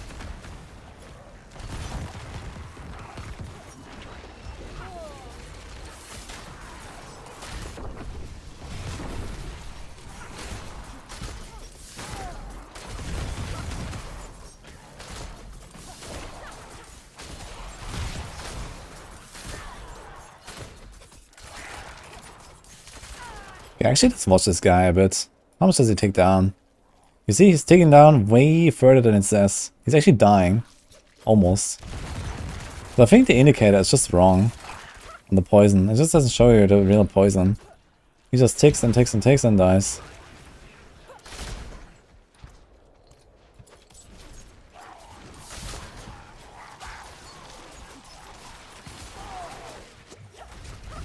Rocked. Nice. That sucks. I don't like playing with disobedience, man.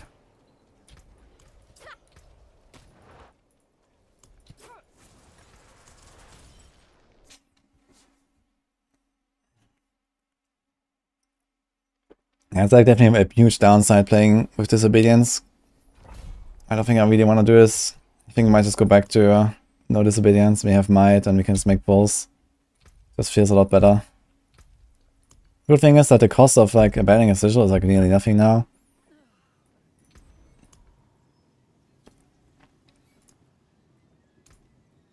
How nice.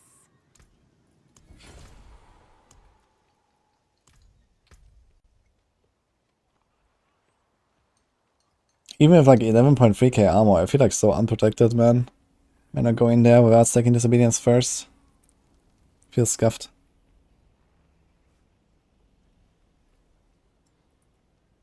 If I have armor cap, I can like very, very chill, just kind of like stay in the pull and do my thing. But I really want to use this Gillian's Brewer, to be honest. In like a real run against the spiders, I will also not really have that much trouble, I think. So the only really difficult scenarios will be when I completely reset my disobedience stack sometimes, and when I engage Bloodseekers. That's why I have to be like very careful, I guess. At least against like Rogue and Bard Bloodseekers, maybe. You won't find a better healer in. Also, we have this random Midwinter buff, I just realized. And we can't get rid of it, right? Can we remove this? No. Feeling squishy because of Shaco is first world problem. Yeah, but I mean, at this point, we need a Shaco for the damage. So.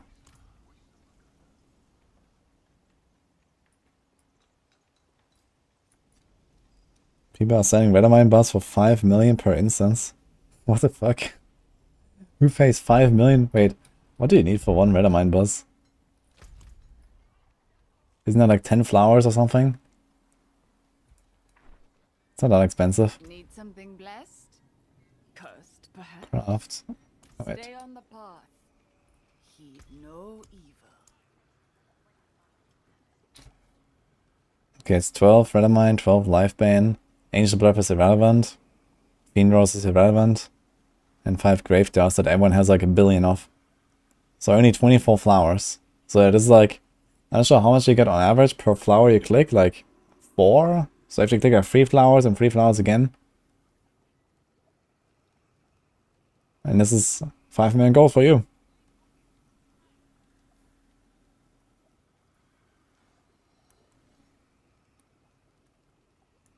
You get less progress with spiders if you build because your ice spikes don't spawn ads.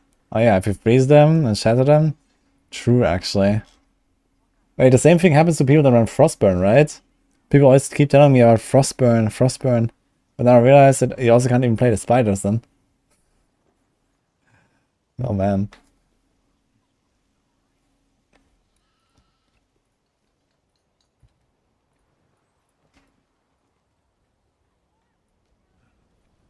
One thing about changing exploit glyph for chip on rapid flurry AOC build.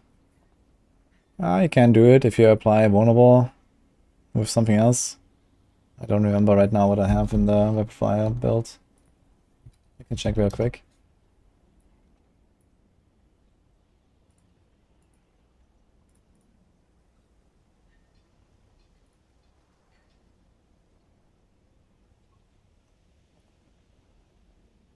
There's a Cursed Touch and Prey.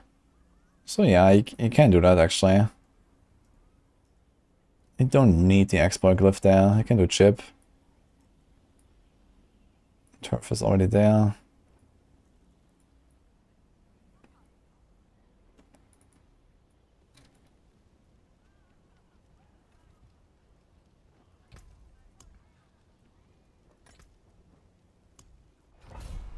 Okay. I'm gonna try this again a little bit. I'm gonna not judge just based on this tier 12 run. I also wanna see like an actual like attempt against spiders and see how it feels. You have to be aware that there's gonna be crossbows sniping us. And yeah, I do have more HP now, but I mean this doesn't mean anywhere close to make up for what the crossbows do to me. This build has 0 distant damage reduction. You only have armor, normal damage reduction, and close, and that's it. So, very squishy setup. And close again here, but a really shitty roll.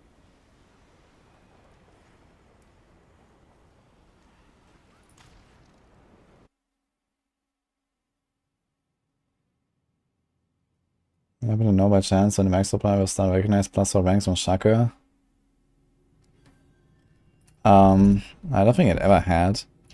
But Briff is working on basically all the calculations for damage and EHP and all the uniques and everything. So that's gonna be like a huge update that we are gonna have at some point. Hopefully for season 3.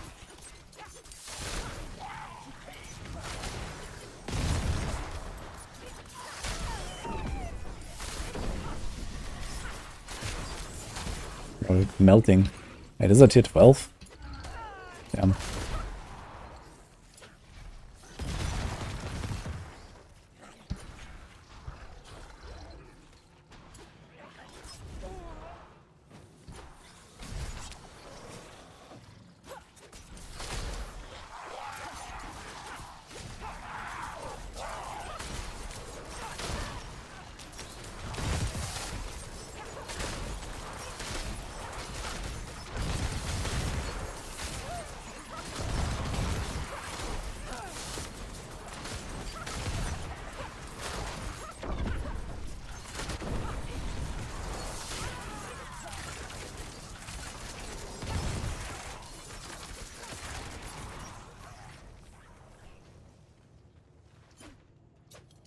Did he die? He did, right? Okay.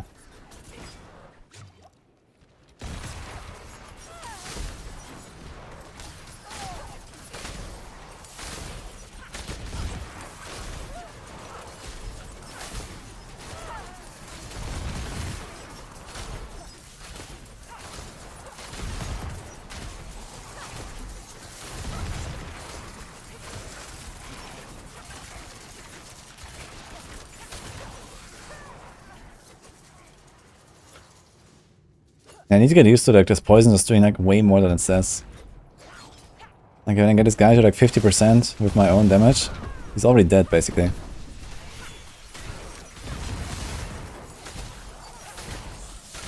Okay, these guys are dead, right? So it's just gonna die. Yes. Way overkill.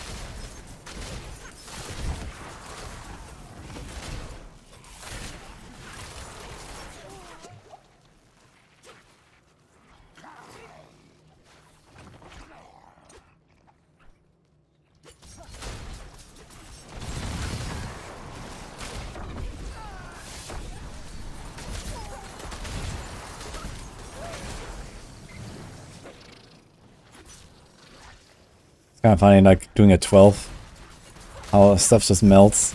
So not used to it. Like I start doing like some big nuke and I don't know.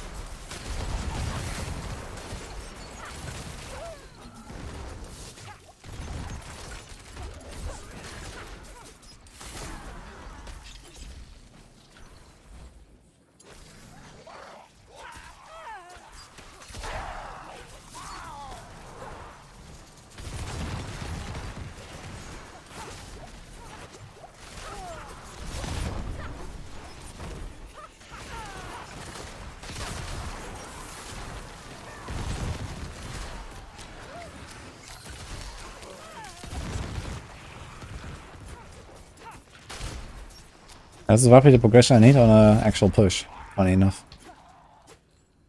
For like a 17, 18.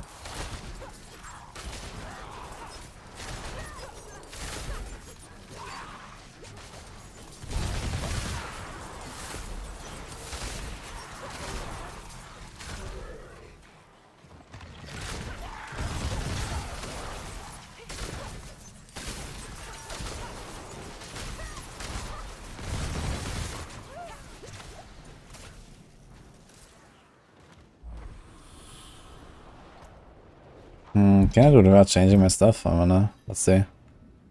This guy's coming along. Bit risky now. Oh shit.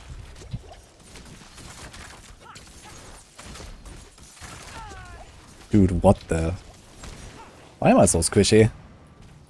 I feel like omega squishy right now. Oh, no Umbrus, no Might, I guess.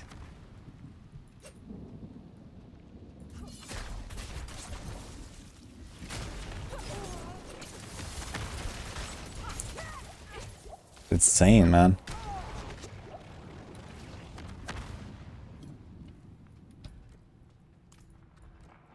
I feel like I'm really missing something that I didn't miss before. But I don't think it can be just that.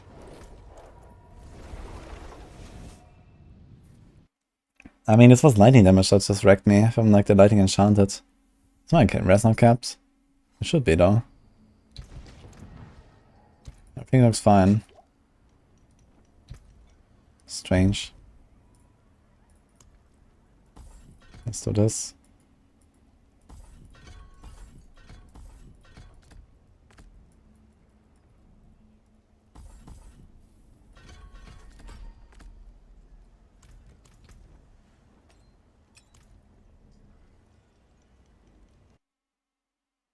Seems Zorg does way more damage than the others. Yeah, Zorg is pretty overtuned for sure.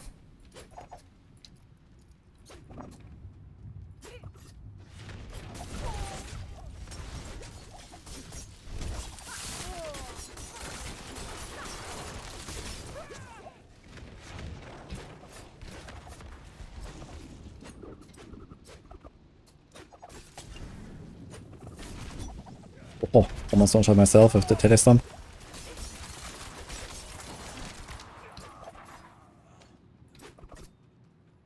Okay, let's try the others. Let's see. It's just like similar.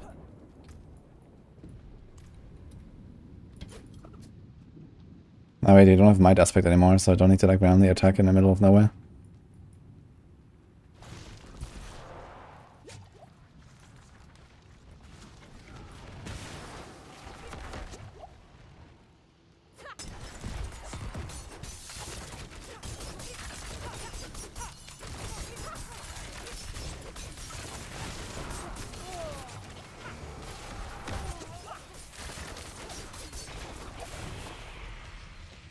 This guy's chill.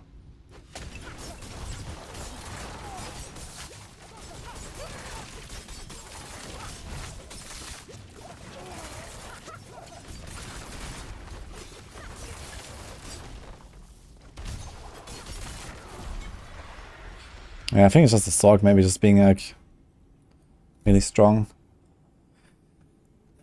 Okay, so what's the Bane? I'm gonna try the Bane. Can just like level them all up. We can still level this one. Can actually get to 15. Let's do that. We still have 5k, so any undercliff you wanna level? DBS. No, we don't care about closer. Explosive, Lady, Frost Feeder, Infusion. Don't care about any of the others, I guess. But it is kind of funny like how much you can get out of this here. I wonder if I should just get all of them to 15 just because.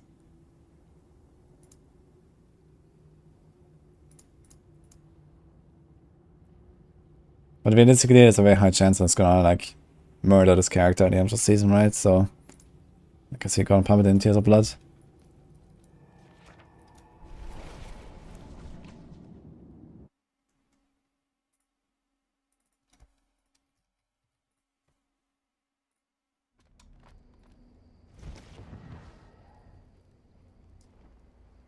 Stopping nukes on Seekers and going into the mist. What's that? What mist? I mean Necro? It's just like... Oh, Bone Spirit. I wonder if I can go with Bone Spirit. Torment aspect.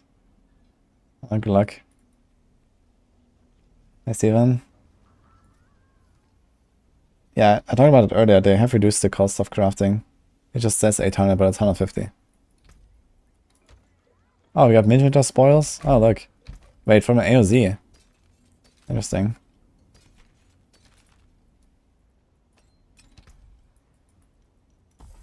So I guess you just need to like avoid Sorks. Just don't get Sorks, guys, and you're fine. Just do that.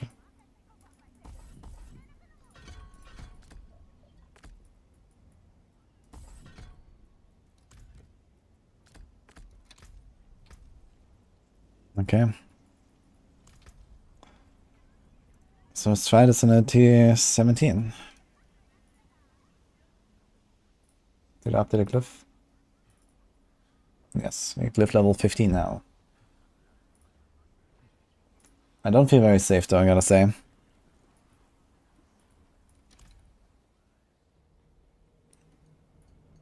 Is there an easier way to get glyphs from a power level tune? Yeah, Abattoir here makes it very easy to level your glyphs right now. You get a lot of glyph XP here.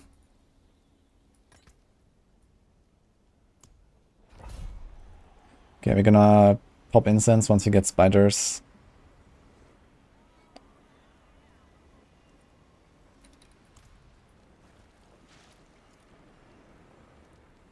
Alright, we wanted to introduce the Bane glyph.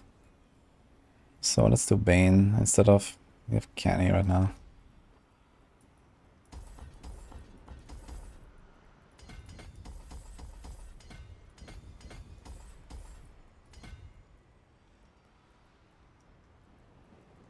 It's kind of funny, you do like one run, you can like level 5 glyphs all the way. Okay.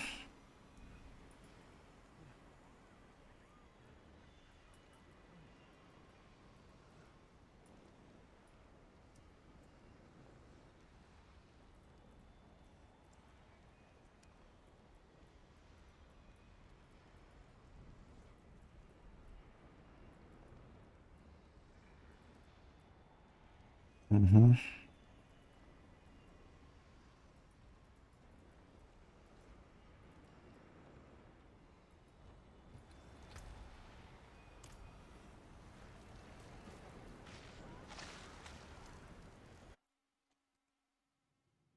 Any other board changes? No, I didn't do anything else, just the Bane glyph. I just want to try if I notice like a difference. Probably not really. Like if Checker actually just does nothing, then Bane should also not be that noticeable, but it's like probably a bit more DPS in that case.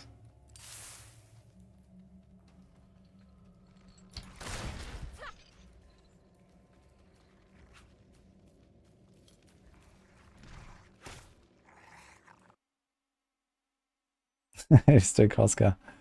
Game is much better now, by the way. Should maybe try it again.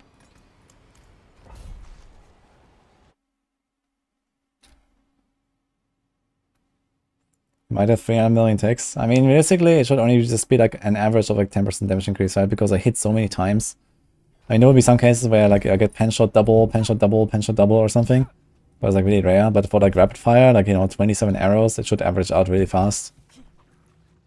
I don't really expect much there.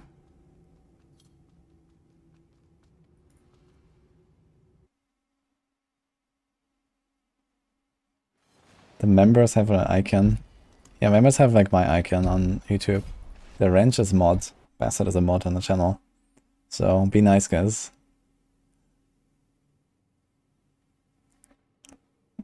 Exclamation mark tier list. But the monster I'm looking for is the spiders and skellies.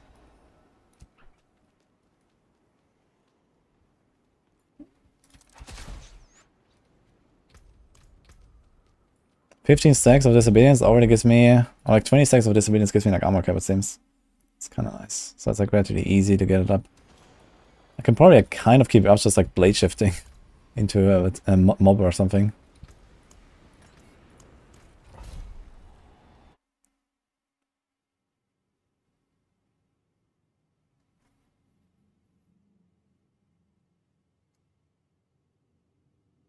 Did I run with your Z-Neck at tier 19? I can't carry a tier 19 in 2-man. I think this is happening. Even with like corpse tendrils and stuff.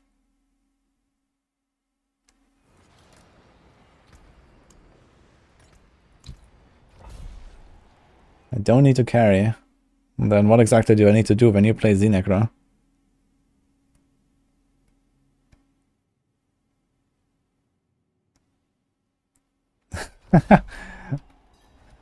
Copium.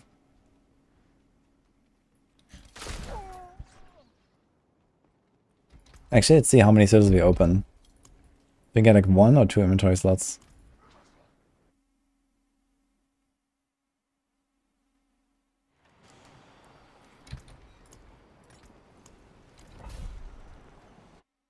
Here I thought a ranged meant he's an official plumber. Yo, bastard, are you?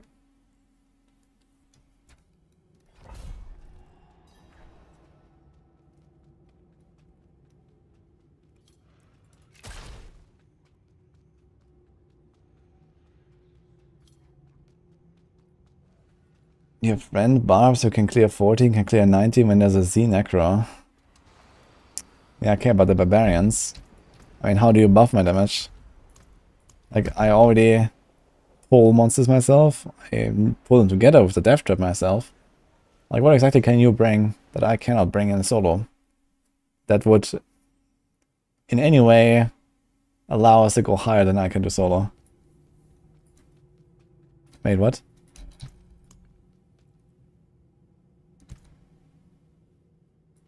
Did not open a sigil?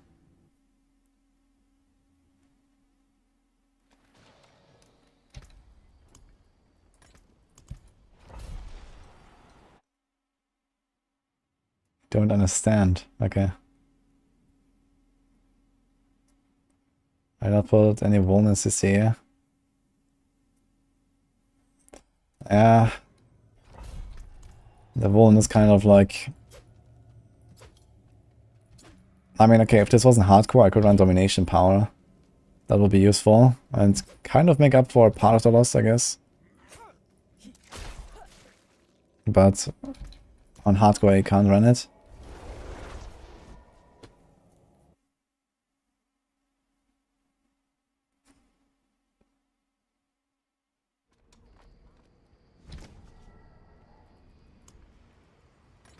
Well, I think what's actually happening there, Aldrich Nicholas, is that your friends that can clear tier 19 in 8 to 9 minutes solo are playing barbs.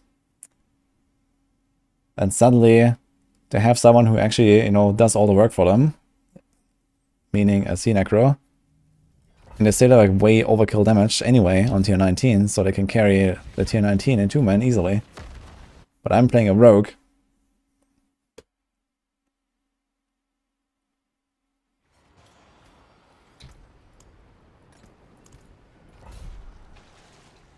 And I'm already near the bleeding edge of what this class can do.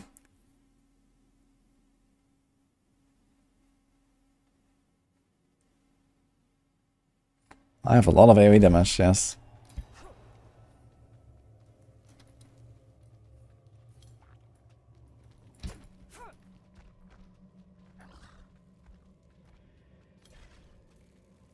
Federal employee, bastard. He's a federal plumber. On YouTube.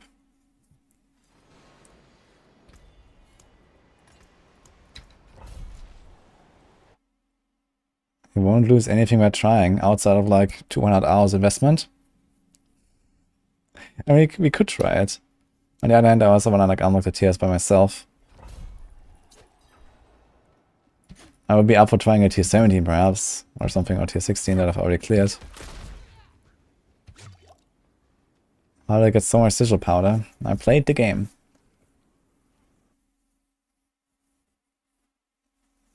Yeah, I have Fist of Fate. And they're so good that I just will wear them even if I don't care about the CC. Because they just like add so much damage.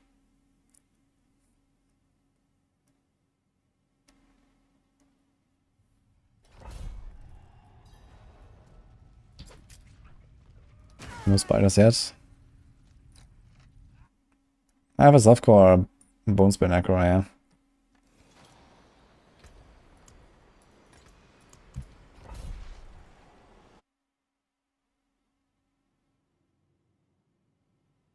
Using invigorating strike for resource. Notices blade shift, not invigorating. And you don't care about resource on his builds. Alright, here we go.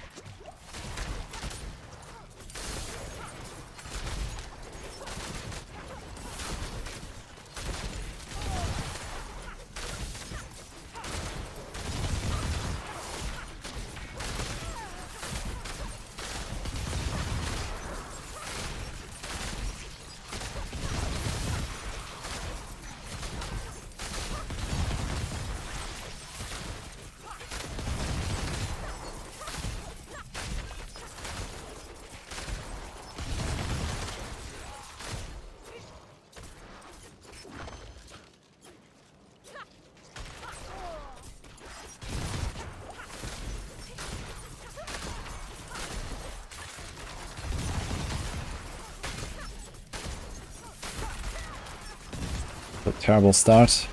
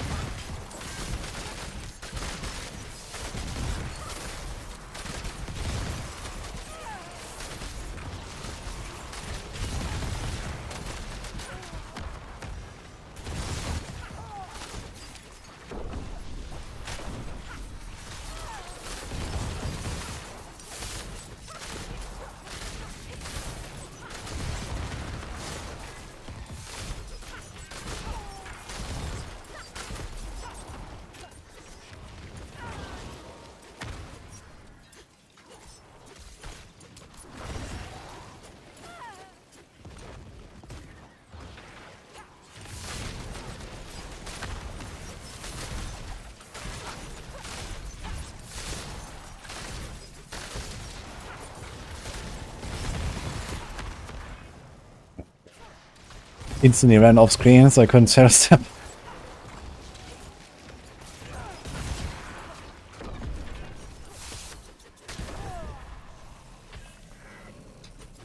Oh shit. I might be dead here. Okay, I scrolled.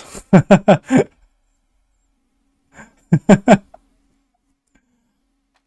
I proc? I did not proc actually. I can go back in. That's kind of scary lag there. Yeah, there was a champion. And I figured it wasn't such a large pull, so I can pull them together maybe, but... Yeah, one more scroll. Now we're already falling way behind. We need to almost spawn the bosses soon. Look how far we are, how little progression I have. What is this, man? There's also some cold spells waiting for me somewhere. That'll be fun. Here we go. Wait, these guys never died.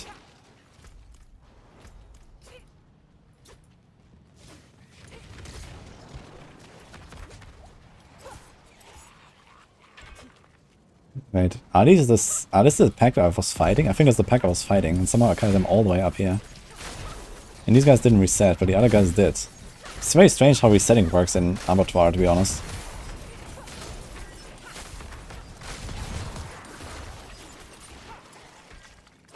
One of the big guys is gone. Yeah, it's kind of sad because it's actually the GG combo. The temple with the red spiders. It's like the dream map, but it seems like this was not working out at all.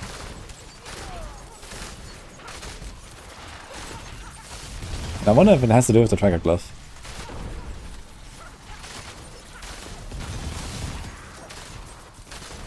Tracker glove will also help me a lot with disobedience aspect, I just realized, which is kind of nice.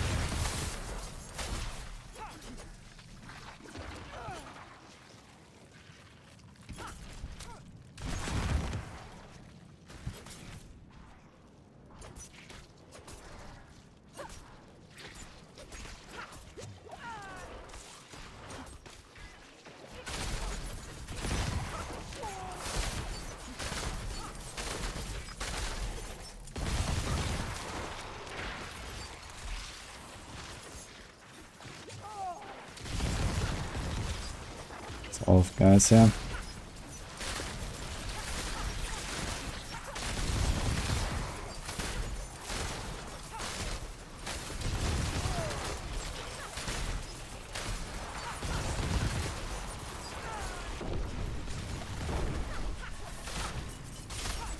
That looked funny. Now the melt. Look. That was an insane melt, actually. Tire pack. What if this guy one-shots me? Should test. Should probably test if he one-shots me. Since the run is over, basically. We have 5 dark shots. Phew. About dark shots, he will one-shot me. Quite easily, actually.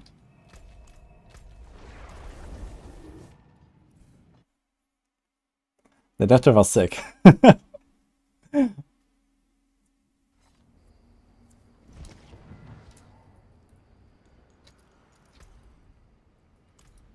What happened? The run is over. I have 4 minutes left. We go again. And... well, we still have instants running, so let's try quickly. I'm not sure if I like this Bane thing at all, though. I think I'm gonna just go back to this. So tracker, maybe. I like the tracker just more.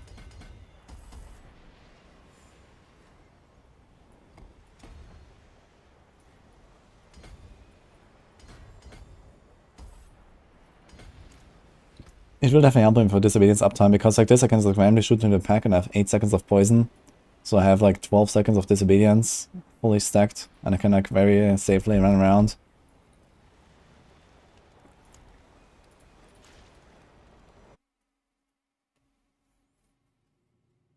Do you know if the aspect gives a damage and you have a barrier is multiplicative or additive? Conceded aspect is multiplicative.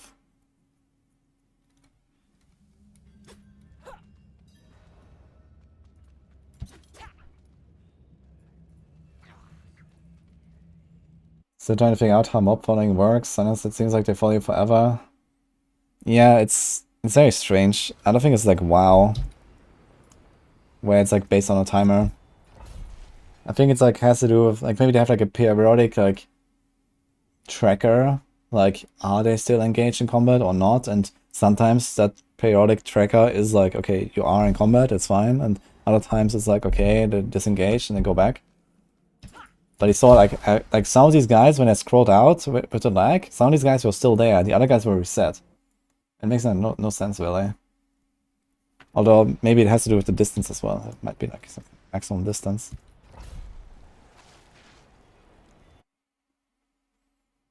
No, good luck for the 100, by the way. Is a shared misery like causing massive damage across the screen? There's no shared misery on this build. Trick shot aspect is like where all the shots coming from.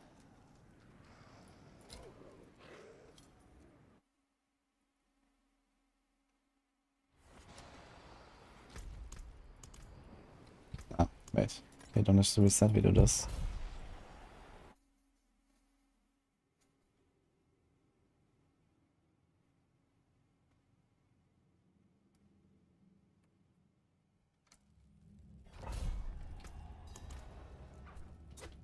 It's cold spiders. Just found out if you use Sanguine Embrace as a rogue and equip gear other classes can use with class specific affixes like damage reduction by fortified or crit chance of physical damage. Yeah, I can do that. But Sanguine Embrace is something I stay away from on the rogue. I would actually run it on some rogue builds, but on hardcore there are bugs right now with fortified that just kill your hardcore characters, and I can't run that basically. But it can be good in some rogue builds for sure. Especially for like farming. It's kinda nice. Instance is running low here. Come on. Yo, Gav Star. Thanks for Prime.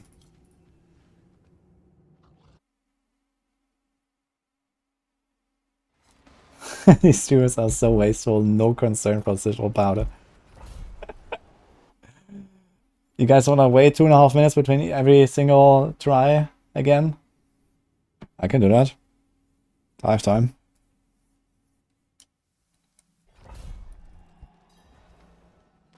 You haven't seen it with your build so far.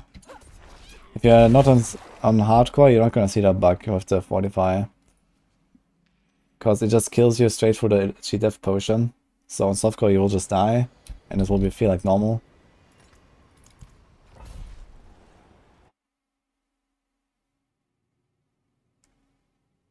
Explorers on boots has been nice. Yeah, I see a lot of people are doing this. I could try again some Metamorphosis and instead of a Curse Touch, but I don't know, man. I don't like running Metamorphosis.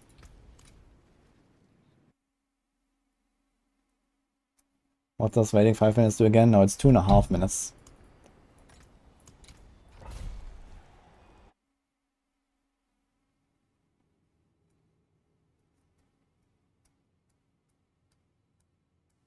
It resets the dungeon. It's not a hardcore thing. It can happen on softcore too.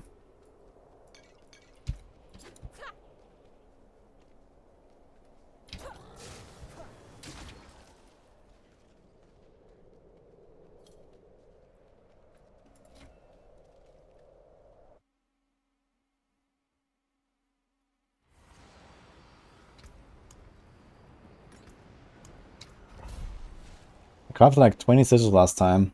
It gave me 1 time the spiders. Wow. So I keep track a little bit.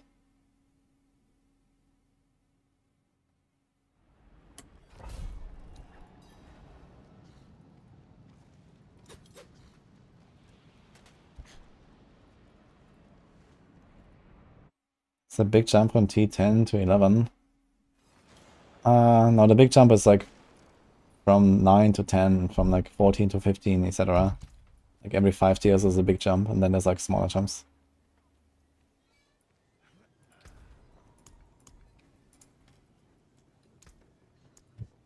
For stay on the path. Heed no evil.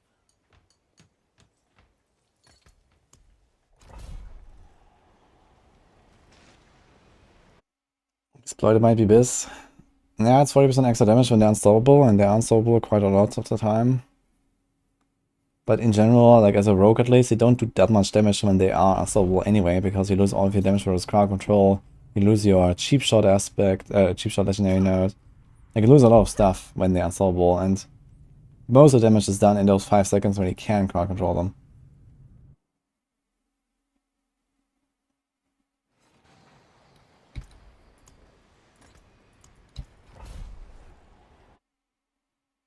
I could do like maybe half damage or so optimistically when they are unstoppable. And then you get plus 40% of that, so yeah, you go up to like 70% of your normal instead of 50% of your normal basically or so. Which is like a noticeable increase, but it's not like crazy, I think.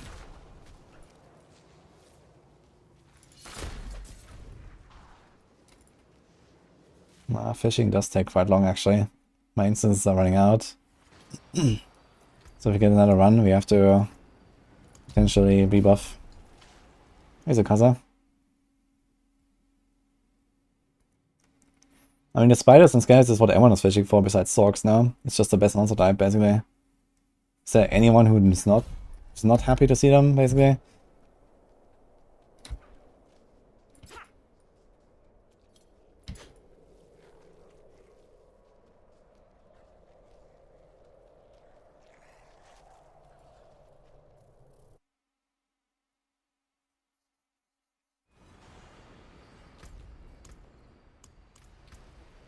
Oh, wait. Did you just wake up, Sukasa? What's up?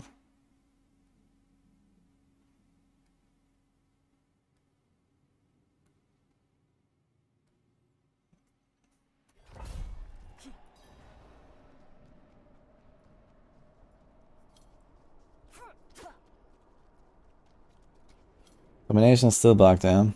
And Fortified too. Both things are bugged on hardcore. They wanted to challenge me. It's not morning here.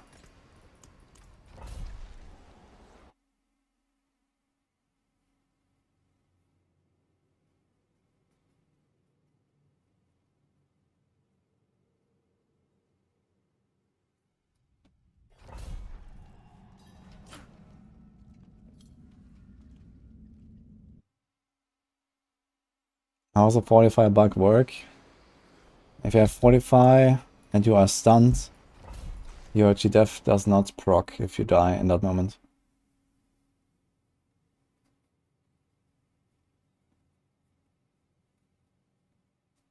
We don't randomly die.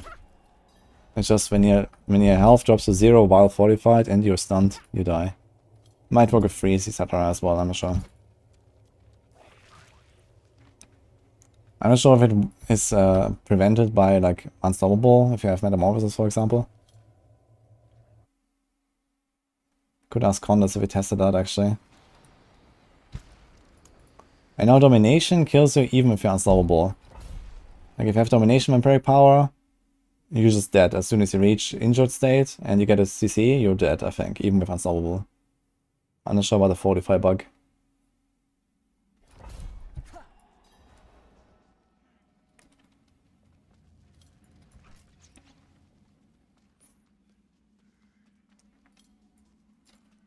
You're super confused about what's going on. I can explain. So I accidentally went to the occultist and crafted way too many sigils. And now I'm trying to get rid of them as fast as I can. So that's what's going on. You know, inventory space in D4.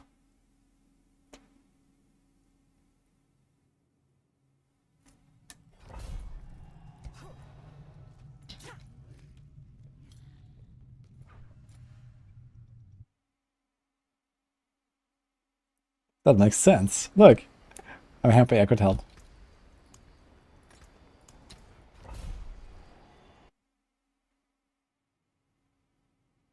How much power do I have?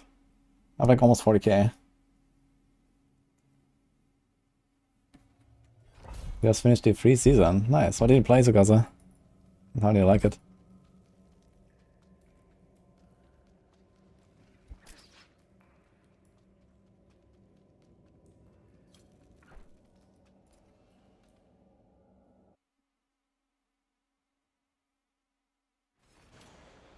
I think any Fortify kills you on hardcore.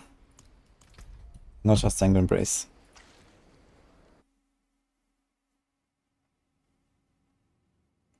I have a list of the best monster types, exclamation mark tier list. Ah, whoops.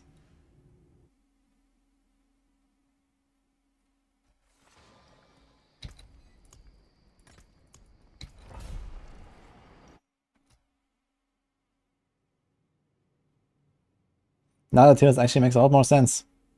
Now the sigils are so cheap. Just hope that not everyone just completely ran out of sigil powder before this hotfix.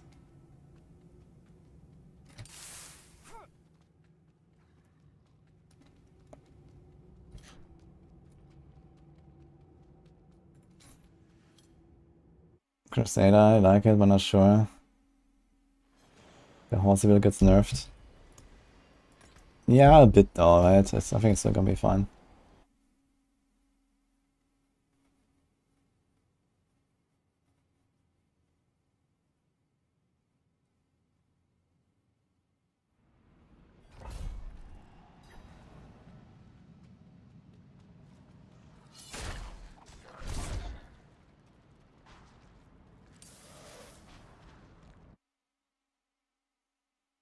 It's a bit boring, like multi-shot.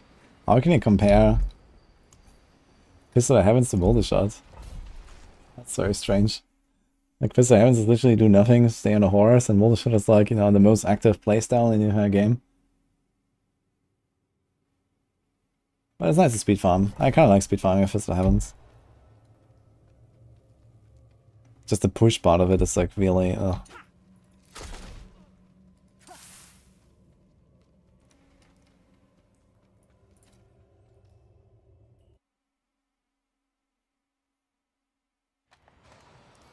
Are Fiona chests the only way to get living steel? No, but they're definitely the best. We've opened like 30 sigils, we got 1 time spiders, man, wow.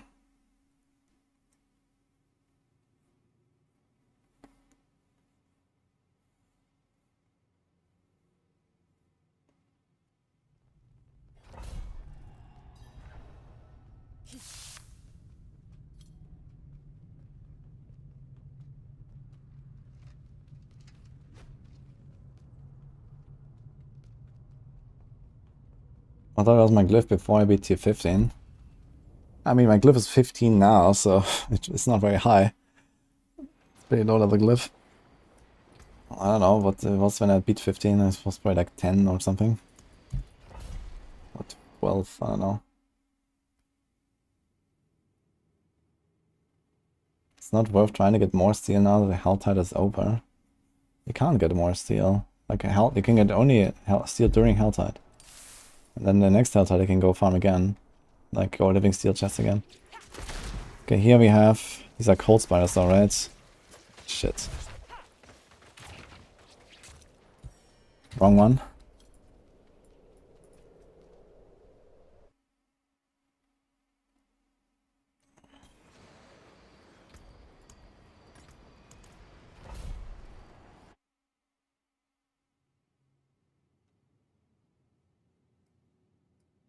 Yeah, the cold spiders are really tough. They are playable if you have like a kind of tanky enough build, but they're really tough. Dude, my instants ran out actually. And didn't even do the full run. I did like half the run or something in the other map. It's actually crazy. I didn't expect the fishing to take that long. And I just ready to be argued on out of sigil powder as well at some point. I have 30k right now. Like 20 sigils is like 4... No, sorry. Yeah, it's like 4k, right? 10 sigils, yeah. Actually, I realized I will run out relatively fast at this.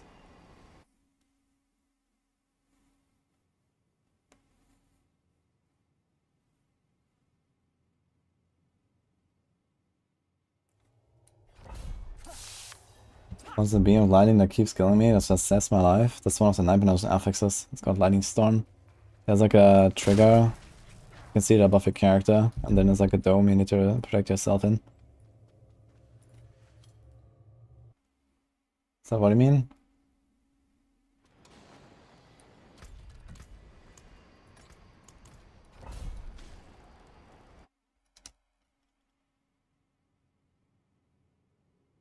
The red lightning beam. Yeah, I think you mean like the Nightmare affix. Well, I'm not sure what else you mean. I mean, there's like lightning enchanted elite affixes as well. There's like the electrified obelisks. There's a bunch of stuff like this. Lightning in this game is red. It's always red.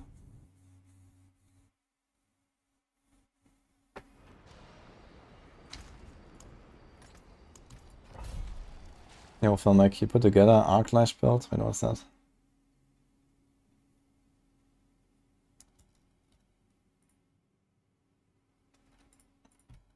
Yeah, this Arc Lash build is kind of interesting. It's basically just like a ball lightning light, right? I think it's like kind of typical for Arc Lash builds right now. Like they just rock ball lightnings everywhere. You just attack and get ball lightnings for free. And then they call it Arc Lash.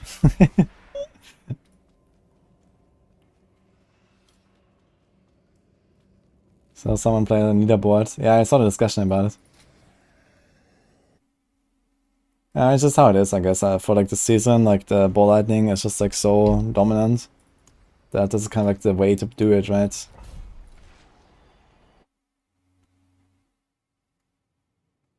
Yeah, Ryan, the lightning beam. I think you mean the Nightmare Dungeon affix. If you're in a Nightmare Dungeon and you get struck by lightning all the time, this is Lightning Storm affix. There's like a thing that flies around with you, and then you can protect yourself there.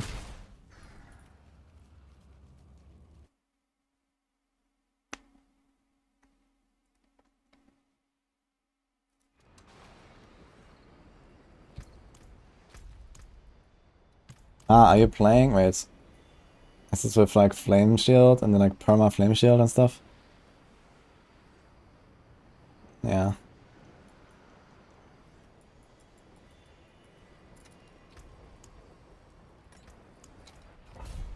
It's actually crazy, man. This was 40 sigils. I got one attempt out of it. I didn't even see the poison spiders yet. That's a surprisingly little amount of like stuff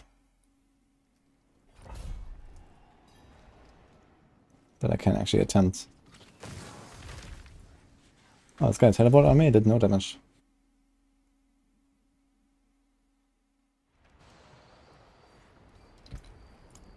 And we're out again. Level 50 glyph is the goal? No. I could farm level 50 glyph if I wanted, but I mean, it doesn't really do anything for me, you know? I'm not gonna get the Zenith achievement with this rogue. And...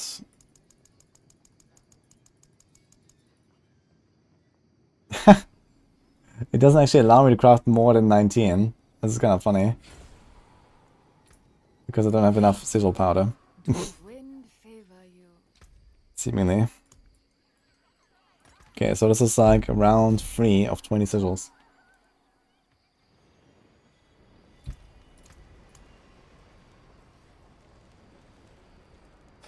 25k sigil powder, yeah. Like, I mean, every round is like 4.5k right now. Yeah, I'm not gonna level the glyph. Like, if I wanted to level the glyph, I would have been doing this now, but I don't want to do this. I'd rather, like, you know, go and just, like, push my bar up a little bit, get at least a little 20 achievement for the title, and, you know, maybe push my other builds a little bit, like the Necro and stuff. I'm just gonna go back to, like, playing other builds again at some point. I don't want to, like, sit in Abattoir of Zir for an entire month now with my rogue, I think. It may also just not be possible because I'm slowly running out of scrolls. I already used one today. We found like 2 or 3 scrolls on my Sorg so far, or 4 I think. So we got a few back. And every day I grind, I'll get a few more scrolls back, but... yeah. Any close run? I only had 1 attempt so far, we just got started earlier. But it seems like the fishing is more extreme than I thought, or maybe just getting unlucky. So far I had a single attempt in like almost 50 openings. Which is probably on the unlucky side.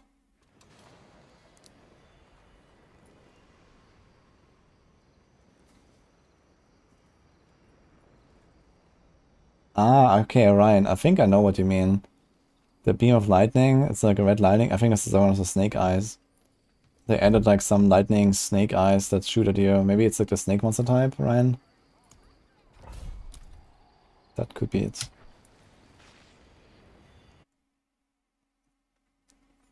Do you think they ever make escape scroll text color not white? That would be too OP.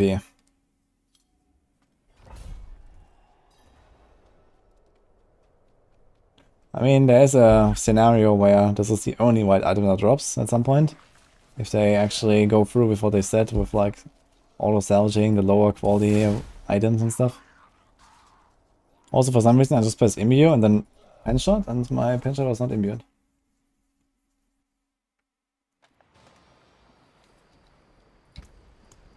This is Nina, yes.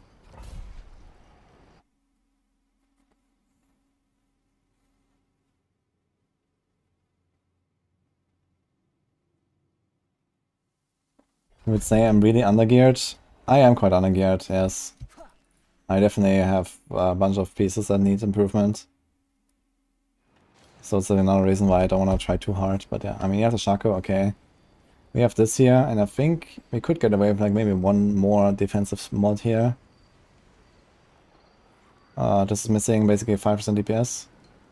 3.5%, I guess. 4%. Just missing quite a lot.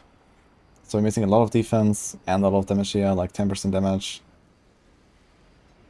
This is fine. This is, yeah, it has crit instead of like close, for example. It should be close, it would be way better. This is like another like around 5% DPS I could add here. This is okay. This is good. This has 1 user stat, so this resource could be a lucky hit or close or wound. It's like another, like probably 3-4% DPS you can get there. And this cooldown here could be a defensive mod, like damage reduction from poison, for example. Or an offensive mod like debilitating toxins or exploit. So yeah. Yeah, all in all, I guess we're lacking something like maybe 20% DPS that I could realistically acquire. So basically like 1 tier. And probably similar toughness as well, so we would be like quite a bit more tanky with better gear as well. Plus the glyph levels, of course. So yeah, I'm quite happy if I can do a 17 and then that will probably be it.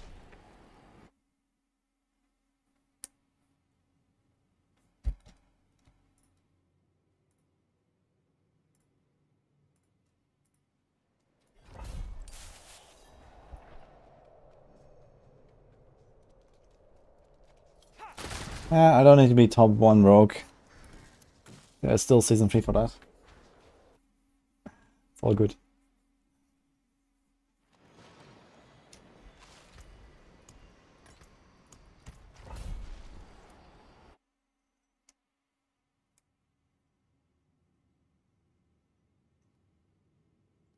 You're sad that your lovely bone spear sucks so much at high Z tiers. Oh, that's life. Can play Infinimus.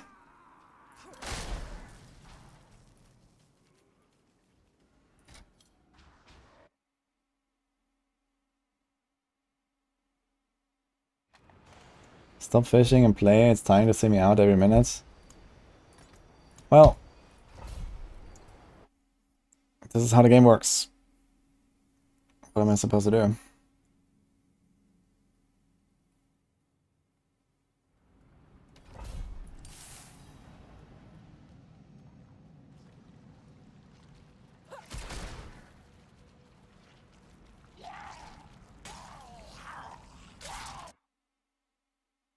Highest rock is a 19.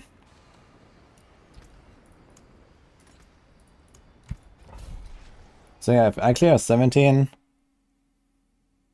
and then let's say we miss roughly like 1 tier in gear, that'll be 18, and then I think the guy that did the 19 actually had a level 50 glyph, or close to it at least. So that's probably like another tier. So I think I'm kind of on track actually, if you think about it.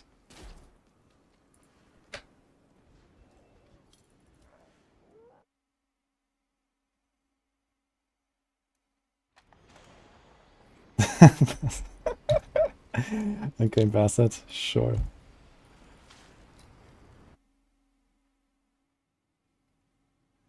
Go waste more time by trying to clear things you can't. Yeah, I mean, I've kind of felt like I've tried, like, you know, most of what I wanted to see. And of course, I could still, like, you know, learn nuances and details of, like, you know, individual monster types. But there's, like, no way I can actually, like, clear any of these. Since the objective right now is to actually do a 17 and not so much just, like, play the game and hope to reach enlightenment. I'll go fishing, I guess. T50 glyph on Barb was 4 tiers. Maybe compared to level 1. Yeah. 4 tiers is a bit optimistic, I think. But you can check the graph again.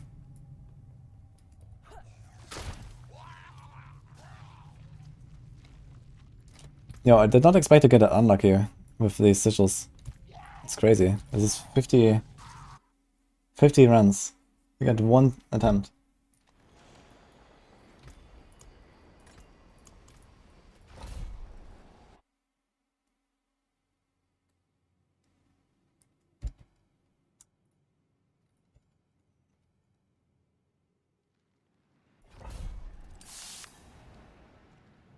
Also want to try a new crossbow mock as well as.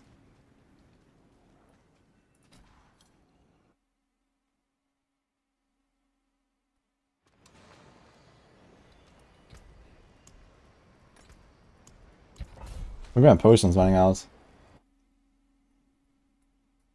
Because I had these super long loading screens compared to Diablo 3 fishing, Diablo fishing is very fast. Because you mostly fish for the map first. And there's basically no loading time, right? You just walk in, you walk out, you walk in, you walk out. It takes like 3 seconds per attempt or something. Or let's say 5 sometimes. But here, like, you know, I have like, first of all, a 10 seconds loading screen. Then I have to walk for like 10 seconds. Then I have to like walk back for 10 seconds, or like at least 5. And then after another 10 seconds loading screen. It actually takes surprisingly long to do like a single attempt, right? So it's like half a minute per try, I'd say. You can actually check.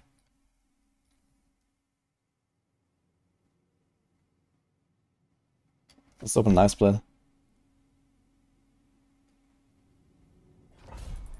Teleporter or Sorg ruin my run. Spoken like a true Twisting Blades rogue. Oh, I see Skellies. It's a really bad map, but I think I'll give it a shot.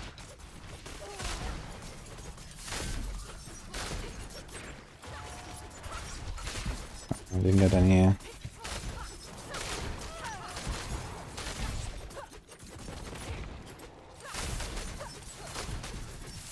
Let's see if I can do only 3 elites at once and get away with it.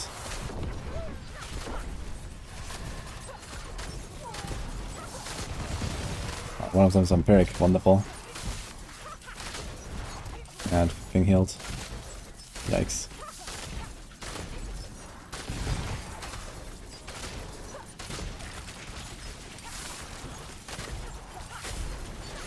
Ah, it died. Okay. Interesting, we got it.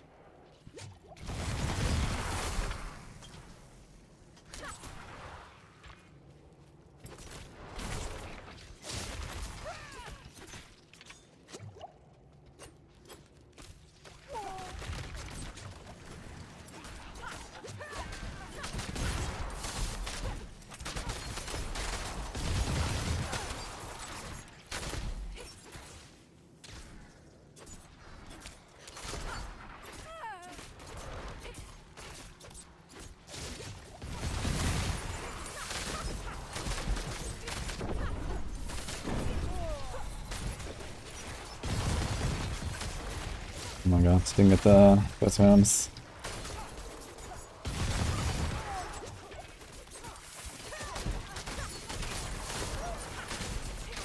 I feel like my damage is way higher because of the tracker glyph, and I can't really comprehend.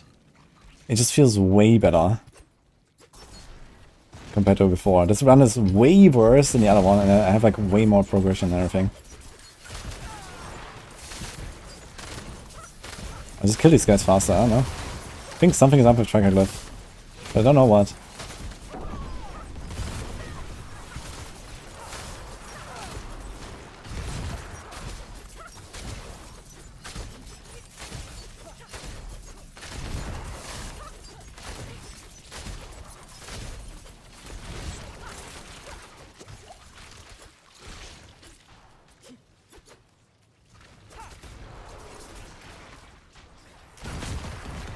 We got a lot more time here.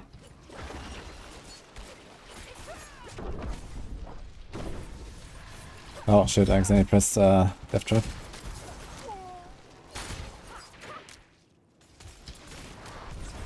Oh! I'm lagging, holy shit.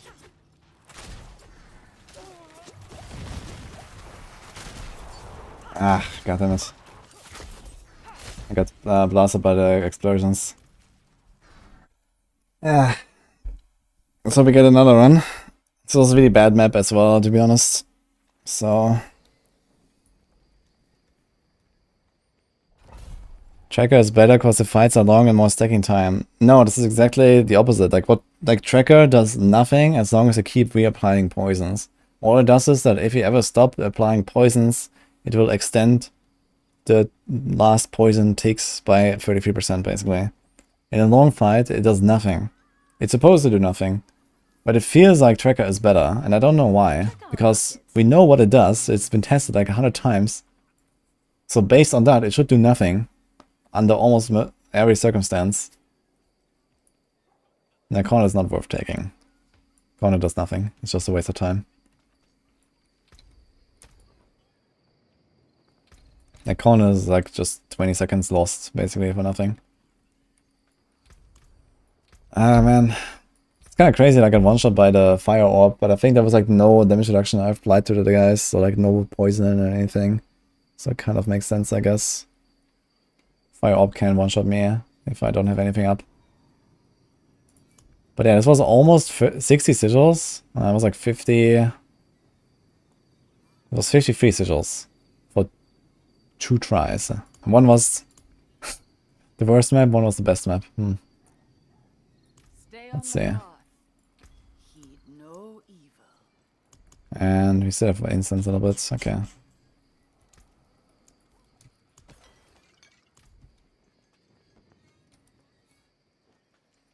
Tracker glyph extends duration of poisons by 33%. So regular duration is 6 seconds, so it goes to 8 seconds.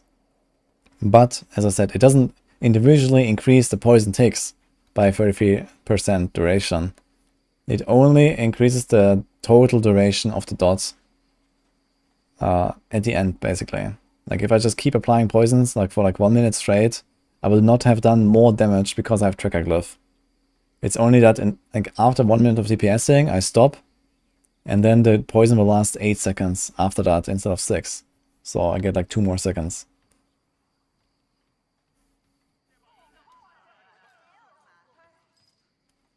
But I just tried Bane Glyph earlier in a much better map, and my damage felt way worse.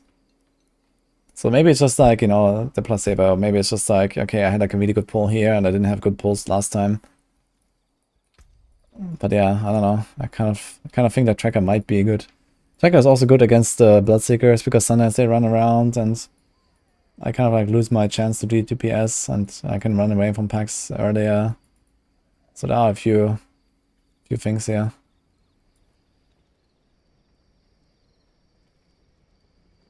This explanation on a Chinese player. Glyph of the Tracker. The higher the level, the higher the income. Because there are bug combo points, the poisoner can produce more bugs over a longer period of time, making it poisonous in long-term battles. The injury suddenly increased. Oh man, I love Chinese translations. Yeah, I think something is happening when you like mega stack up poison or something. I don't know. It kind of feels like something is going on with Tracker Glyph.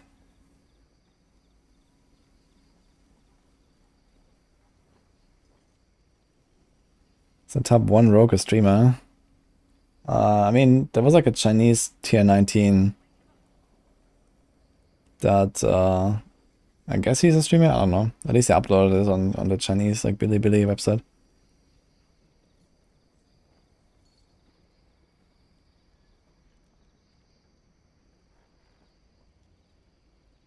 He accidentally ran out of safety bubble after he killed the Bloodseeker and popped your potion. Oh boy. World boss in 5, you say, huh? 2 minutes. Should we go there and do it? Just for some light-hearted fun.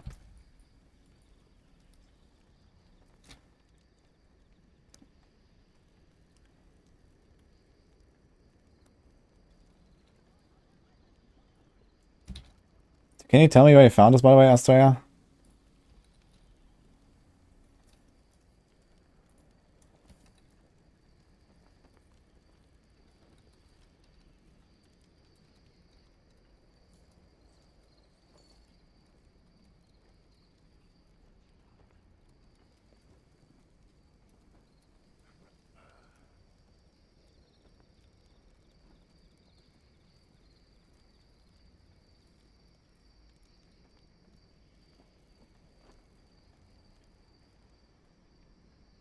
Okay. Kapow. Did we... No, we did not open this. Okay. Let's go. Let's see how long it takes for like a reset on average. I guess something like 30 seconds at least. What size non-Chinese AOZ clear? From Rogue? I think 17? I don't know. I haven't really checked the leaderboard today. I could check. I mean, yeah, I have some of the Chinese entries here as well, but I can just see Rogue. So here, there's like a China. It's like a 3 guys. Here's an 18. He has 16 actually. Maybe, and then there's a bunch of guys. I guess I'm the highest on hardcore, but there's Chrono. He has done a 15 on hardcore.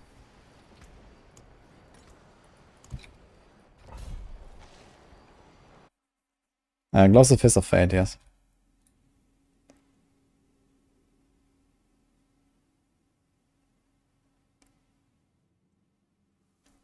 Chinese people are playing the same game, why differentiate? I guess they just wanted to know. I mean, like in DP, for example, the leaderboards are always like ranked by region, for example. Am I the best? Who knows? Probably not. I haven't done until 19.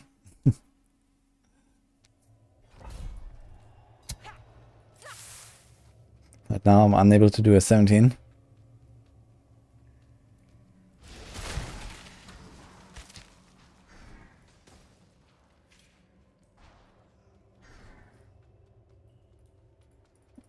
What does that mean? Go Evs.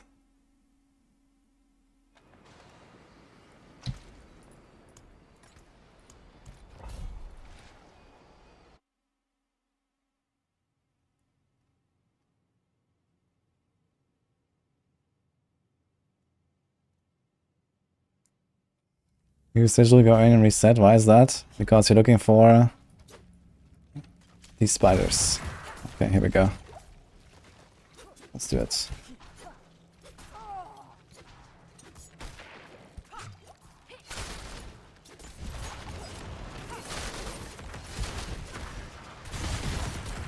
I did not get a single bursting Venom's proc on this entire pull. What? How is that possible?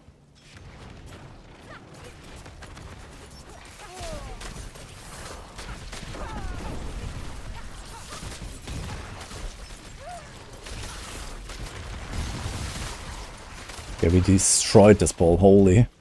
Let's go.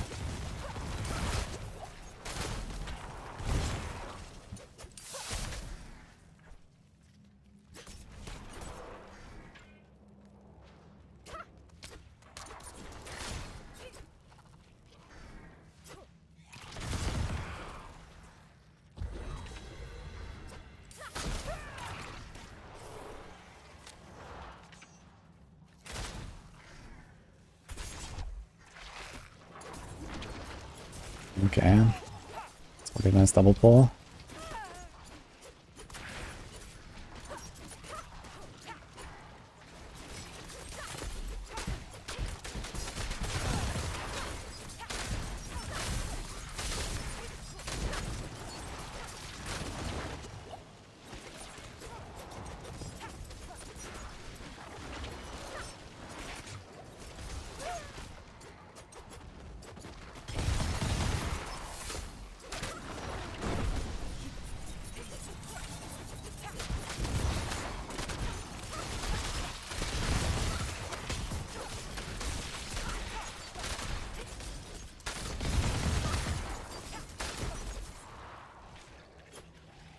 That's some progress.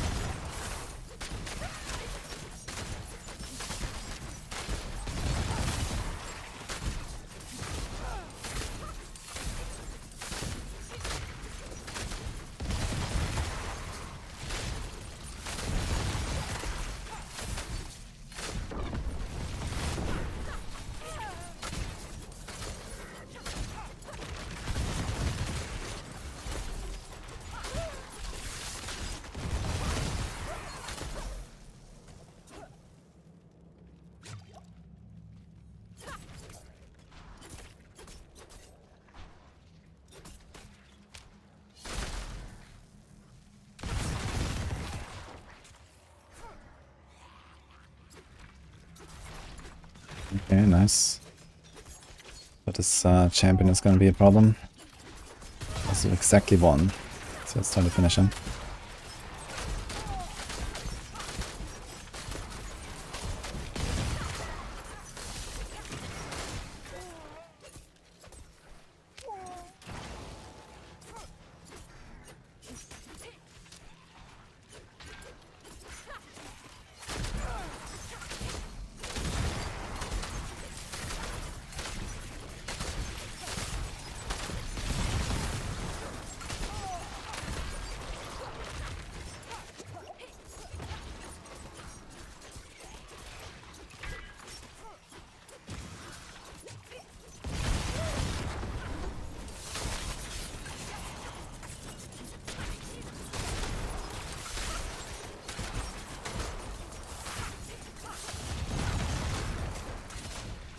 I can't do it.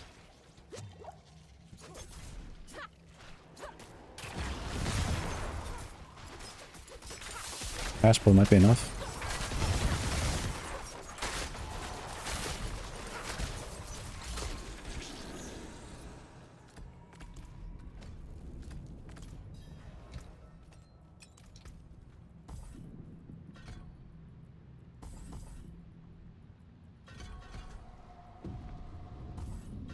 Hopefully no Sork.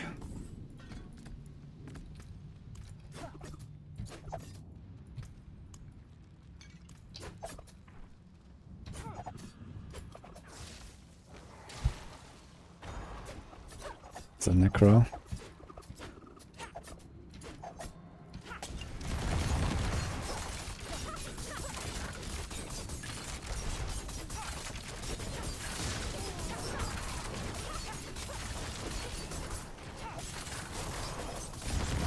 Can I survive this? Let's try to tank it. Okay.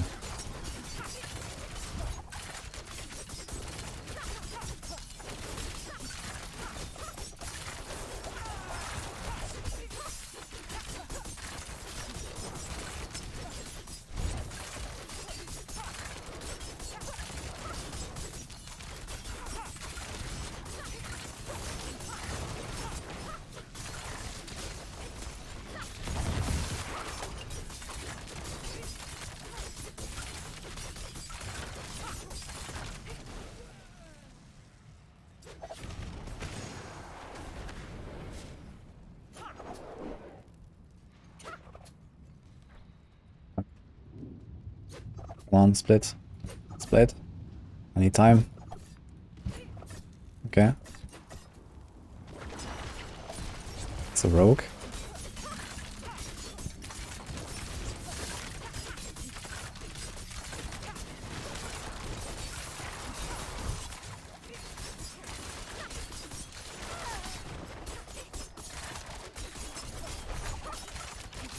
Passing venomous. Ah. Damn it. This would have been too tight anyway, I think. Damn it. How much time do we have left at the end? I need like around a minute per Bloodseeker if it's going kind of well. Yeah, I was trying to play this very, very greedy. So he procced me in the end. I was just standing in everything, basically. 18 seconds left. Yeah, that's not enough anyway. On the really good kill, I think 45 seconds could be enough if it's like, you know, like a Druid just standing still, not having anything dangerous. Maybe a Rogue as well. But Rogue dazes me sometimes. Yeah, I procced there. I was trying to play like as greedy as possible to squeeze out the seconds, basically. It was a good run though. No, I didn't use a scroll. I just opened a sigil to get out without a scroll, which is a bit dangerous. But like the Bloodseeker, there, like you can't really do much to like one-shot me or something. I think even with my disobedience is not stacked, and it was stacked anyway. So we can take like 2 seconds to open a sigil, and we get out without a scroll. I don't have many scrolls left. There's only like 10 scrolls or something. I've been trying to be very, very careful with them. 11 scrolls. A scroll allows you to TP out. It's like a hardcore item. Yeah, pace was really good, and it was Renegade's retreat layout, which is not really the best, but it's okay, I guess. If like one of these pulls had gone a bit better, like there were like 2 pulls where, or like 3 pulls even, where I lost my bursting venoms at some point. I had to kite around a little bit, and you know, sometimes the elites just kind of like live longer than they should and stuff like that. But that was a good run for sure.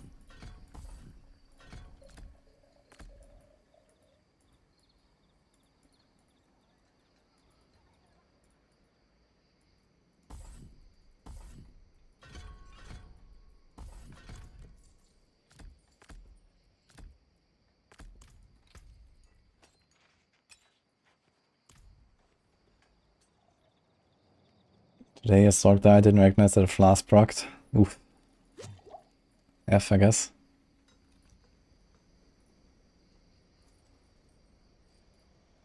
But you see like how crazy this can still get, right? Like this wasn't such a great run, honestly. I had like 2 double packs or 3 double pack pulls, but those took a long time to make because of this layout. Like I have to like kite them around out of the room and then try to kind of combine them in like one pull in the corridor and stuff like that. It's like very complicated to make like large pulls, yeah.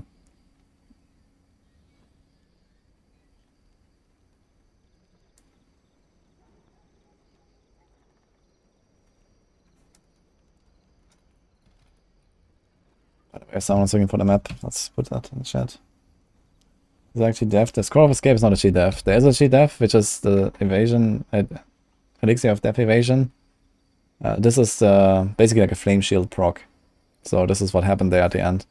I procced and then I ran away. The score of escape is an item that allows you to TP out. So usually you combine the two to get out of like tricky situations on hardcore. But the score of escape is extremely rare. This is like a very luxury item. So you try to not use it as much as you can.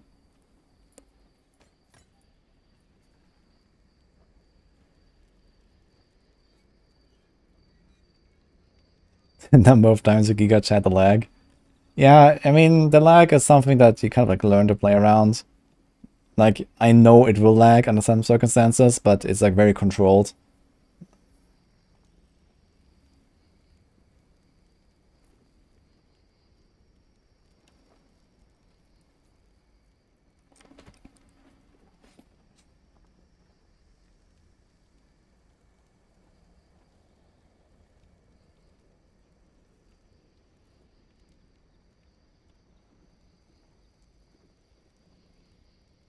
What is this? If you submitted a CNAC 2-man T20, you have to correct font and discard. Are the moderators to verify the video proof?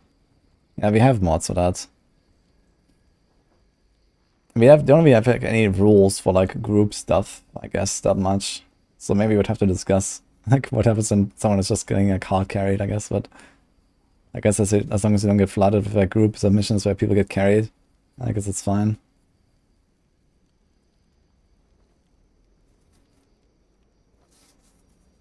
Yeah, time life. I didn't clear it, but I was pretty close. This is close now, right? Let's open the next one. How much powder do we have left? 25k. Can you snapshot rogue key passes? I have no idea, but there's not really anything like worth snapshotting, I guess.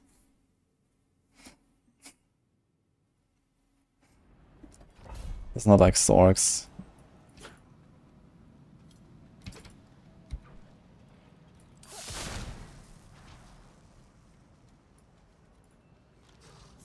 I'm using Shaco, yeah.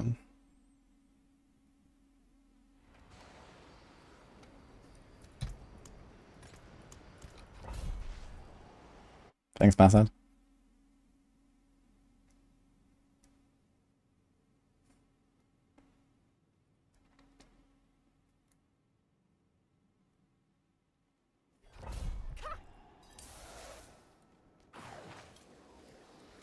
So far it's been 60 sigils, we got 2 attempts out of it.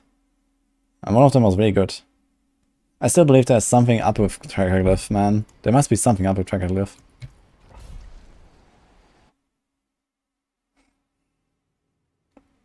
I'm only looking for the spiders and skelly combo. Not the cold spiders, the poison and the red ones.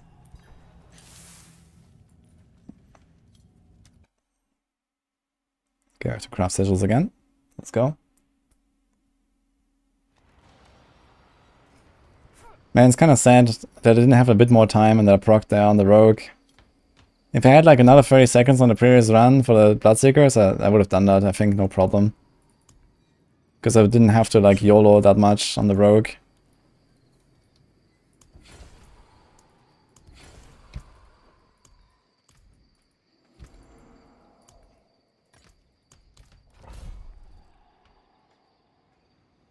How long do it take to farm all cosmetics? Around 10 hours if you're fast.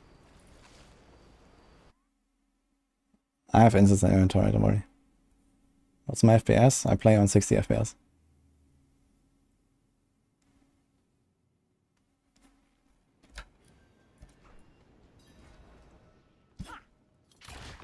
Oof. This guy wants to snipe me.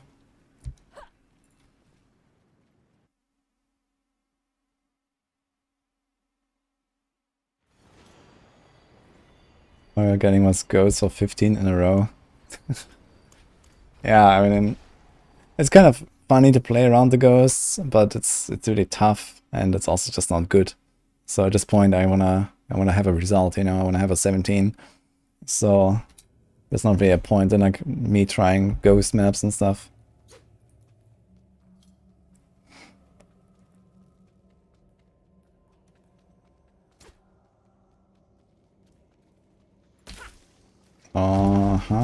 What's this? One of snakes. Okay. Look how far I have to run to even find the first monsters here. It's crazy.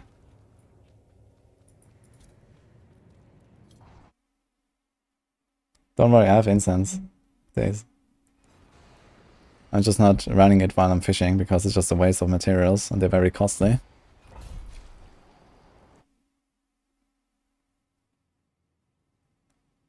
Would I ever continue to run after she death pulse goes off? I mean, honestly, I was in a situation where I could have considered it because I was pretty close to the end of the run, but I think I was still running out of time. So if I had a bit more time, I would have considered staying in that situation because that was kind of like a run that I don't get very often, I guess. You know, like with my sigil powder right now, it kind of looks like I might get like 2 or 3 more of these kind of runs and this is it. So it would have almost been worth just staying in there outside of like, okay, I want to go and, like, you know, grind sigils again and stuff like that, right? So I may do that. But realistically, yeah, not really.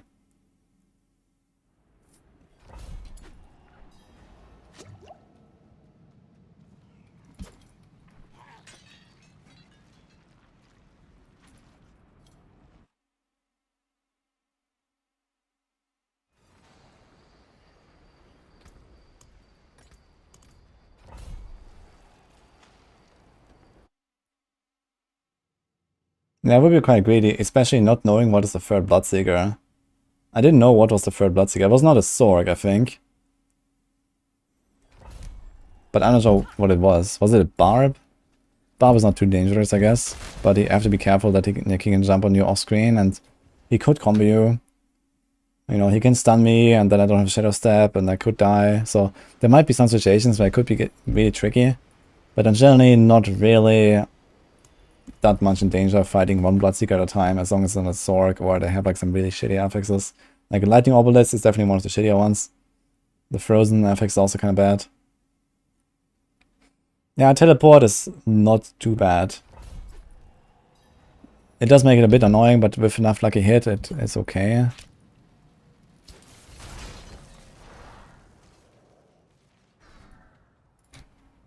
Yo, Rip Kuda. Thanks for the 40 months.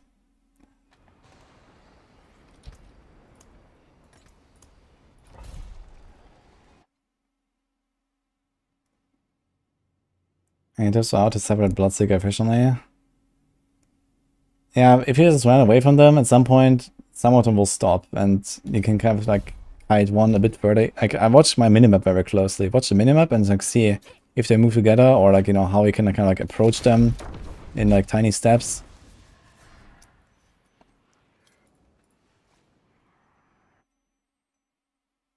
And concealment helps a little bit. Concealment apparently, like you can drop the aggro sometimes in the right moment and then you can like split them.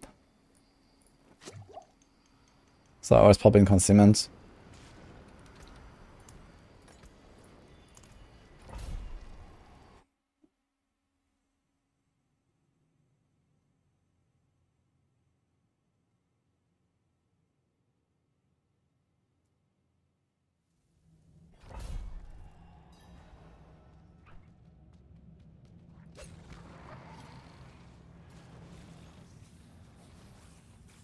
Yeah, I'm fishing. Blue Nutter.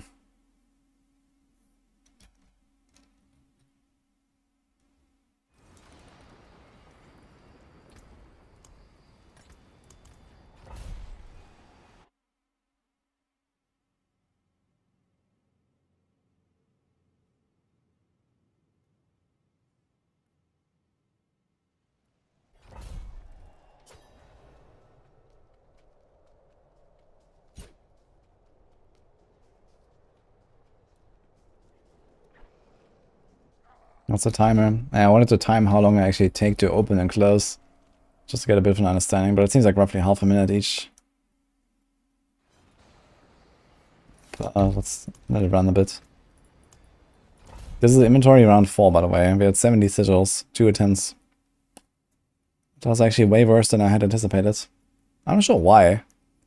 There's not that many different monster sets. It seems like maybe I'm just getting unlucky, or the good ones are more rare. They know, man. They made them more rare.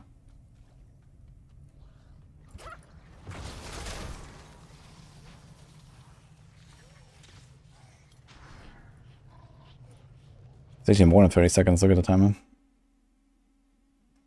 Yo, the primes are coming in. Cynical MVP, silence. Thanks, guys.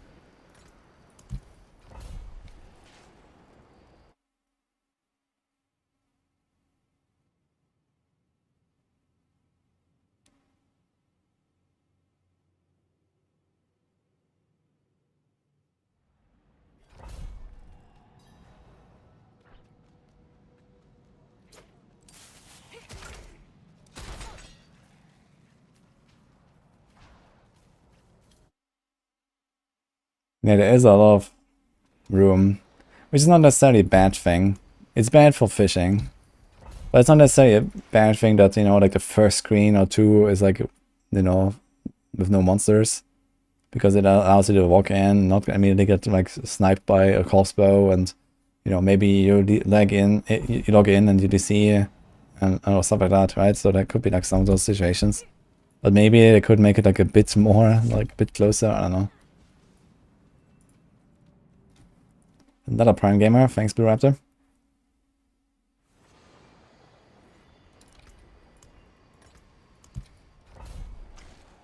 I think I must update the glyph and not keep pushing. How about no?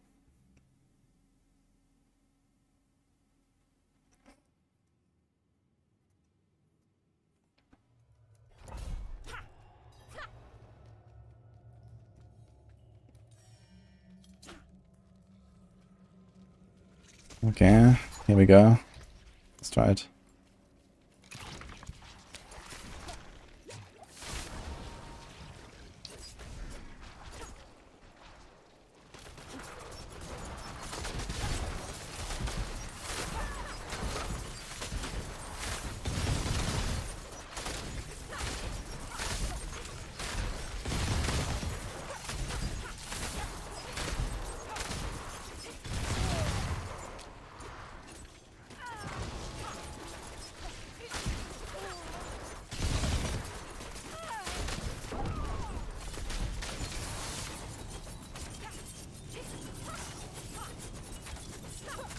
This might be a bit too much, actually.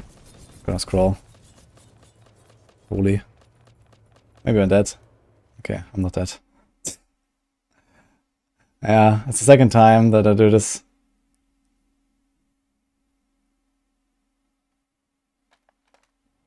Did I proc? I did not proc. I wonder if they're dead, actually. Maybe they're all just dead when I walk in now. Let's see. Have a scroll. Yeah, I was a bit greedy. I was trying to play it a bit greedy, but I was too greedy. With the death trap. Unlucky. Did it die? I think they died at least. But yeah, look at the timer. It's over, I guess. Wait, they did not die. Instead they reset. What? They're all 3 reset. Really? That is crazy that they actually reset. Oh, they reset again. Okay, let's use this as a bit of a test run here. I'm gonna experiment a bit with some stuff. For example here, kiting these guys.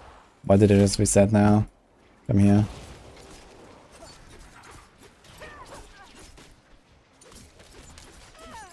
I think I should have not scrolled, it would have been fine. Since I didn't even proc, so they would have all been dead at that point. Kind of strange that they were not dead by the time I scrolled, to be honest.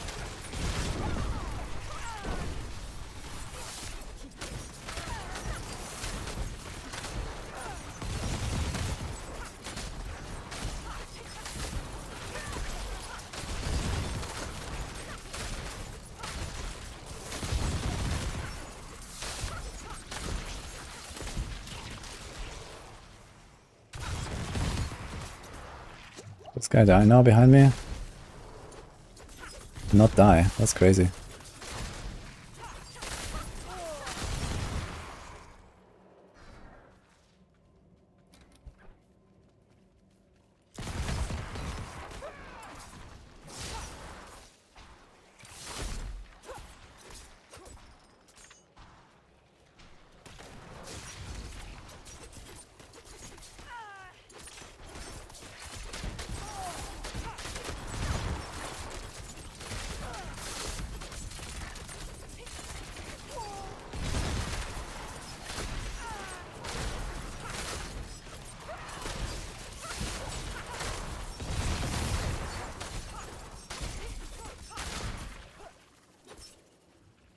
Really bad run here so far.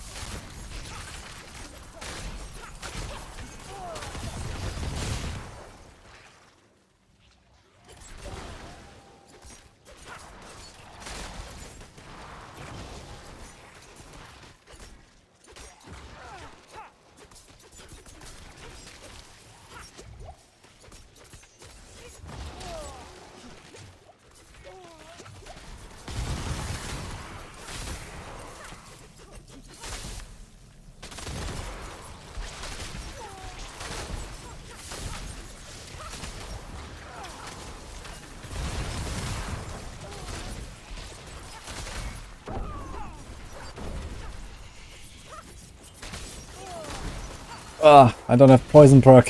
What the F? What a death trap, man.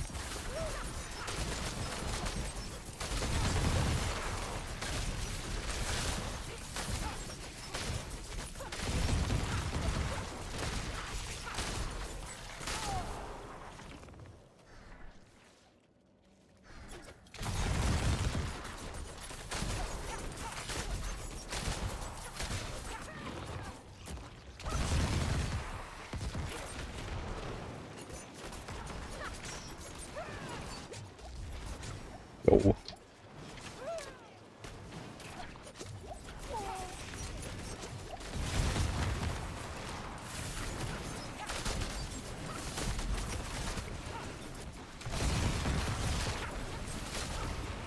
And all these like Plaguebringer minions.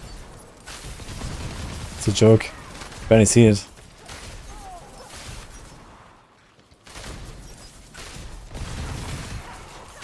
Optimus a vampiric.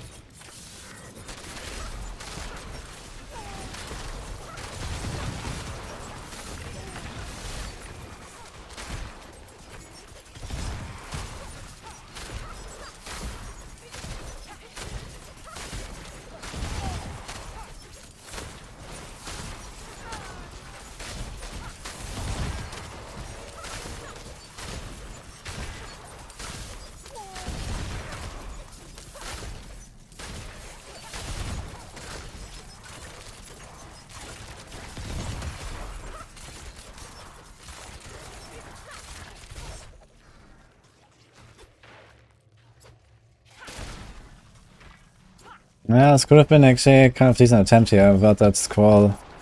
Damn it.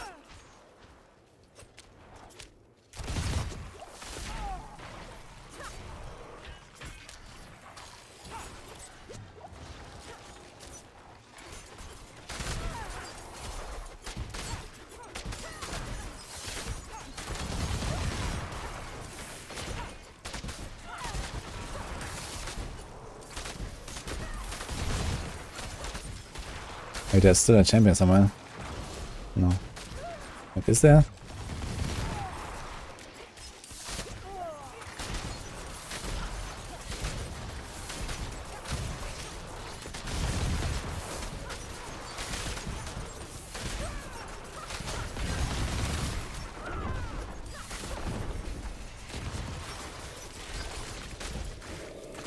Oh. I could have probably had something like 3 minutes-ish. Let's just try one of them, I guess.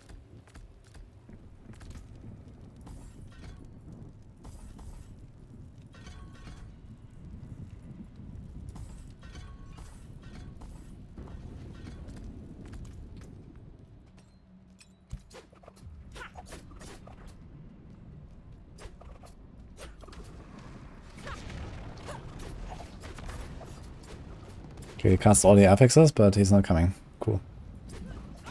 Oh, hello. So there's a barb and he doesn't nearly one-shot me actually, which is a good sign without any stacks, but I had 5 dark shot. Let's see how long it takes.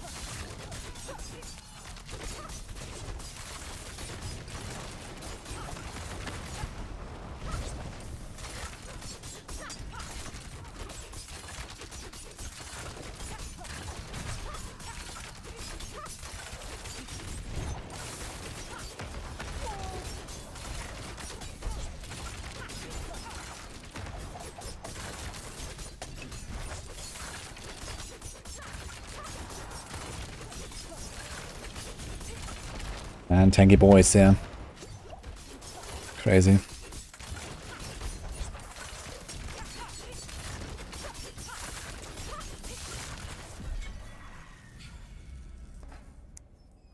They're so tanky. It's crazy.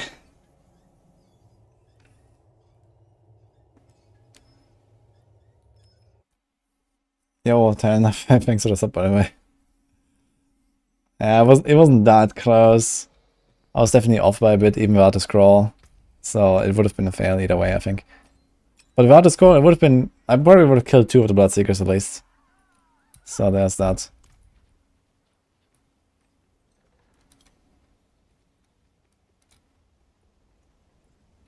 Been saying this for days, level up the glyph. Yeah, I don't want to level the glyph. It's simple as that, man.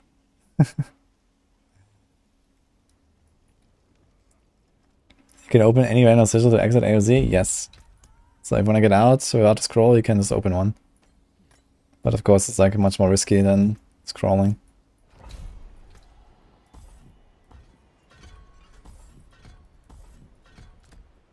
Good attempt, I guess. Can be better though. There were like so many like suppressors and then champions with suppressors together. That was kind of scuffed, to be honest. But we got another run in, I guess. I gotta be a bit more careful when there's champions. I cannot use my death trap, man. I need to never press my death trap when there's champions. I find I got even like a kind of small pull, but the thing is the champion makes everything so tanky. And the champion doesn't really die much faster. Like I need at least 1 or 2 shots and a bit of poison to kill a champion. And by then, if not everything dies, I just lag out. So usually death trap is fine as long as everything just dies instantly. I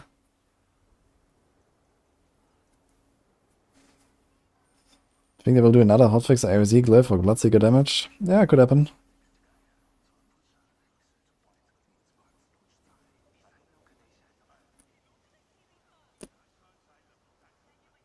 Rob is doing T20 community carries. like for people to get their title or what? That's nice, I guess. Okay, we still have instants running, but we are out of instants actually in case I get a good run. Let's see. Gonna craft one more or 2 more rounds. Could start another letter for people who aren't using the glyph at all. I actually have a price for the highest clear on hardcore per class, with no uniques, no glyph, and no consumable. So yeah, there is that at least. Some people actually DM'd me about it. I have some questions and stuff. So yeah, no G-Dev, no scroll, no Zedek. That's gonna be funny. I'm gonna try it on Rogue as well, or maybe on other classes as well. I kind of like, you know, kill off all my characters at the end of the season.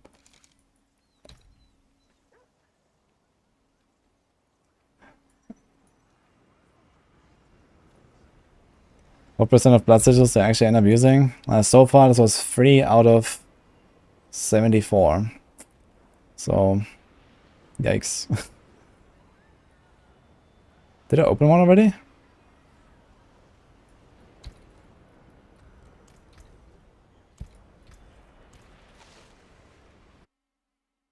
Why no patch on for sigil cost reduction? Yeah, it's kind of weird.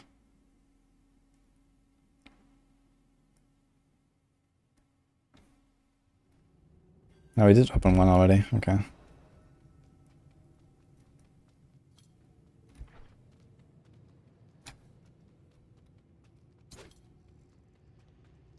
Dude, monsters? Okay. Oh. Wait a minute. That's the wrong skill.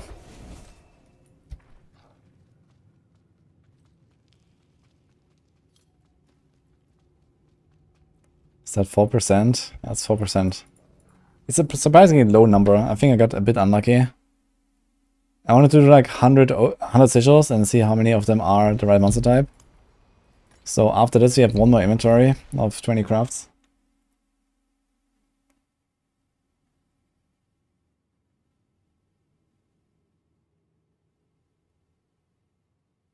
You plan to play the Barbarian Abattoir? Yeah, I tried it very briefly actually.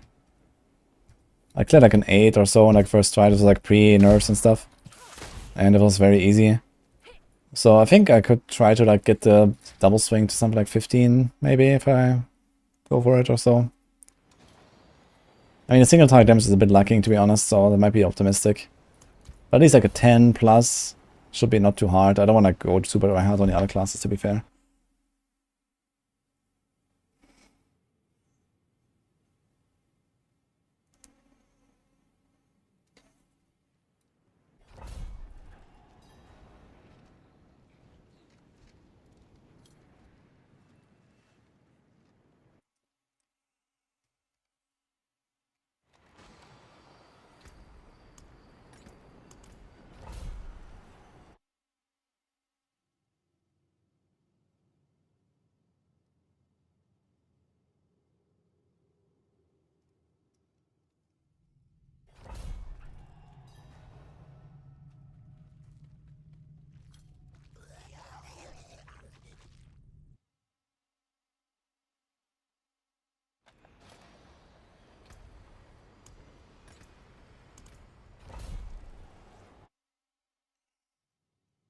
I might try some stuff with like group play, Abattoir at some point. Why not? But now I still want to do that T17 on Rogue. But we might just kind of like run out of sigil powder soonish if it continues like this. Like even with the lower cost, like my sigil powder goes down, guys, real fast.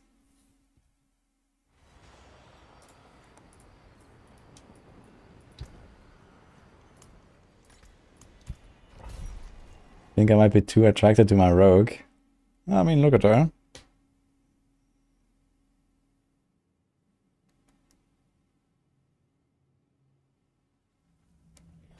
I'm going to level up your stock from 81 to 100 using only AOZ. Now that's a statement. Good luck.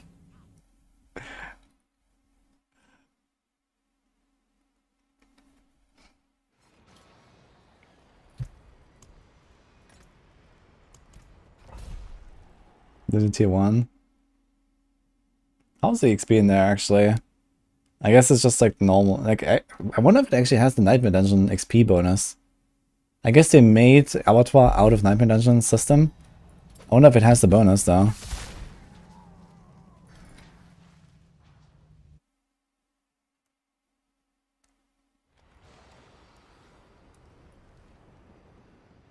Okay, this is now 20 sigils gone. So let's do 20 more and then see what happens.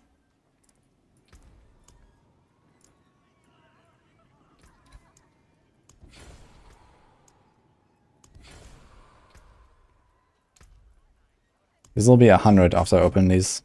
We have 16k sigil power left, so we used more than half of what I had. I had like 41k or something, I believe. Something like that, 40k I think.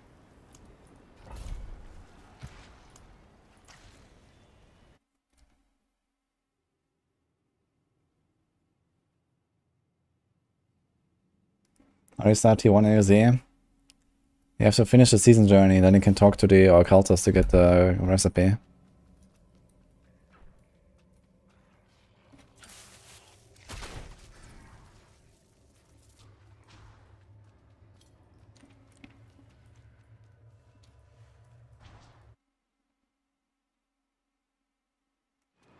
Tried Carlos on Rapid Flurry build, works pretty well. I can see that actually. If you don't want to go like dash plus shadow step or something, can do like replace the dash maybe. Get Caltops in there. We're looking for spiders and skellies.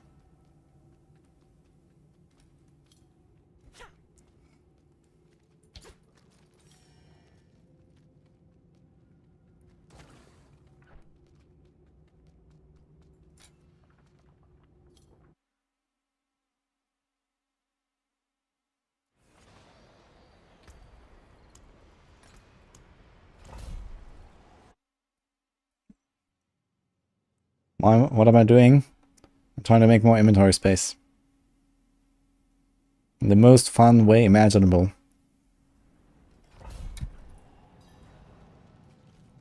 Ah, almost.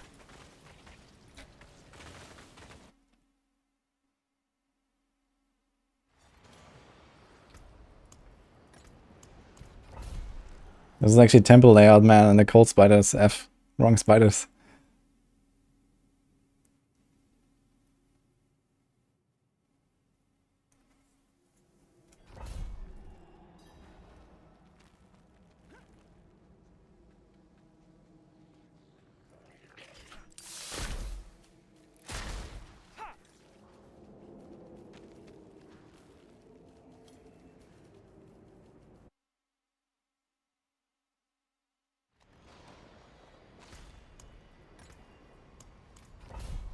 Let's see if I can get at least one more attempt out of this. Like a good attempt would be nice.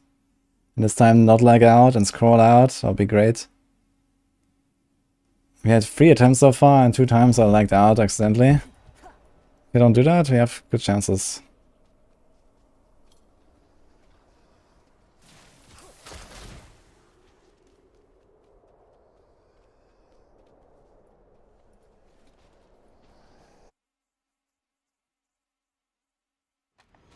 Is there any ranking regarding highest AZ class? Yes, we have one on Maxwell. We are like running unofficial leaderboards. Yeah, actually. I think it's also linked in the YouTube description, by the way. There's a 25 clear as of earlier today. The Chinese guy did 25. I think it's not on leaderboard though. At least saw it. Maybe you're gonna submit the run.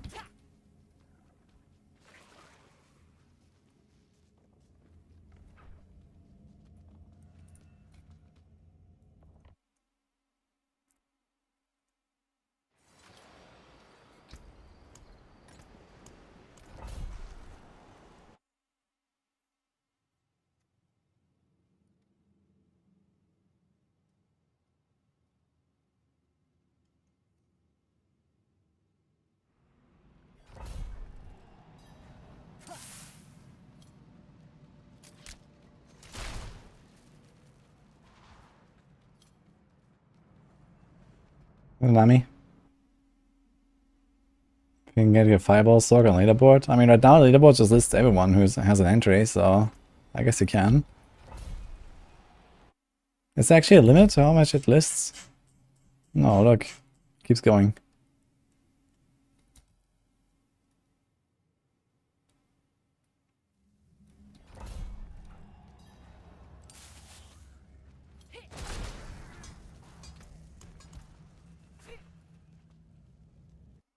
Was I gonna add in season 3?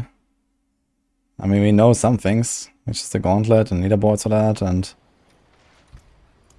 I don't know, new season theme. That is, I guess there's gonna be some Helltide rework at very minimum. Maybe more and more interesting ways to farm Uber Enix would be nice. Maybe another boss or two.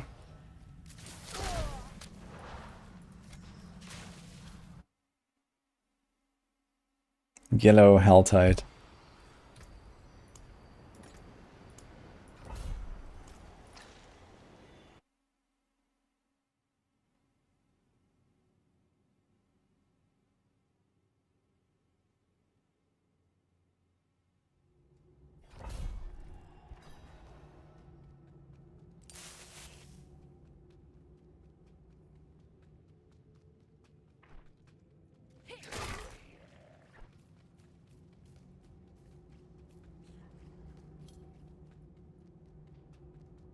Yeah, I think that's reasonable, Bassett and Aldrich Nicholas. So, like, we are looking for a leaderboard that actually represents, like, real push attempts, right? Of people trying their hardest to clear, like, a high tier or something. If we just, like, casually farm tier 20s all the time, and then you invite people to leech at the end even and stuff like that, I mean, this is obviously not a try-hard push.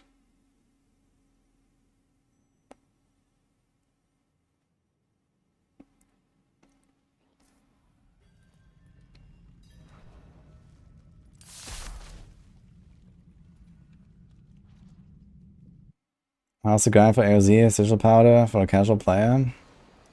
They made it much cheaper now. I made a video on that actually yesterday.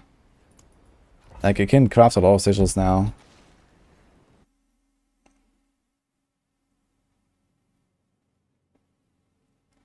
The Christmas event felt so lackluster. Yeah, it was kinda... I mean, it's kinda nice, you know, it's a nice little thing, but... grinding it out for 10 hours was definitely boring at some point. Okay, are we gonna run this? Wait, is this cold spiders? Ah, shit. It's the cold spiders. Again. So we got 2 times poison spiders, 2 times cold spiders, 1 time red spiders so far. At almost 100 sigils. Holy.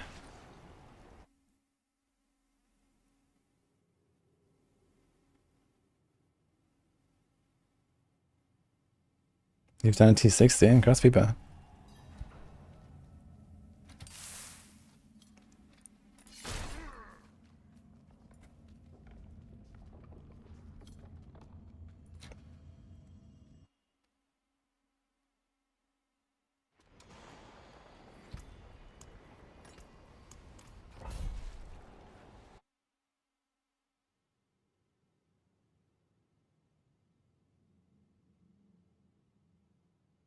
Too bad they lowered the cost of nightmare sigils too. Hey, did they? Wait. They also lowered the nightmare, like the normal nightmare dungeon sigils? I didn't actually realize. So you don't get much sigil powder from salvaging them anymore?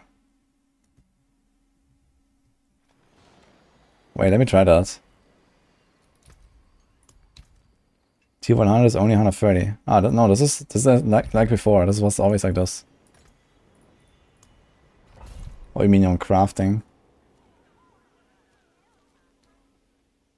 Like, I think a tier 100 to craft costs like 450. I need salvage for 130. This is normal. Let's see, 16, 71. It says 50. 16, 665. Now that seems to be exactly this, and if I salvage it, 21. It seems like this is unchanged. Yeah, like the thing is that sigils, they just cap out after like tier 60 or tier 70 or so. They cap out, and you don't get more for salvaging. But the higher ones cost more to craft.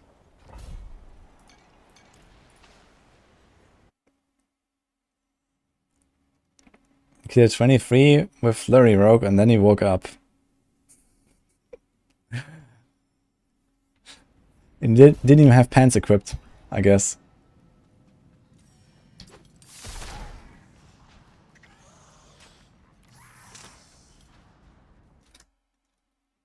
You got a 20 TB Rogue on the board. Oh shit.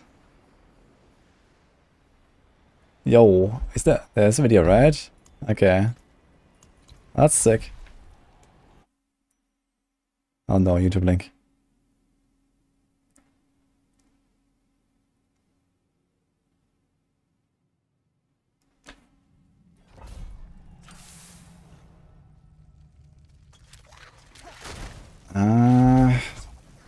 Okay, are we gonna do this one?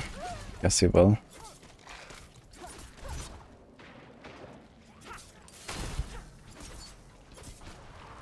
Not really a great map. It's probably like one of the worst maps.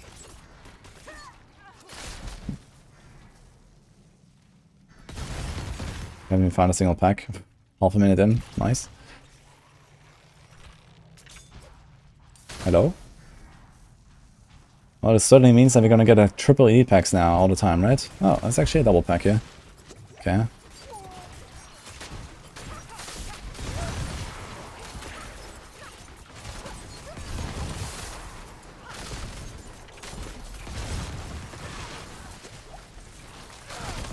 God, man.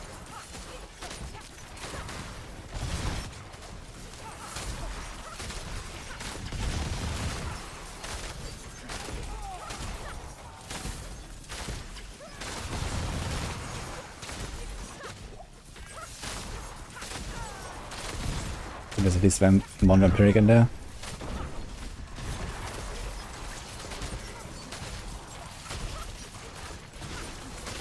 If we only get double packs, we can do this. Even this map.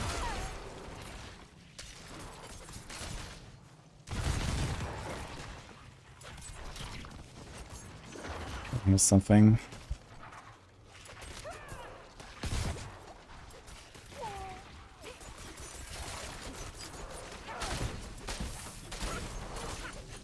God, man, all these champions here in the middle of these huge spider packs.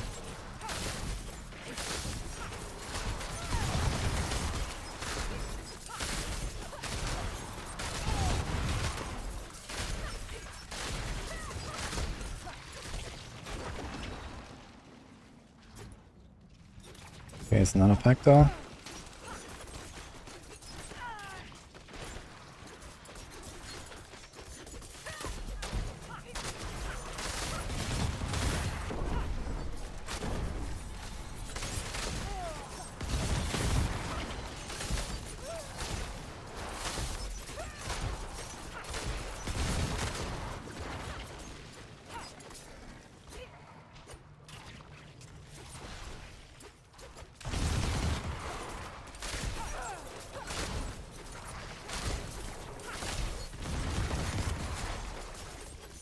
Okay, what's up with my Barbarian procs again? Just don't proc.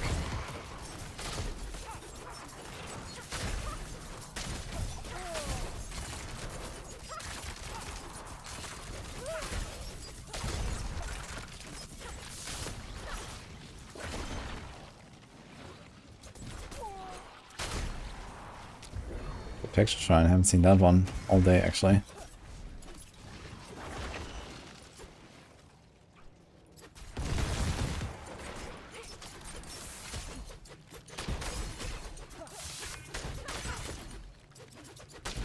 What the lag. Let's see if we can like YOLO this a bit with the Protection Shrine.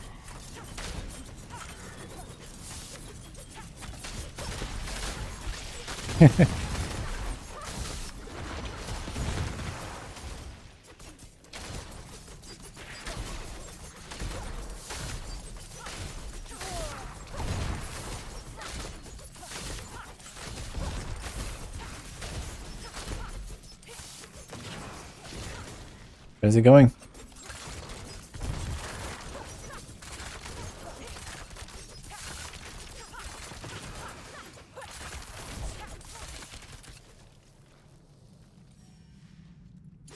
Yeah, this one is over there.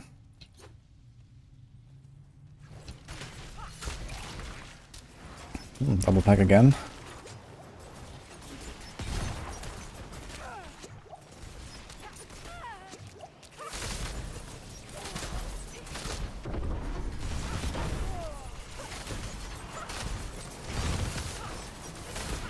Yo, what's going on? Tile knife.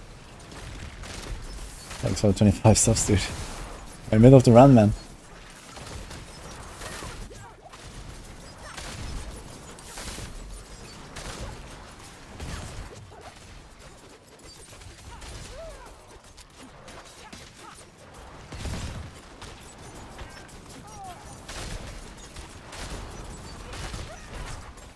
Dude, no bursting random procs. That's awful. I think I'm gonna abandon this one. And we have like a few more sigils. I have instants running. Anyway, thanks for the big sub bomb, man. Holy. Easy dodge. The attack speed seems very high. Yeah, Blade Shot is very high attack speed.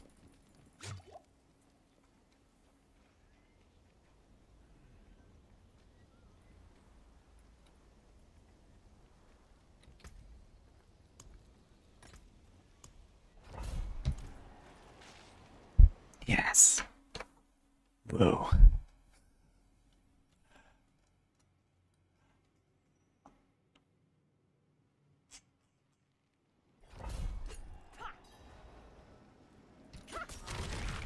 Oh God, man, what is going on? Water.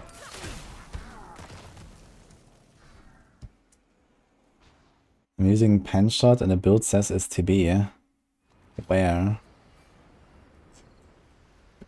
Ah, you forgot to read the second line of the bot command that you just redeemed. I see.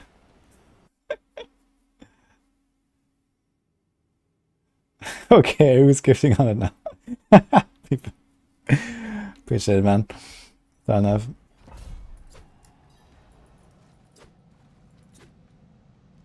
Yo, thanks, man. It wasn't clear after all. I was just a bit ahead. It was like the barracks layout. Not really great, man. It's one of the worst maps. But I tried anyway. Yo, this is my 100th sigil today.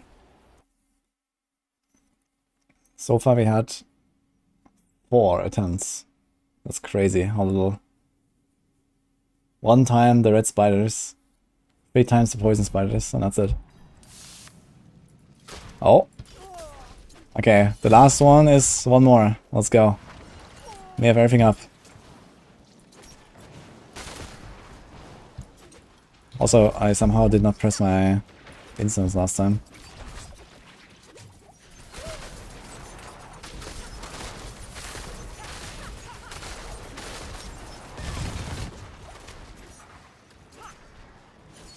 Okay, let's try this. Come on.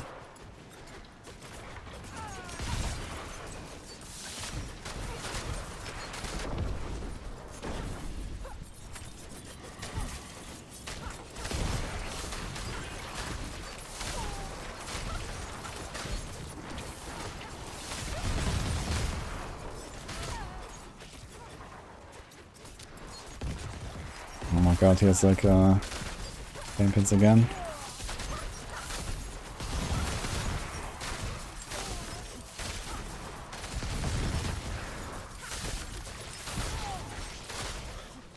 Okay, we're getting ahead.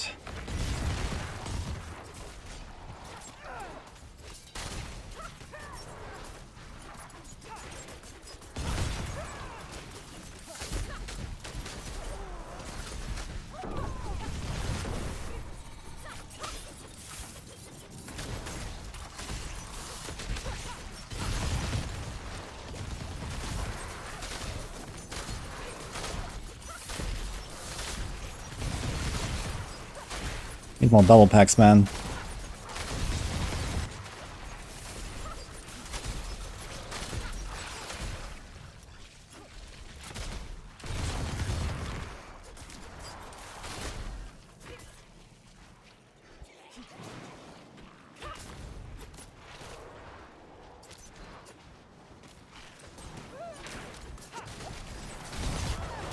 This is one vampiric guy.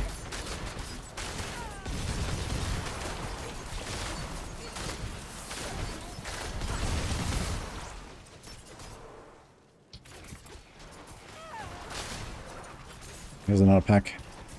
Let's go.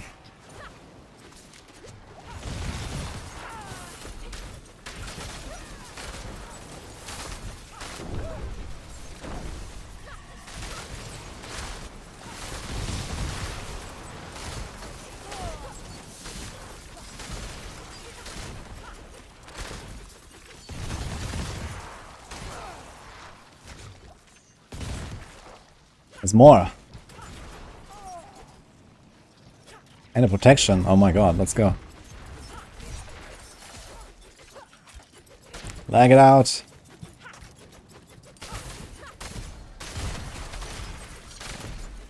Oh, we can get bursting venoms. There's some more here. Oh, there's another pack on the right. Let's go.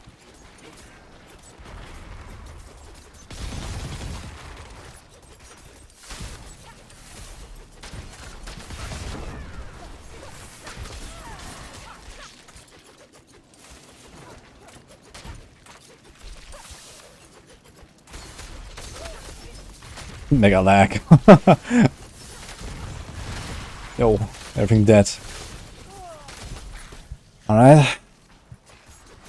But wait, there's more. There's only one guy, he didn't come with the rest.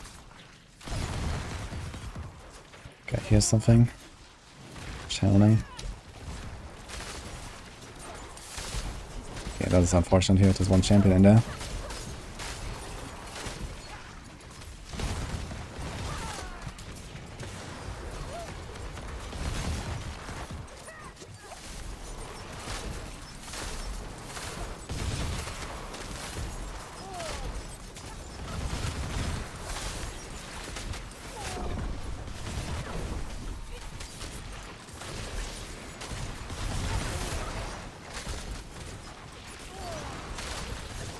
Oh. Didn't see the explosion. Just tank it, it's fine.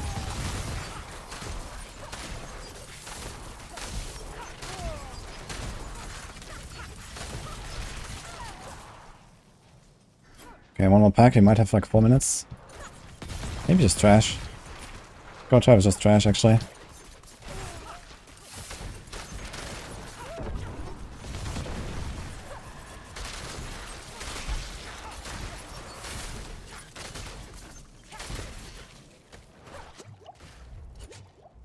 Go out the poison.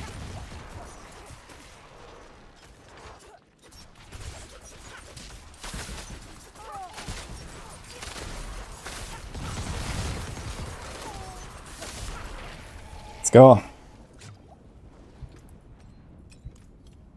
Uh-oh.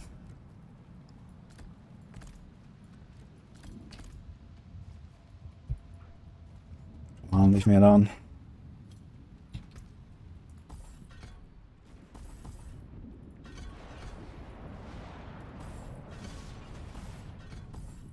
No Sork.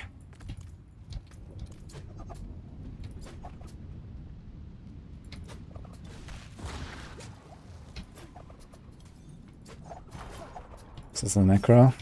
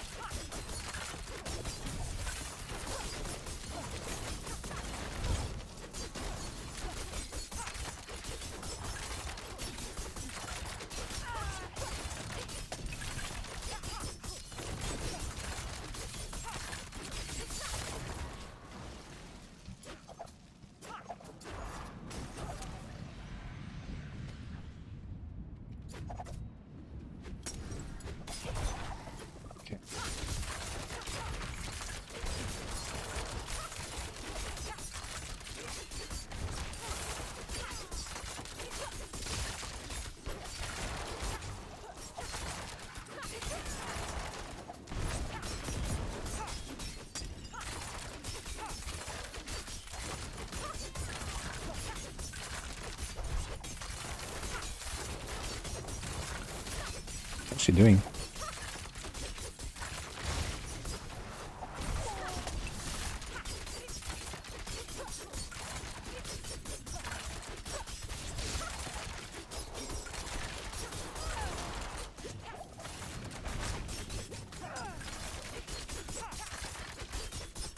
I'm not getting any procs, man. Holy.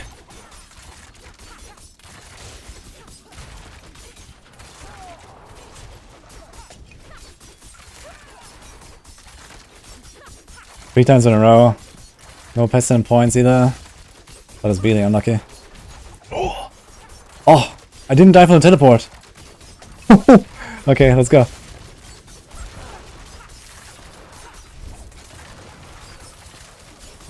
I was greedy and teleported. I shadow stepped into the teleport.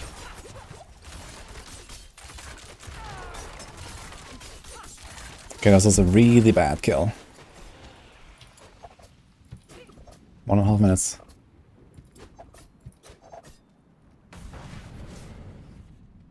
It's a barb. Oops.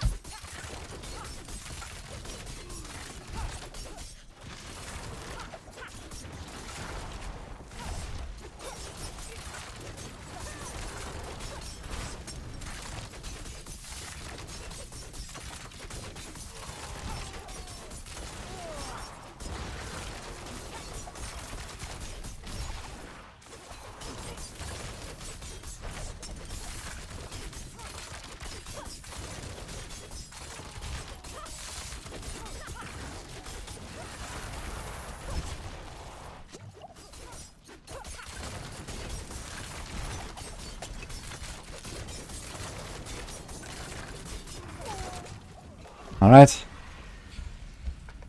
That was a 17.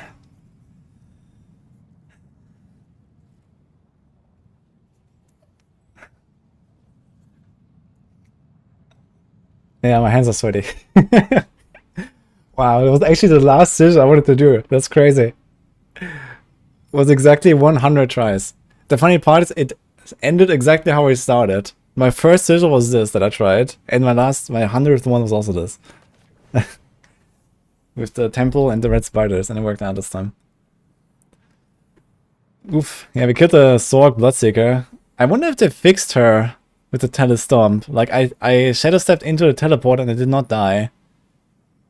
That was kind of an unnecessary risk, to be honest. I was like always waiting for it to teleport to shadow step, or like shadow step again right after the teleport when it's on cooldown. But in that moment I messed it up once because I think I was dodging around. I was trying to get close to her and then she teleported. So that was kind of scary.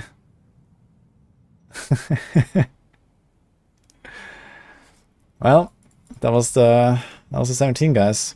Look, you got almost a full level of the Tears of Blood from this. That's kind of funny, actually. Because my Tears of Blood is so low.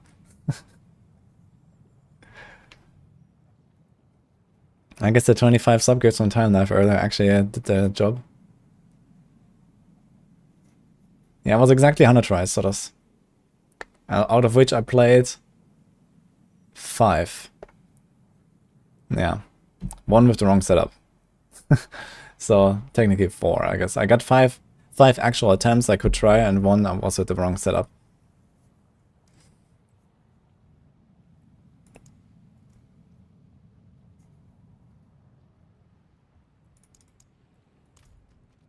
Stop pretending I'm sweating. It can do 19, 100%.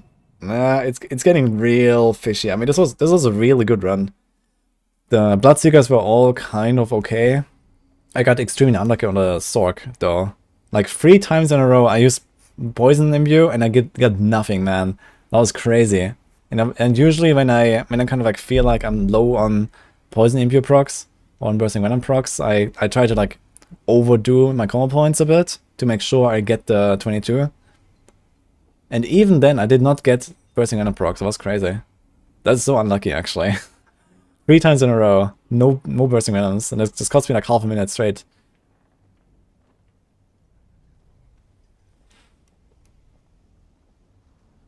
Maybe it's time to turn off the damage numbers. Yeah, that was actually unintended to have the damage numbers.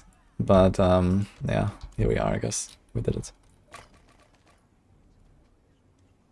Many rabbits for not with full combos. Yeah. So usually the strat is, like, if you are standing and bursting venoms, you just do like short cycles, do like 1-1 or 2-1 or something, like puncture and rapid fire. And then if I have nothing, if there's no pool on the ground, and I have like a fresh poison imbue up with cooldown on poison imbue, then I try to do like, you know, 4, 5, 6 attacks just to make sure I get like a high chance to proc 22 combo points. And then do that again. And usually when you have 22 combo points, you almost guaranteed actually get a bursting venoms, to be honest. How much is this? It's not almost guaranteed, I guess. We have 15% chance and 26% lucky hit. Wait, you have 26, 27 arrows. Yeah. So we should get, on average, 1 bursting venom procs when I have 22 combo points. And, you know, if they get like nothing 3 times in a row from 2 shots, that's pretty crazy. Yeah, I cleared the 17, guys. Thanks, guys, by the way. Thanks, Trick Cats, for the prime, by the way.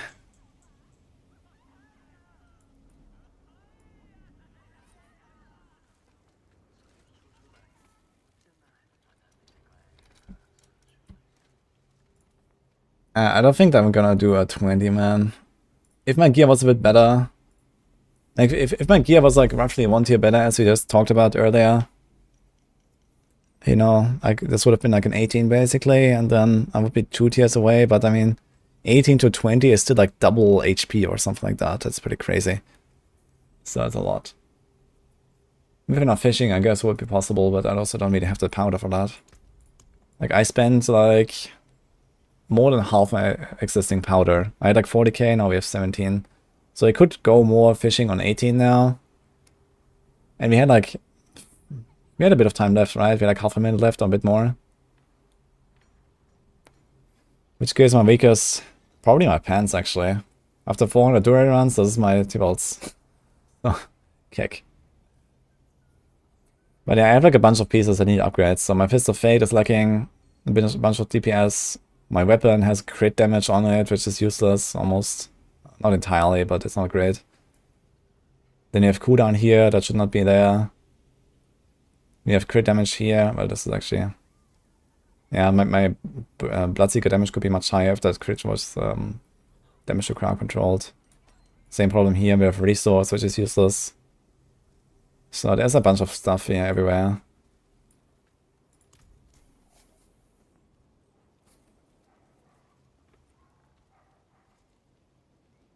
The poisoning is stupidly strong. I would actually like to see some of the poison ticks.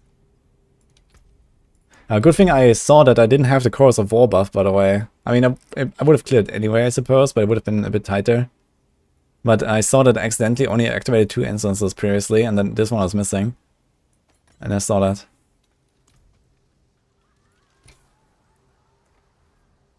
Hello, my Korean friend.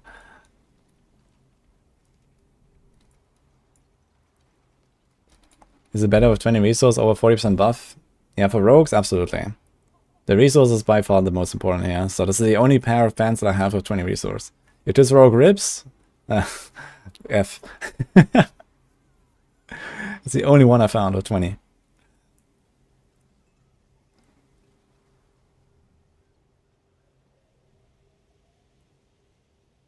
Update my counter. Ah, true. We can do that.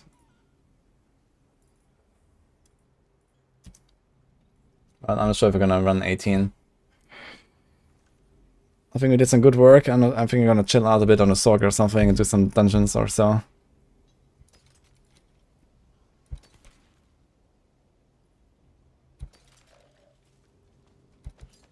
Yo, it's actually insane pants, right? Live, close, injured. All safeties. They're 925. This could be like a Sorg item actually. If I want to do some ball lighting pushing.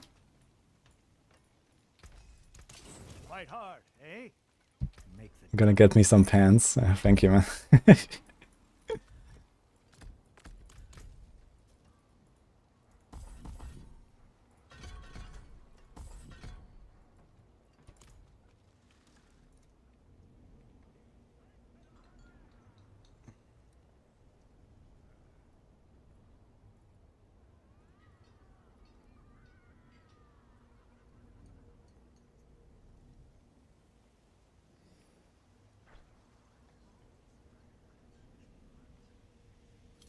Sork, I guess. I guess you do Sork, I don't know.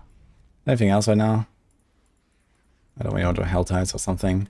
Actually, how many Dural Melts and stuff do I have? Yeah, just out of curiosity.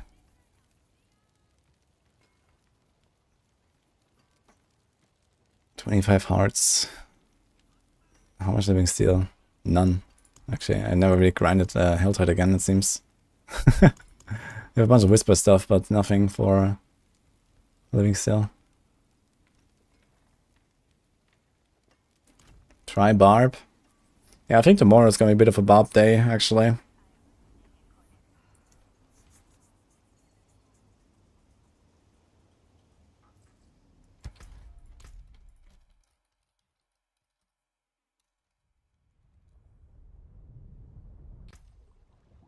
I support this. Thank you for supporting. Okay, we are exactly level 80. I'm gonna try some Nightmare Dungeons just to see how it is. Yeah, I wanna try double swing Bob actually. Tomorrow we're gonna do double swing, I think.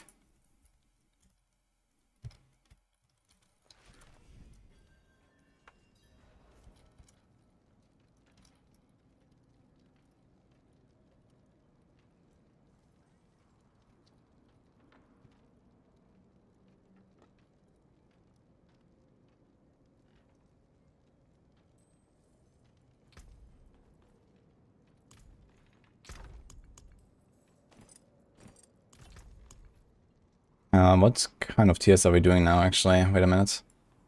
First of all, can we get Gillian's Brew a little bit? I guess that wouldn't be so bad.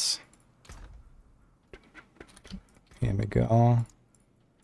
Let's just use these, yeah, for leveling, I guess. We're gonna get so many of them, right? It's just like, if we do like another hour of this stuff, we're gonna have so many of them. Let's do this, let's do this. So we need to do character level minus 44, right? So you have to craft tier 36. Dude, it costs 700. Dude, this sigil costs more than the one I just pushed, by the way. It costs 190. Okay, that almost. This one costs more, yeah. I think the tier 70 was like 230 a pop. Renegade's a tree, it was suppressor. Fun. Let's try it. Those are silent keys, yeah. Oh, the T20 clear. Alright. Oh, I hope my YouTube's working. My YouTube was like bugging out, it's still bugged out. Yeah, I can't open anything on Chrome on YouTube today. I have this bug sometimes, and I need to restart my PC and it works.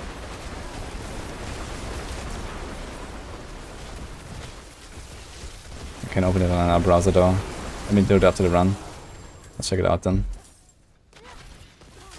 Well, this actually seems to go fine here. Wonder how the boss is.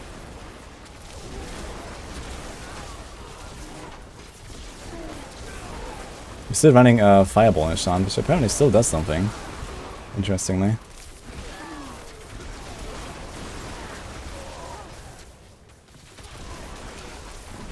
To be so much more fun than Penshot. Oh, that's you.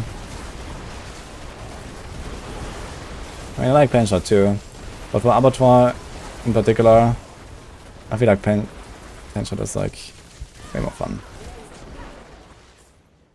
I have a really good time with Penshot because you have this insane AoE burst. It just feels nice, you know, when you get the right combo going.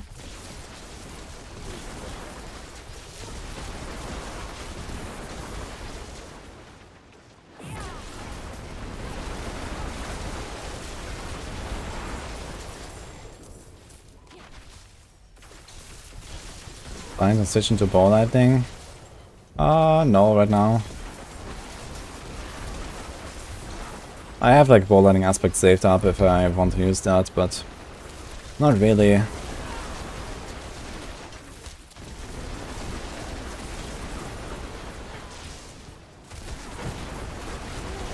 Do events to get sigil back? Yeah, the events are a good thing anyways, but these tiers are too low. I need to do like tier 60, tier 70 dungeons or something to get sigil powder, so we should try to move up as soon as possible. Oh, wait a minute. Bloodseeker's following me. Oh no, it's just this guy.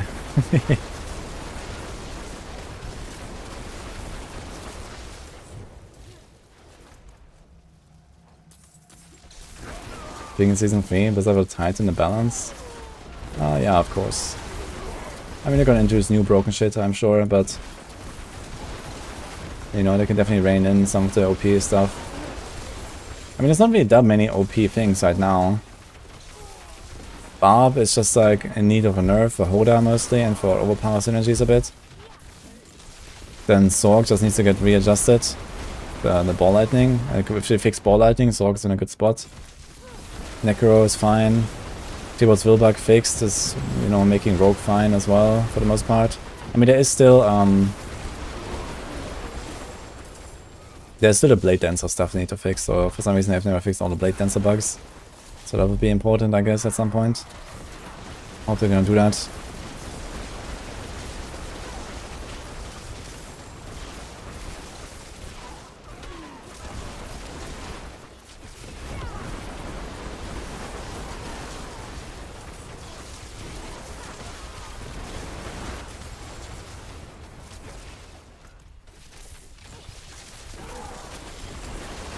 Barb is fine, guys, trust me.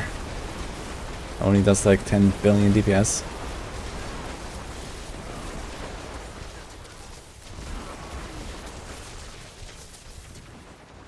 If you look at Barb and take away Hoda, you don't really have a strong build. Then I think you need to recalibrate what you consider a strong build. If that is your impression.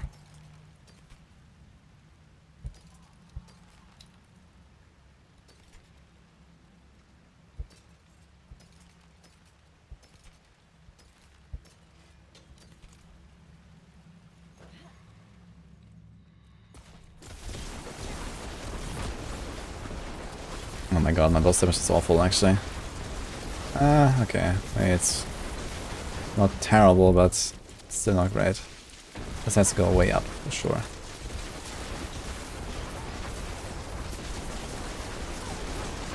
Almost staggering him.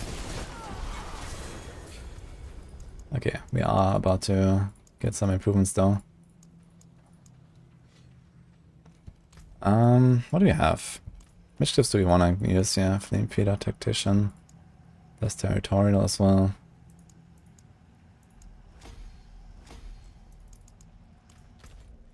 Get a few rank ups there.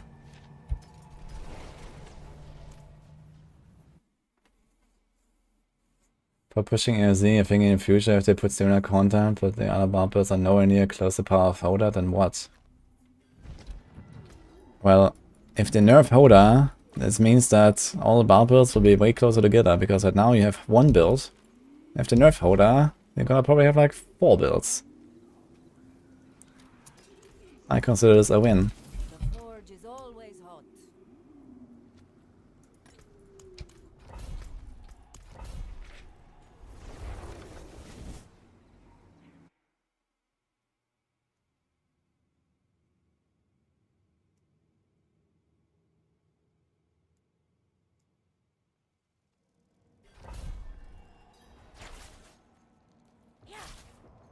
We're dying to see how I approach the boss DPS challenge. You mean on the charged bolts build? I mean, it's not terrible right now, but on the higher tiers, I imagine it's gonna be a bit yikes, so... I guess... I mean, first of all, I'm not sure if I'm gonna stick to the staff. I'm not sure if I really want to use the staff. Maybe we don't use the staff later. Definitely gonna like save up another weapon.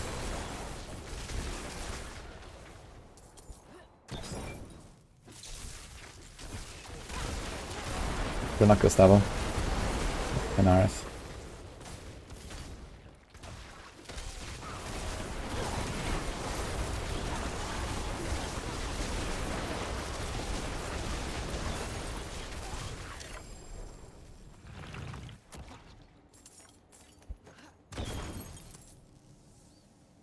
There was a problem of letting this season have these bugged and unbalanced OP builds.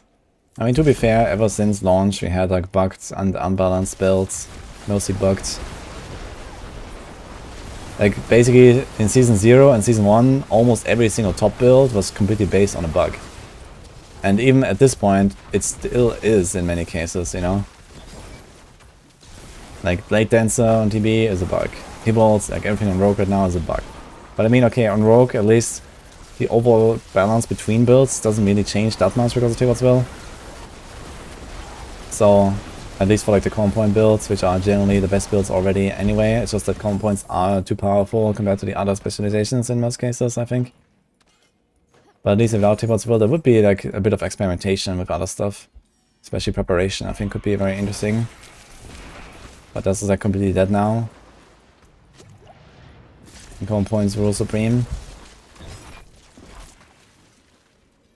But yeah, then you have like, I don't know, poison shreds and stuff, like it's at a very minimum in oversight. That's the Blurred Beast double dips, I think.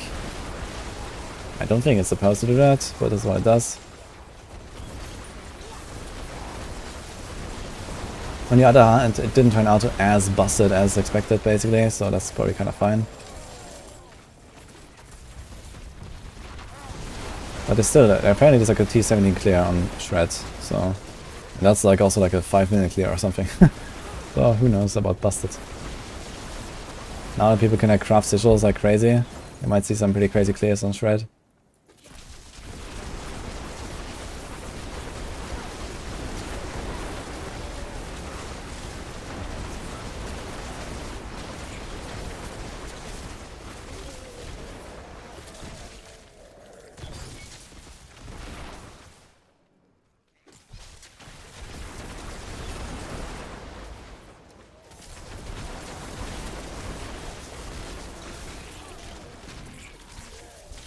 Would you say Pinarf is better than TB and AOZ? Nah, it's pretty even, I think, between the two. Oh, I forgot to open the run, by the way. I want to rush the T20 run. That was a T20 by Twisted Blades, by the way, so that's pretty sick.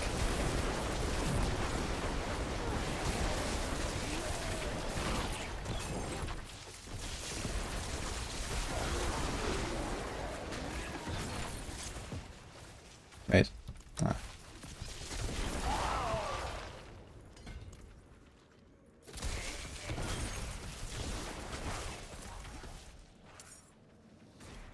Shred damage is great, just don't get hit. I saw like some people playing like a pretty tanky version of Shreds. I'm not sure if that's like actually what we're gonna see in the end. I guess people are gonna go like full YOLO with like the glass cannon version and just hope for the best. With the Shepherds. There's basically like the Shepherds version and then there's like a tanky version. And the Shepherds version actually seems fairly consistent. To go like T10 plus or so. Even rather much than with Glyph.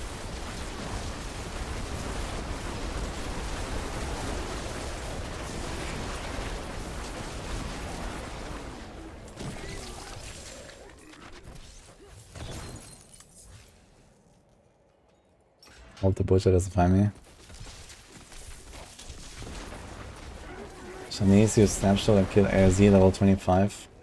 Yeah, I know, we've seen the 25 clear.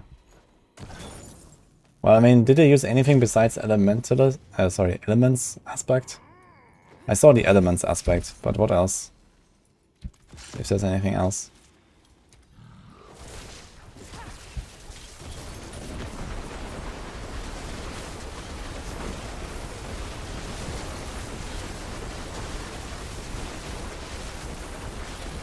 By Russians? No, we're talking about Barb, yeah. Oh, you mean me? Yeah, I should actually get a Tarasha as well as I have one yet. Oh, I can do Russian easily at this point, right? Control, Flame Feeder, Tactician. We need to make like a Paragon setup at this point, actually. I don't know what I'm gonna go for here. Reinforced.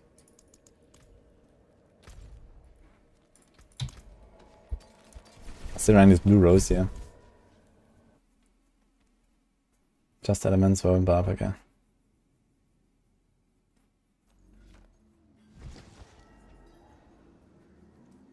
Blood Beast double div since day 1 is the first build of one-shot div in season 1 and season 0 since they fixed the aspect twice already. And it still double dips.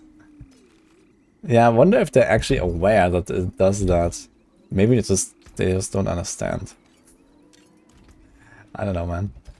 Like the thing is, if you let that kind of double dip in the game, like if you just leave it there, like that will break something at some point, you know.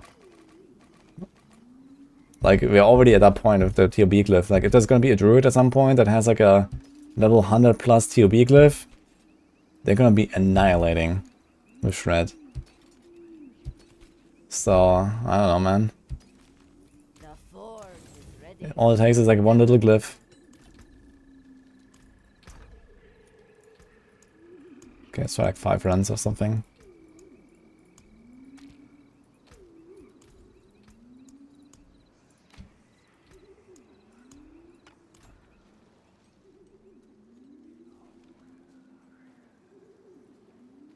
The T20 build has a bunch of 820 eye level armor and weapons, very low aspect rolls. Wait, what? You mean that,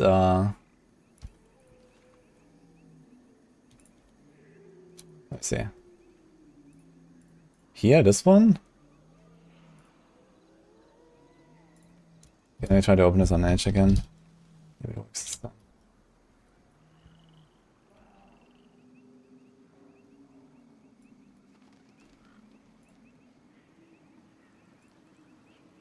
Okay, it works.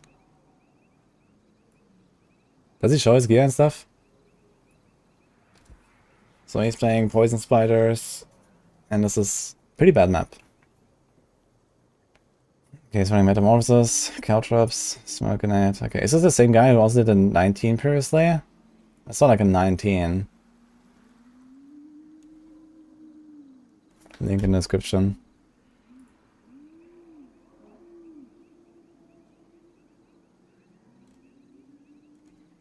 What link? This skill tree, Paragon.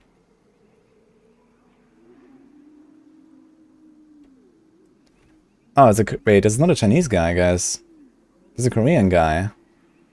This is Korean.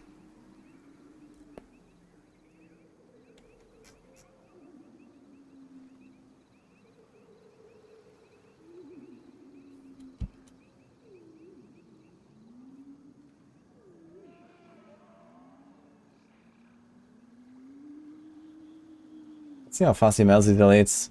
They're all unsolvable already because there was a champion in there, so let's see.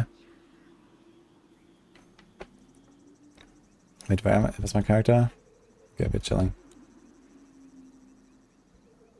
Dude, it's actually crazy. Look at that spider here on the right. Look at that spider. Dude, it took him like 5 seconds, 10 seconds or so. Like once this guy was CCable to dot him up. That's insane. Look at this. Like the spider's already dead on the right. It's already dead. That's insane, man.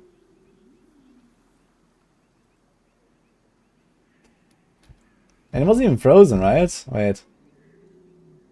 I mean, it's in a Caltrops, okay. He has the Smoke Grenade, now it's frozen. Okay, so I wonder if he's running Noxious Eyes. Does he have a Noxious Eyes? Exploiter, Blade Dancer. No, he's not running Noxious Eyes. He's accelerating on the neck. Oh, I wonder if he's running the snapshot. Maybe. He has Frigid, Imbuement. Okay, it's like full YOLO. Like double offense. So he's melting with that. Lucky hit. Okay, this is... He doesn't have life on Lord of the Rings.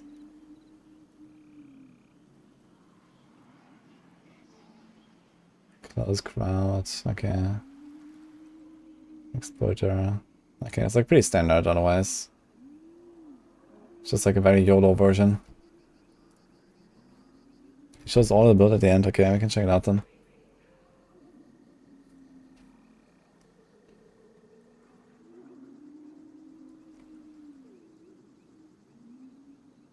Does he do a snapshot at the start of the run? Video starts at 7 seconds in, so... Well, he has it as accelerating on the Emerald here in the planner, so maybe he doesn't do this exploit.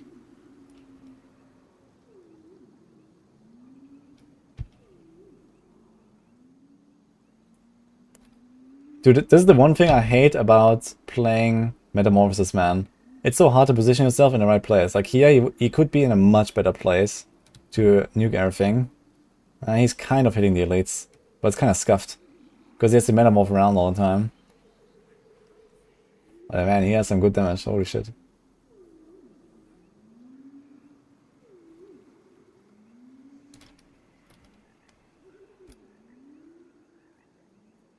I'll see this again here. He has so much attack speed that the Katos actually doesn't even hurt him. Because it's accelerating, that makes the Katos really smooth.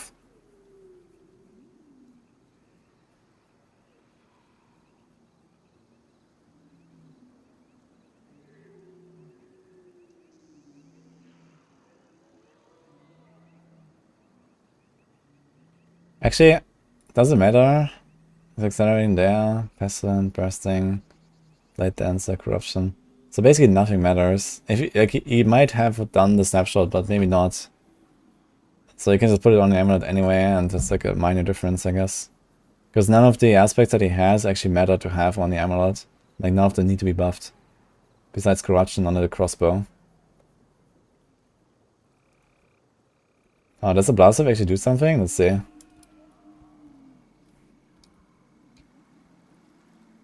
No, look at the blast wave. There's literally nothing.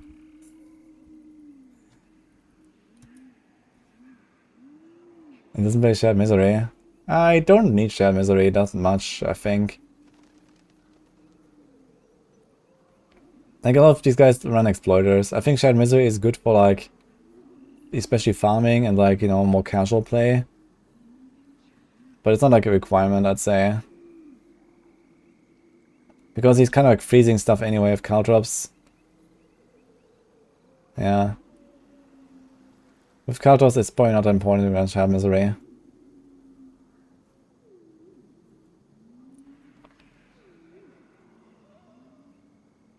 I guess one main advantage that Twisting Blades has is, like, he doesn't need to make big pulls because he can't hit big pulls. Like, it's like much less RNG compared to Pinshot, I'd say. He's like much more consistent damage.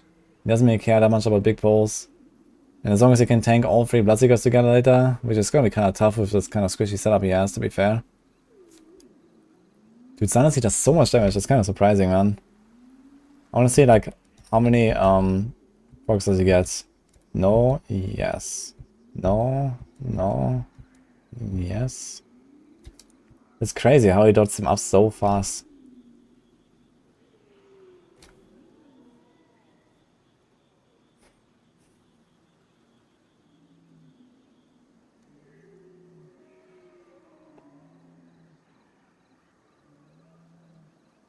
Where do I live? I live in Varna in Bulgaria.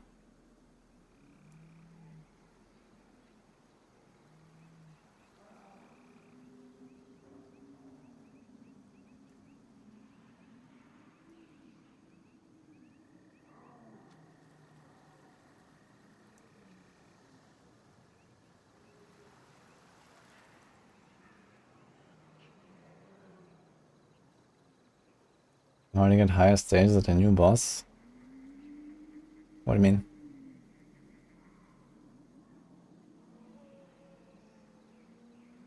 What a weird timeline where Carlos is meta at the high end.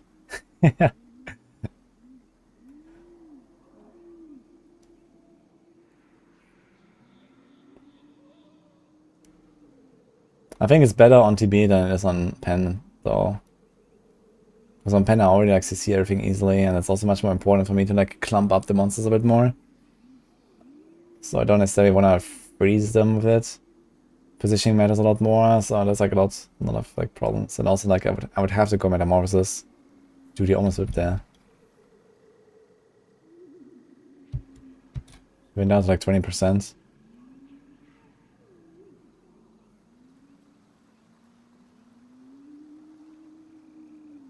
Yeah, I would probably also play Death Trap instead of Caltrops, honestly. Because you don't have the shitty movement stuff. And here, like, for example, here, press Death Trap, you just pull them all in. It's gonna be kind of nice, man. I think in a situation like this, Death Trap would be way better than the Caltrops. Because you could just hit all, like, the entire pack at once.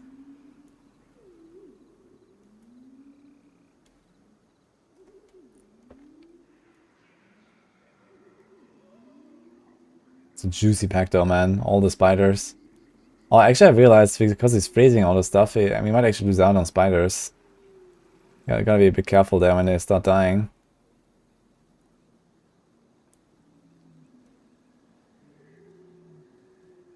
Is it channeling? And he has like 3 minutes. That's actually crazy. They can kill the Bloodseekers in 3 minutes. On 20. Like, I can barely kill them in 3 minutes on a 17. Maybe if I'm lucky, like 2.5 minutes on a really good one.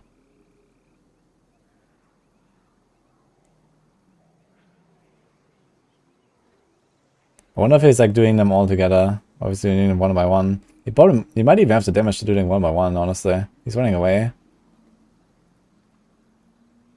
Maybe he's doing like 1 and then 2 or something.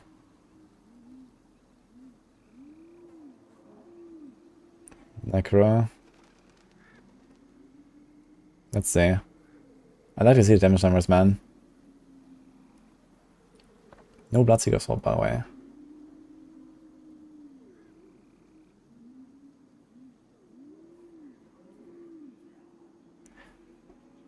Yeah, I wonder if like TB was just like that much stronger than Pen all the time. And people have just not really been pushing TB enough. Or if this guy's just like going so hard YOLO. I mean, it seems like it has a pretty big YOLO setup here. Also, his instance is running out. Look at that melt.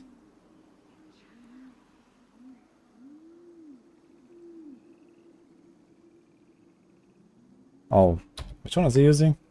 What is that?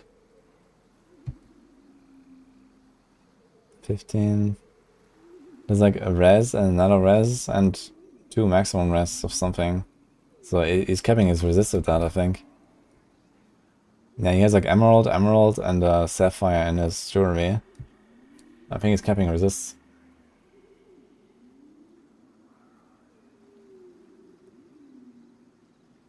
He's doing 1v2 now.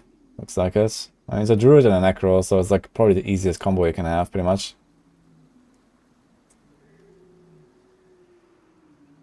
It's a bit dangerous to focus on the necro, because the tornado actually hurts on that druid, and if you stand close to the druid, then...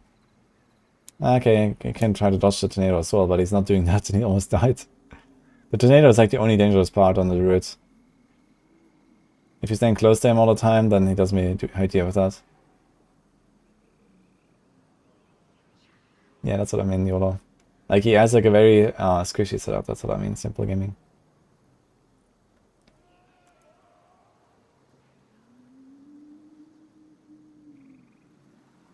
Yeah, I think if we... Holy man, that frozen. He's almost full HP actually. He is actually full HP and he almost dies from it, that's crazy. He's a very squishy setup, man. I wonder how many runs that could have been a clear he has failed just because he died. Probably a few.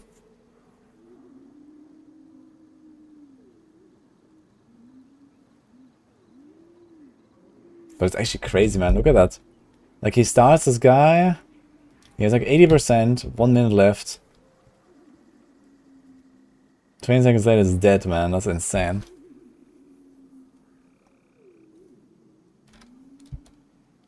Okay, this is very standard. So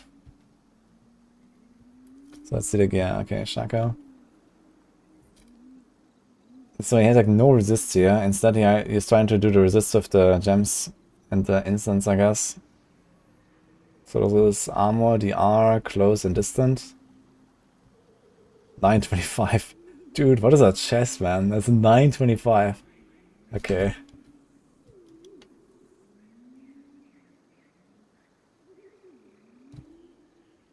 Yeah, he has accelerating there. He has another crossbow in his inventory, so I wonder if he swapped it or not. It has armor, close. Yeah, this looks like he has +3 for the poison passive and +3 for, or like +3 for any passive, and +3 for the poison imbue.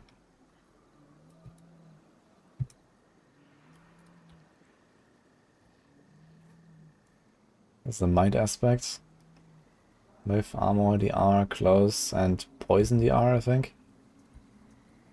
Wait, how much item power is that one? It's also 925, man. This guy has some gear. And armor, okay, I'm not sure which passive or something. This looks like armor, close, passive, and poison imbue. Okay. So he's not running lucky hit, chance to slow, he's running normal lucky hit. Fine, I guess.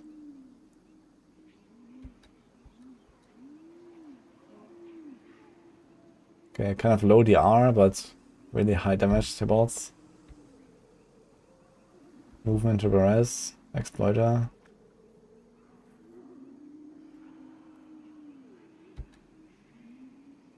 Here's Shared Misery. I wonder if he's talking about it here. Yo, 70.5% close damage, that's sick. That's a really good stat stick. Okay, okay.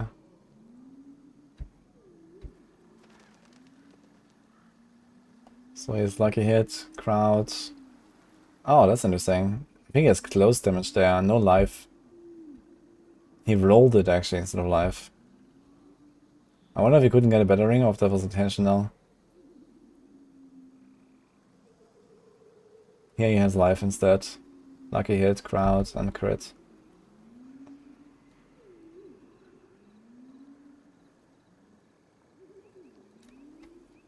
Okay.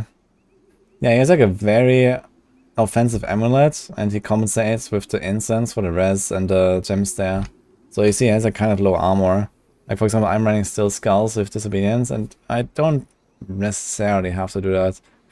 So I could also do something like that. I could like remove one of my resists at least on the chest and get like another DR roll. That would allow me to like maybe put like one other offensive thing on my arm amulet and stuff. There's definitely some optimization like that, but I don't have the gear available even after all this grinding.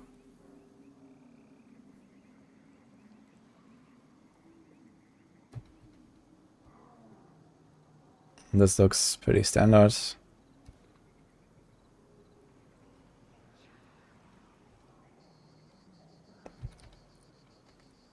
Oh, he has Frigid Finesse actually. That's his passive. Okay. Okay, what about this? This is... Wait, is this a control glyph? He has a control glyph on the starter board. That's interesting actually. Okay. There's no witness, buffed with efficacy, I guess. Right. That's efficacy. That's pretty standard. Okay, what is this glyph here?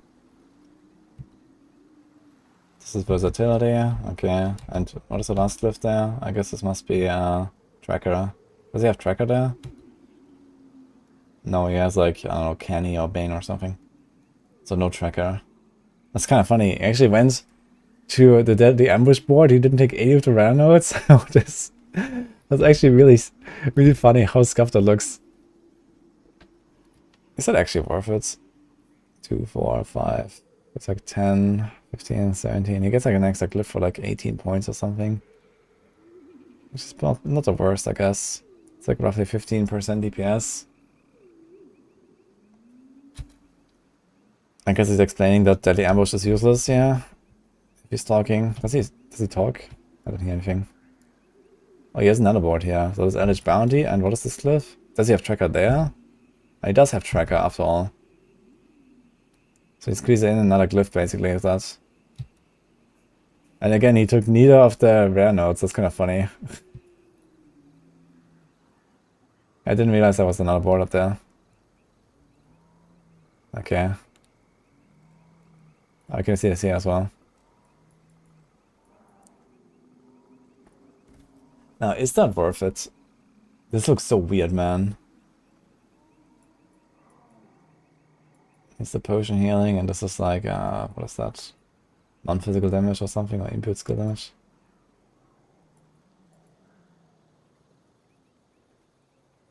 Kind of sad he doesn't have this here.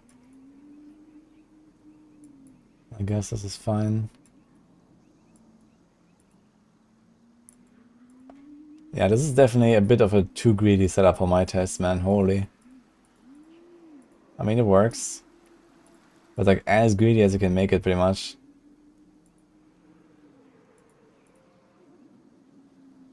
Interesting, you didn't take these notes, yeah.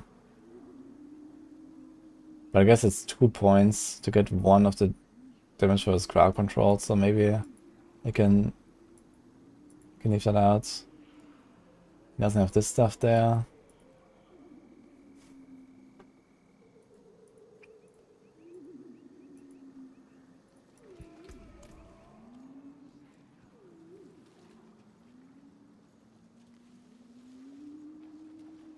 Putting control on his starter board is very efficient. Yeah, he left out Lyrana's board entirely, right? To get this glyph instead. I guess it wouldn't make a huge difference, but he probably saves like a few points, but not going Lyrana's, and apparently, like, you know, damage after dodging is not that great necessarily, and the all-res might not be needed. So he kind of just like goes for the glyph and leaves out the Ranouts if they're not good. Which, I mean, you can do, I guess. I don't like doing this though, man, holy. It's kind of interesting, man. I mean, he is using Caltrops. And even with Caltrops in a build that are up most of the time, he's not taking these damage reduction notes. He's not taking this here. This is the Deadly Ambush board with the trap stuff. It's kind of funny. But he just doesn't have the points for it. Like, his spread is extremely thin. So there's simply no points left, I guess. To even get this there. He could remove, this is like damage reduction here from close. So the only 2 flexible points here. Maybe this one, there's like 1 elite damage node.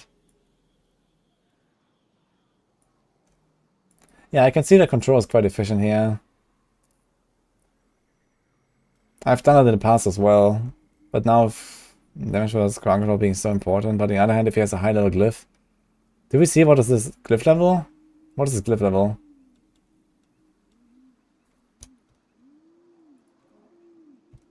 Where's the leaderboard?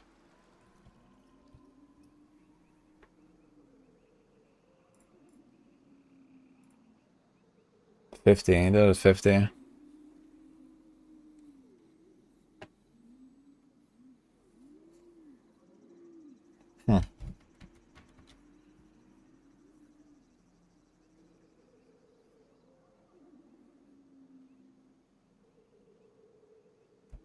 Pretty good though.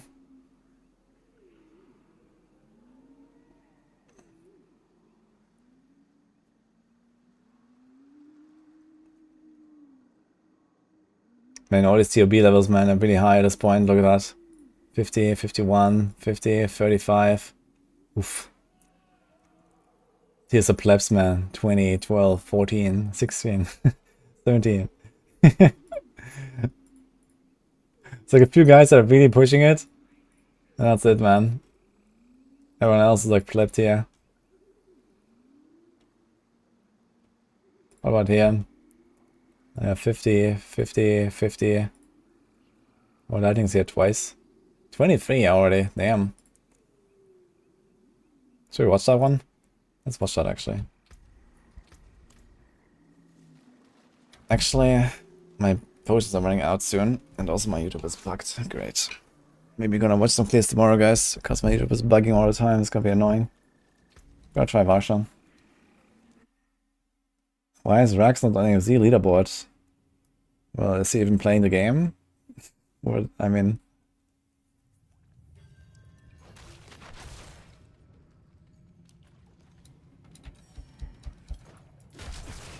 Is he on PoE all the time? One Chinese bench shot also passed 20, damn. I'd like to see that one. Rax got to tier 11. I guess he never submitted a run. I mean, that's probably like a day 1 thing or something, and then... I'm not sure what is like Rax's plans. So where are my resources right now? Okay, Varshan is way taking than I anticipated actually. And he's spending my resources.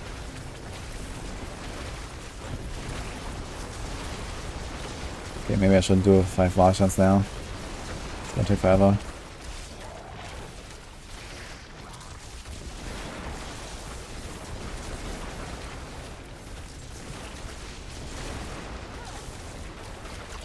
Okay, even the ground effect drains resources, I just realized.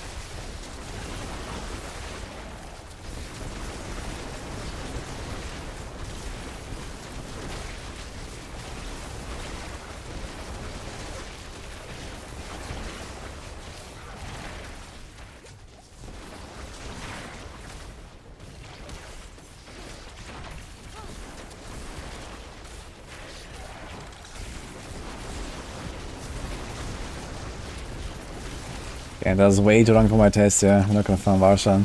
Let's not be the ring now, come on. Just give me the ring. We're friends, right?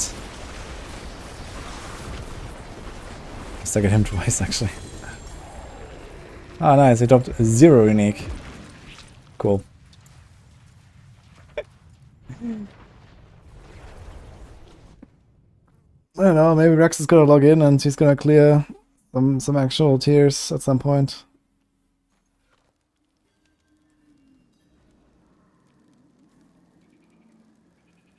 No Coca-Cola liquor. Thanks for that, Pimas.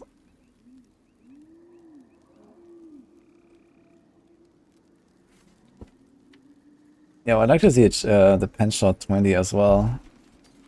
That'd be kind of wild, actually. Maybe I should grind out that glyph. It'll take me like a week or so, right? To get to like 50. If I can do it at like level 50. Nah. Have I played PoE? Yeah, like close to 4,000 hours.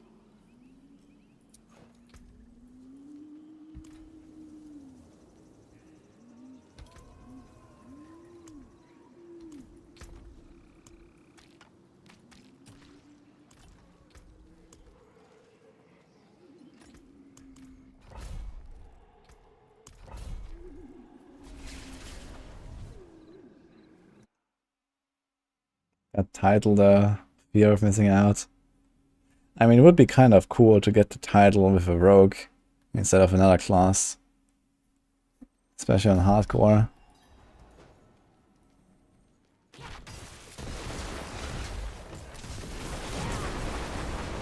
The thing is, I still have a backup plan in case the rogue rips.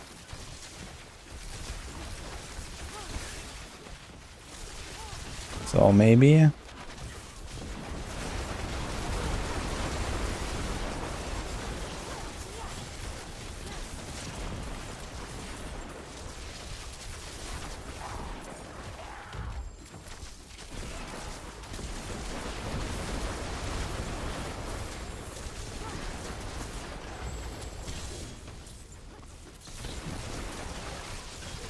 Whatever ALZ still one-shot here. Ah, it's not that bad, I guess. I could just run like T9s or something, easy peasy. Probably grind like, I don't know. How much do you get there? Let's say 100k glyph XP an hour or whatever. In like a really safe way.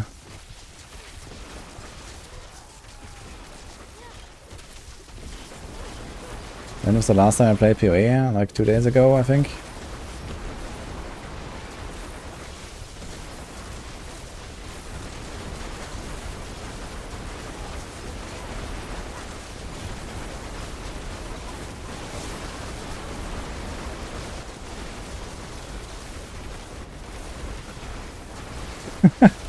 Kinda hilarious actually, this survive event. Just like blast through these elites and stun them.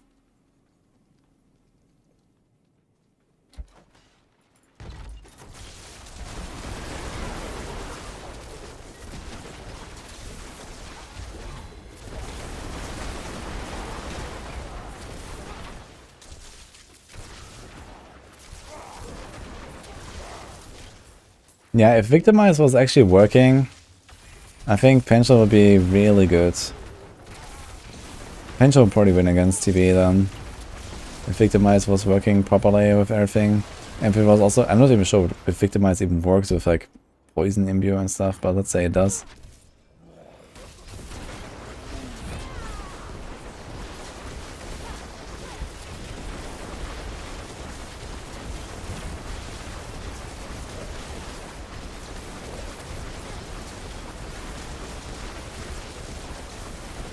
That's kind of okay here.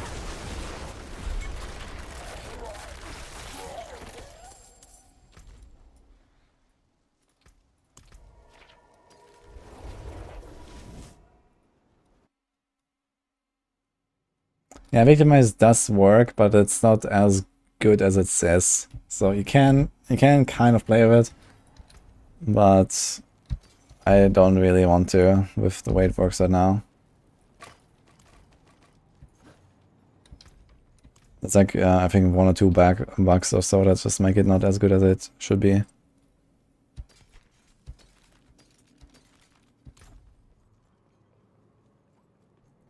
Enormous.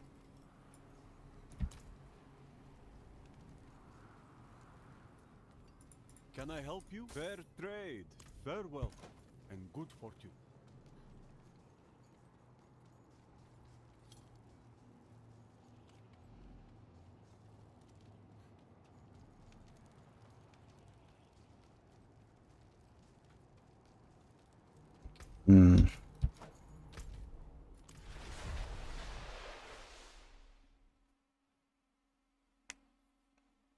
Maybe tomorrow I'll test and see how long will it take to grind a glyph to 50. If I can do tier 20 at 50, if I have stacked up enough powder, it would be really cool. But yeah, we're also still lacking some gear, honestly. And I'm not sure where I will procure that. It's kind of unlikely I will get the gear that I want. I want like a better amulet. I mean, amulet is like almost irreplaceable. Ring, maybe I can try to get one from trade.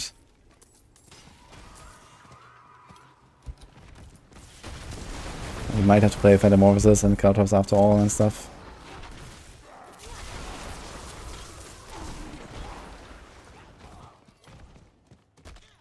Yeah, of course, grinding the glyph solo.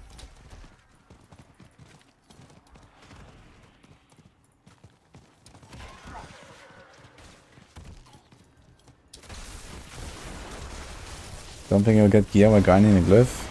No. And you get like 4 items per run. And yeah, okay, you have to do quite a bunch of runs to get the glyphs of 50, but you know, this loot is like minuscule compared to what you get in like 9 dimensions or something. Like you just like blast 9 dimensions and get like an entire inventory of loot in half the time. Where in AOC I get like 4 items. So it's like almost nothing basically.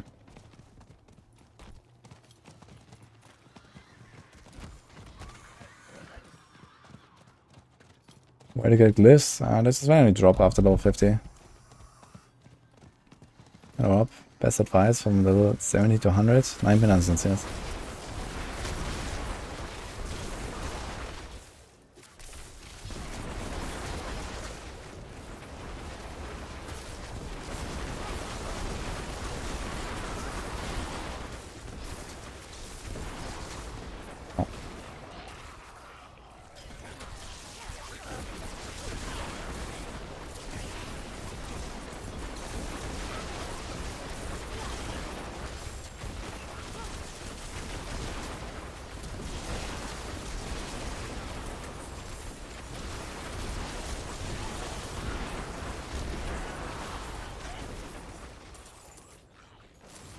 It's almost 1 anyway. I think it's CP time.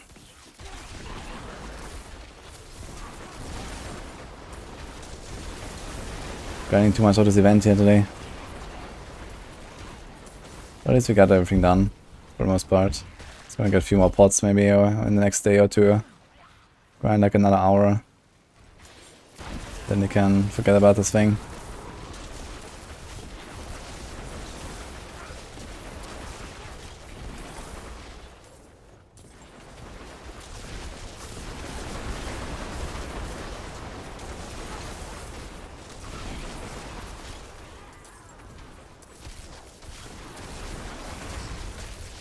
Time to start tomorrow? Sometime in the afternoon. So I guess like 15 hours from now or so.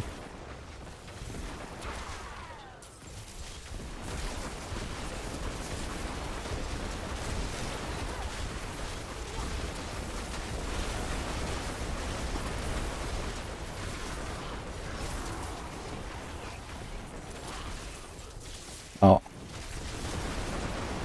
Oops, I messed it up. It's -1 potion.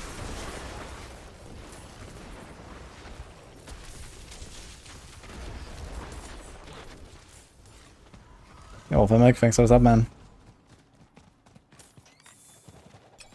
It's also minus half the ovals. Get that bite berry.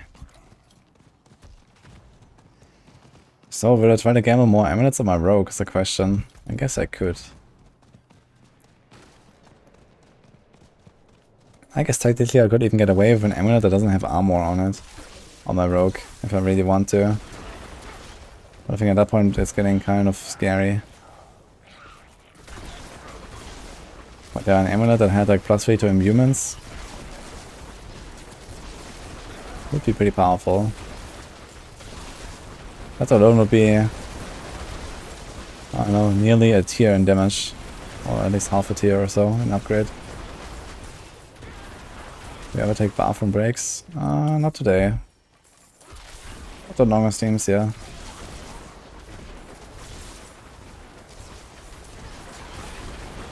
I can't open that link right now, Filmic, by the way. My YouTube is bugged today.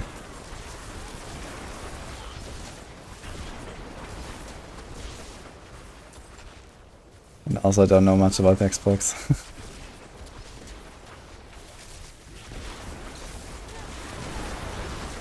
Okay, it's the last event, guys. I'm gonna go after this.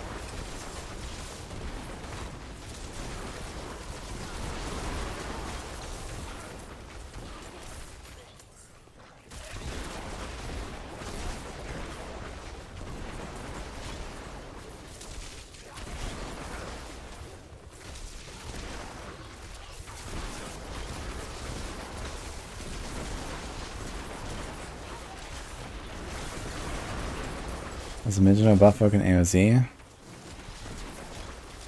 I think. I've not tried. Actually, yeah, I did try it, because I accidentally pressed the thing, and at least I seem to have the buff there, yeah. But I mean, the aspect is not really great, so you wouldn't really use it in AOZ, I think. It's kind of okay if you're constantly one-shot everything, but in AOZ you don't do that necessarily. You don't care that much about movement speed either most of the time.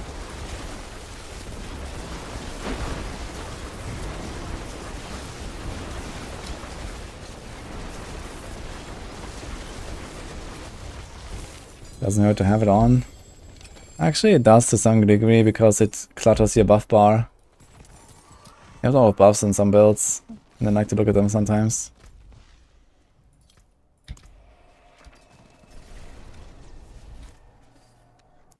Alright, that was the stream, guys.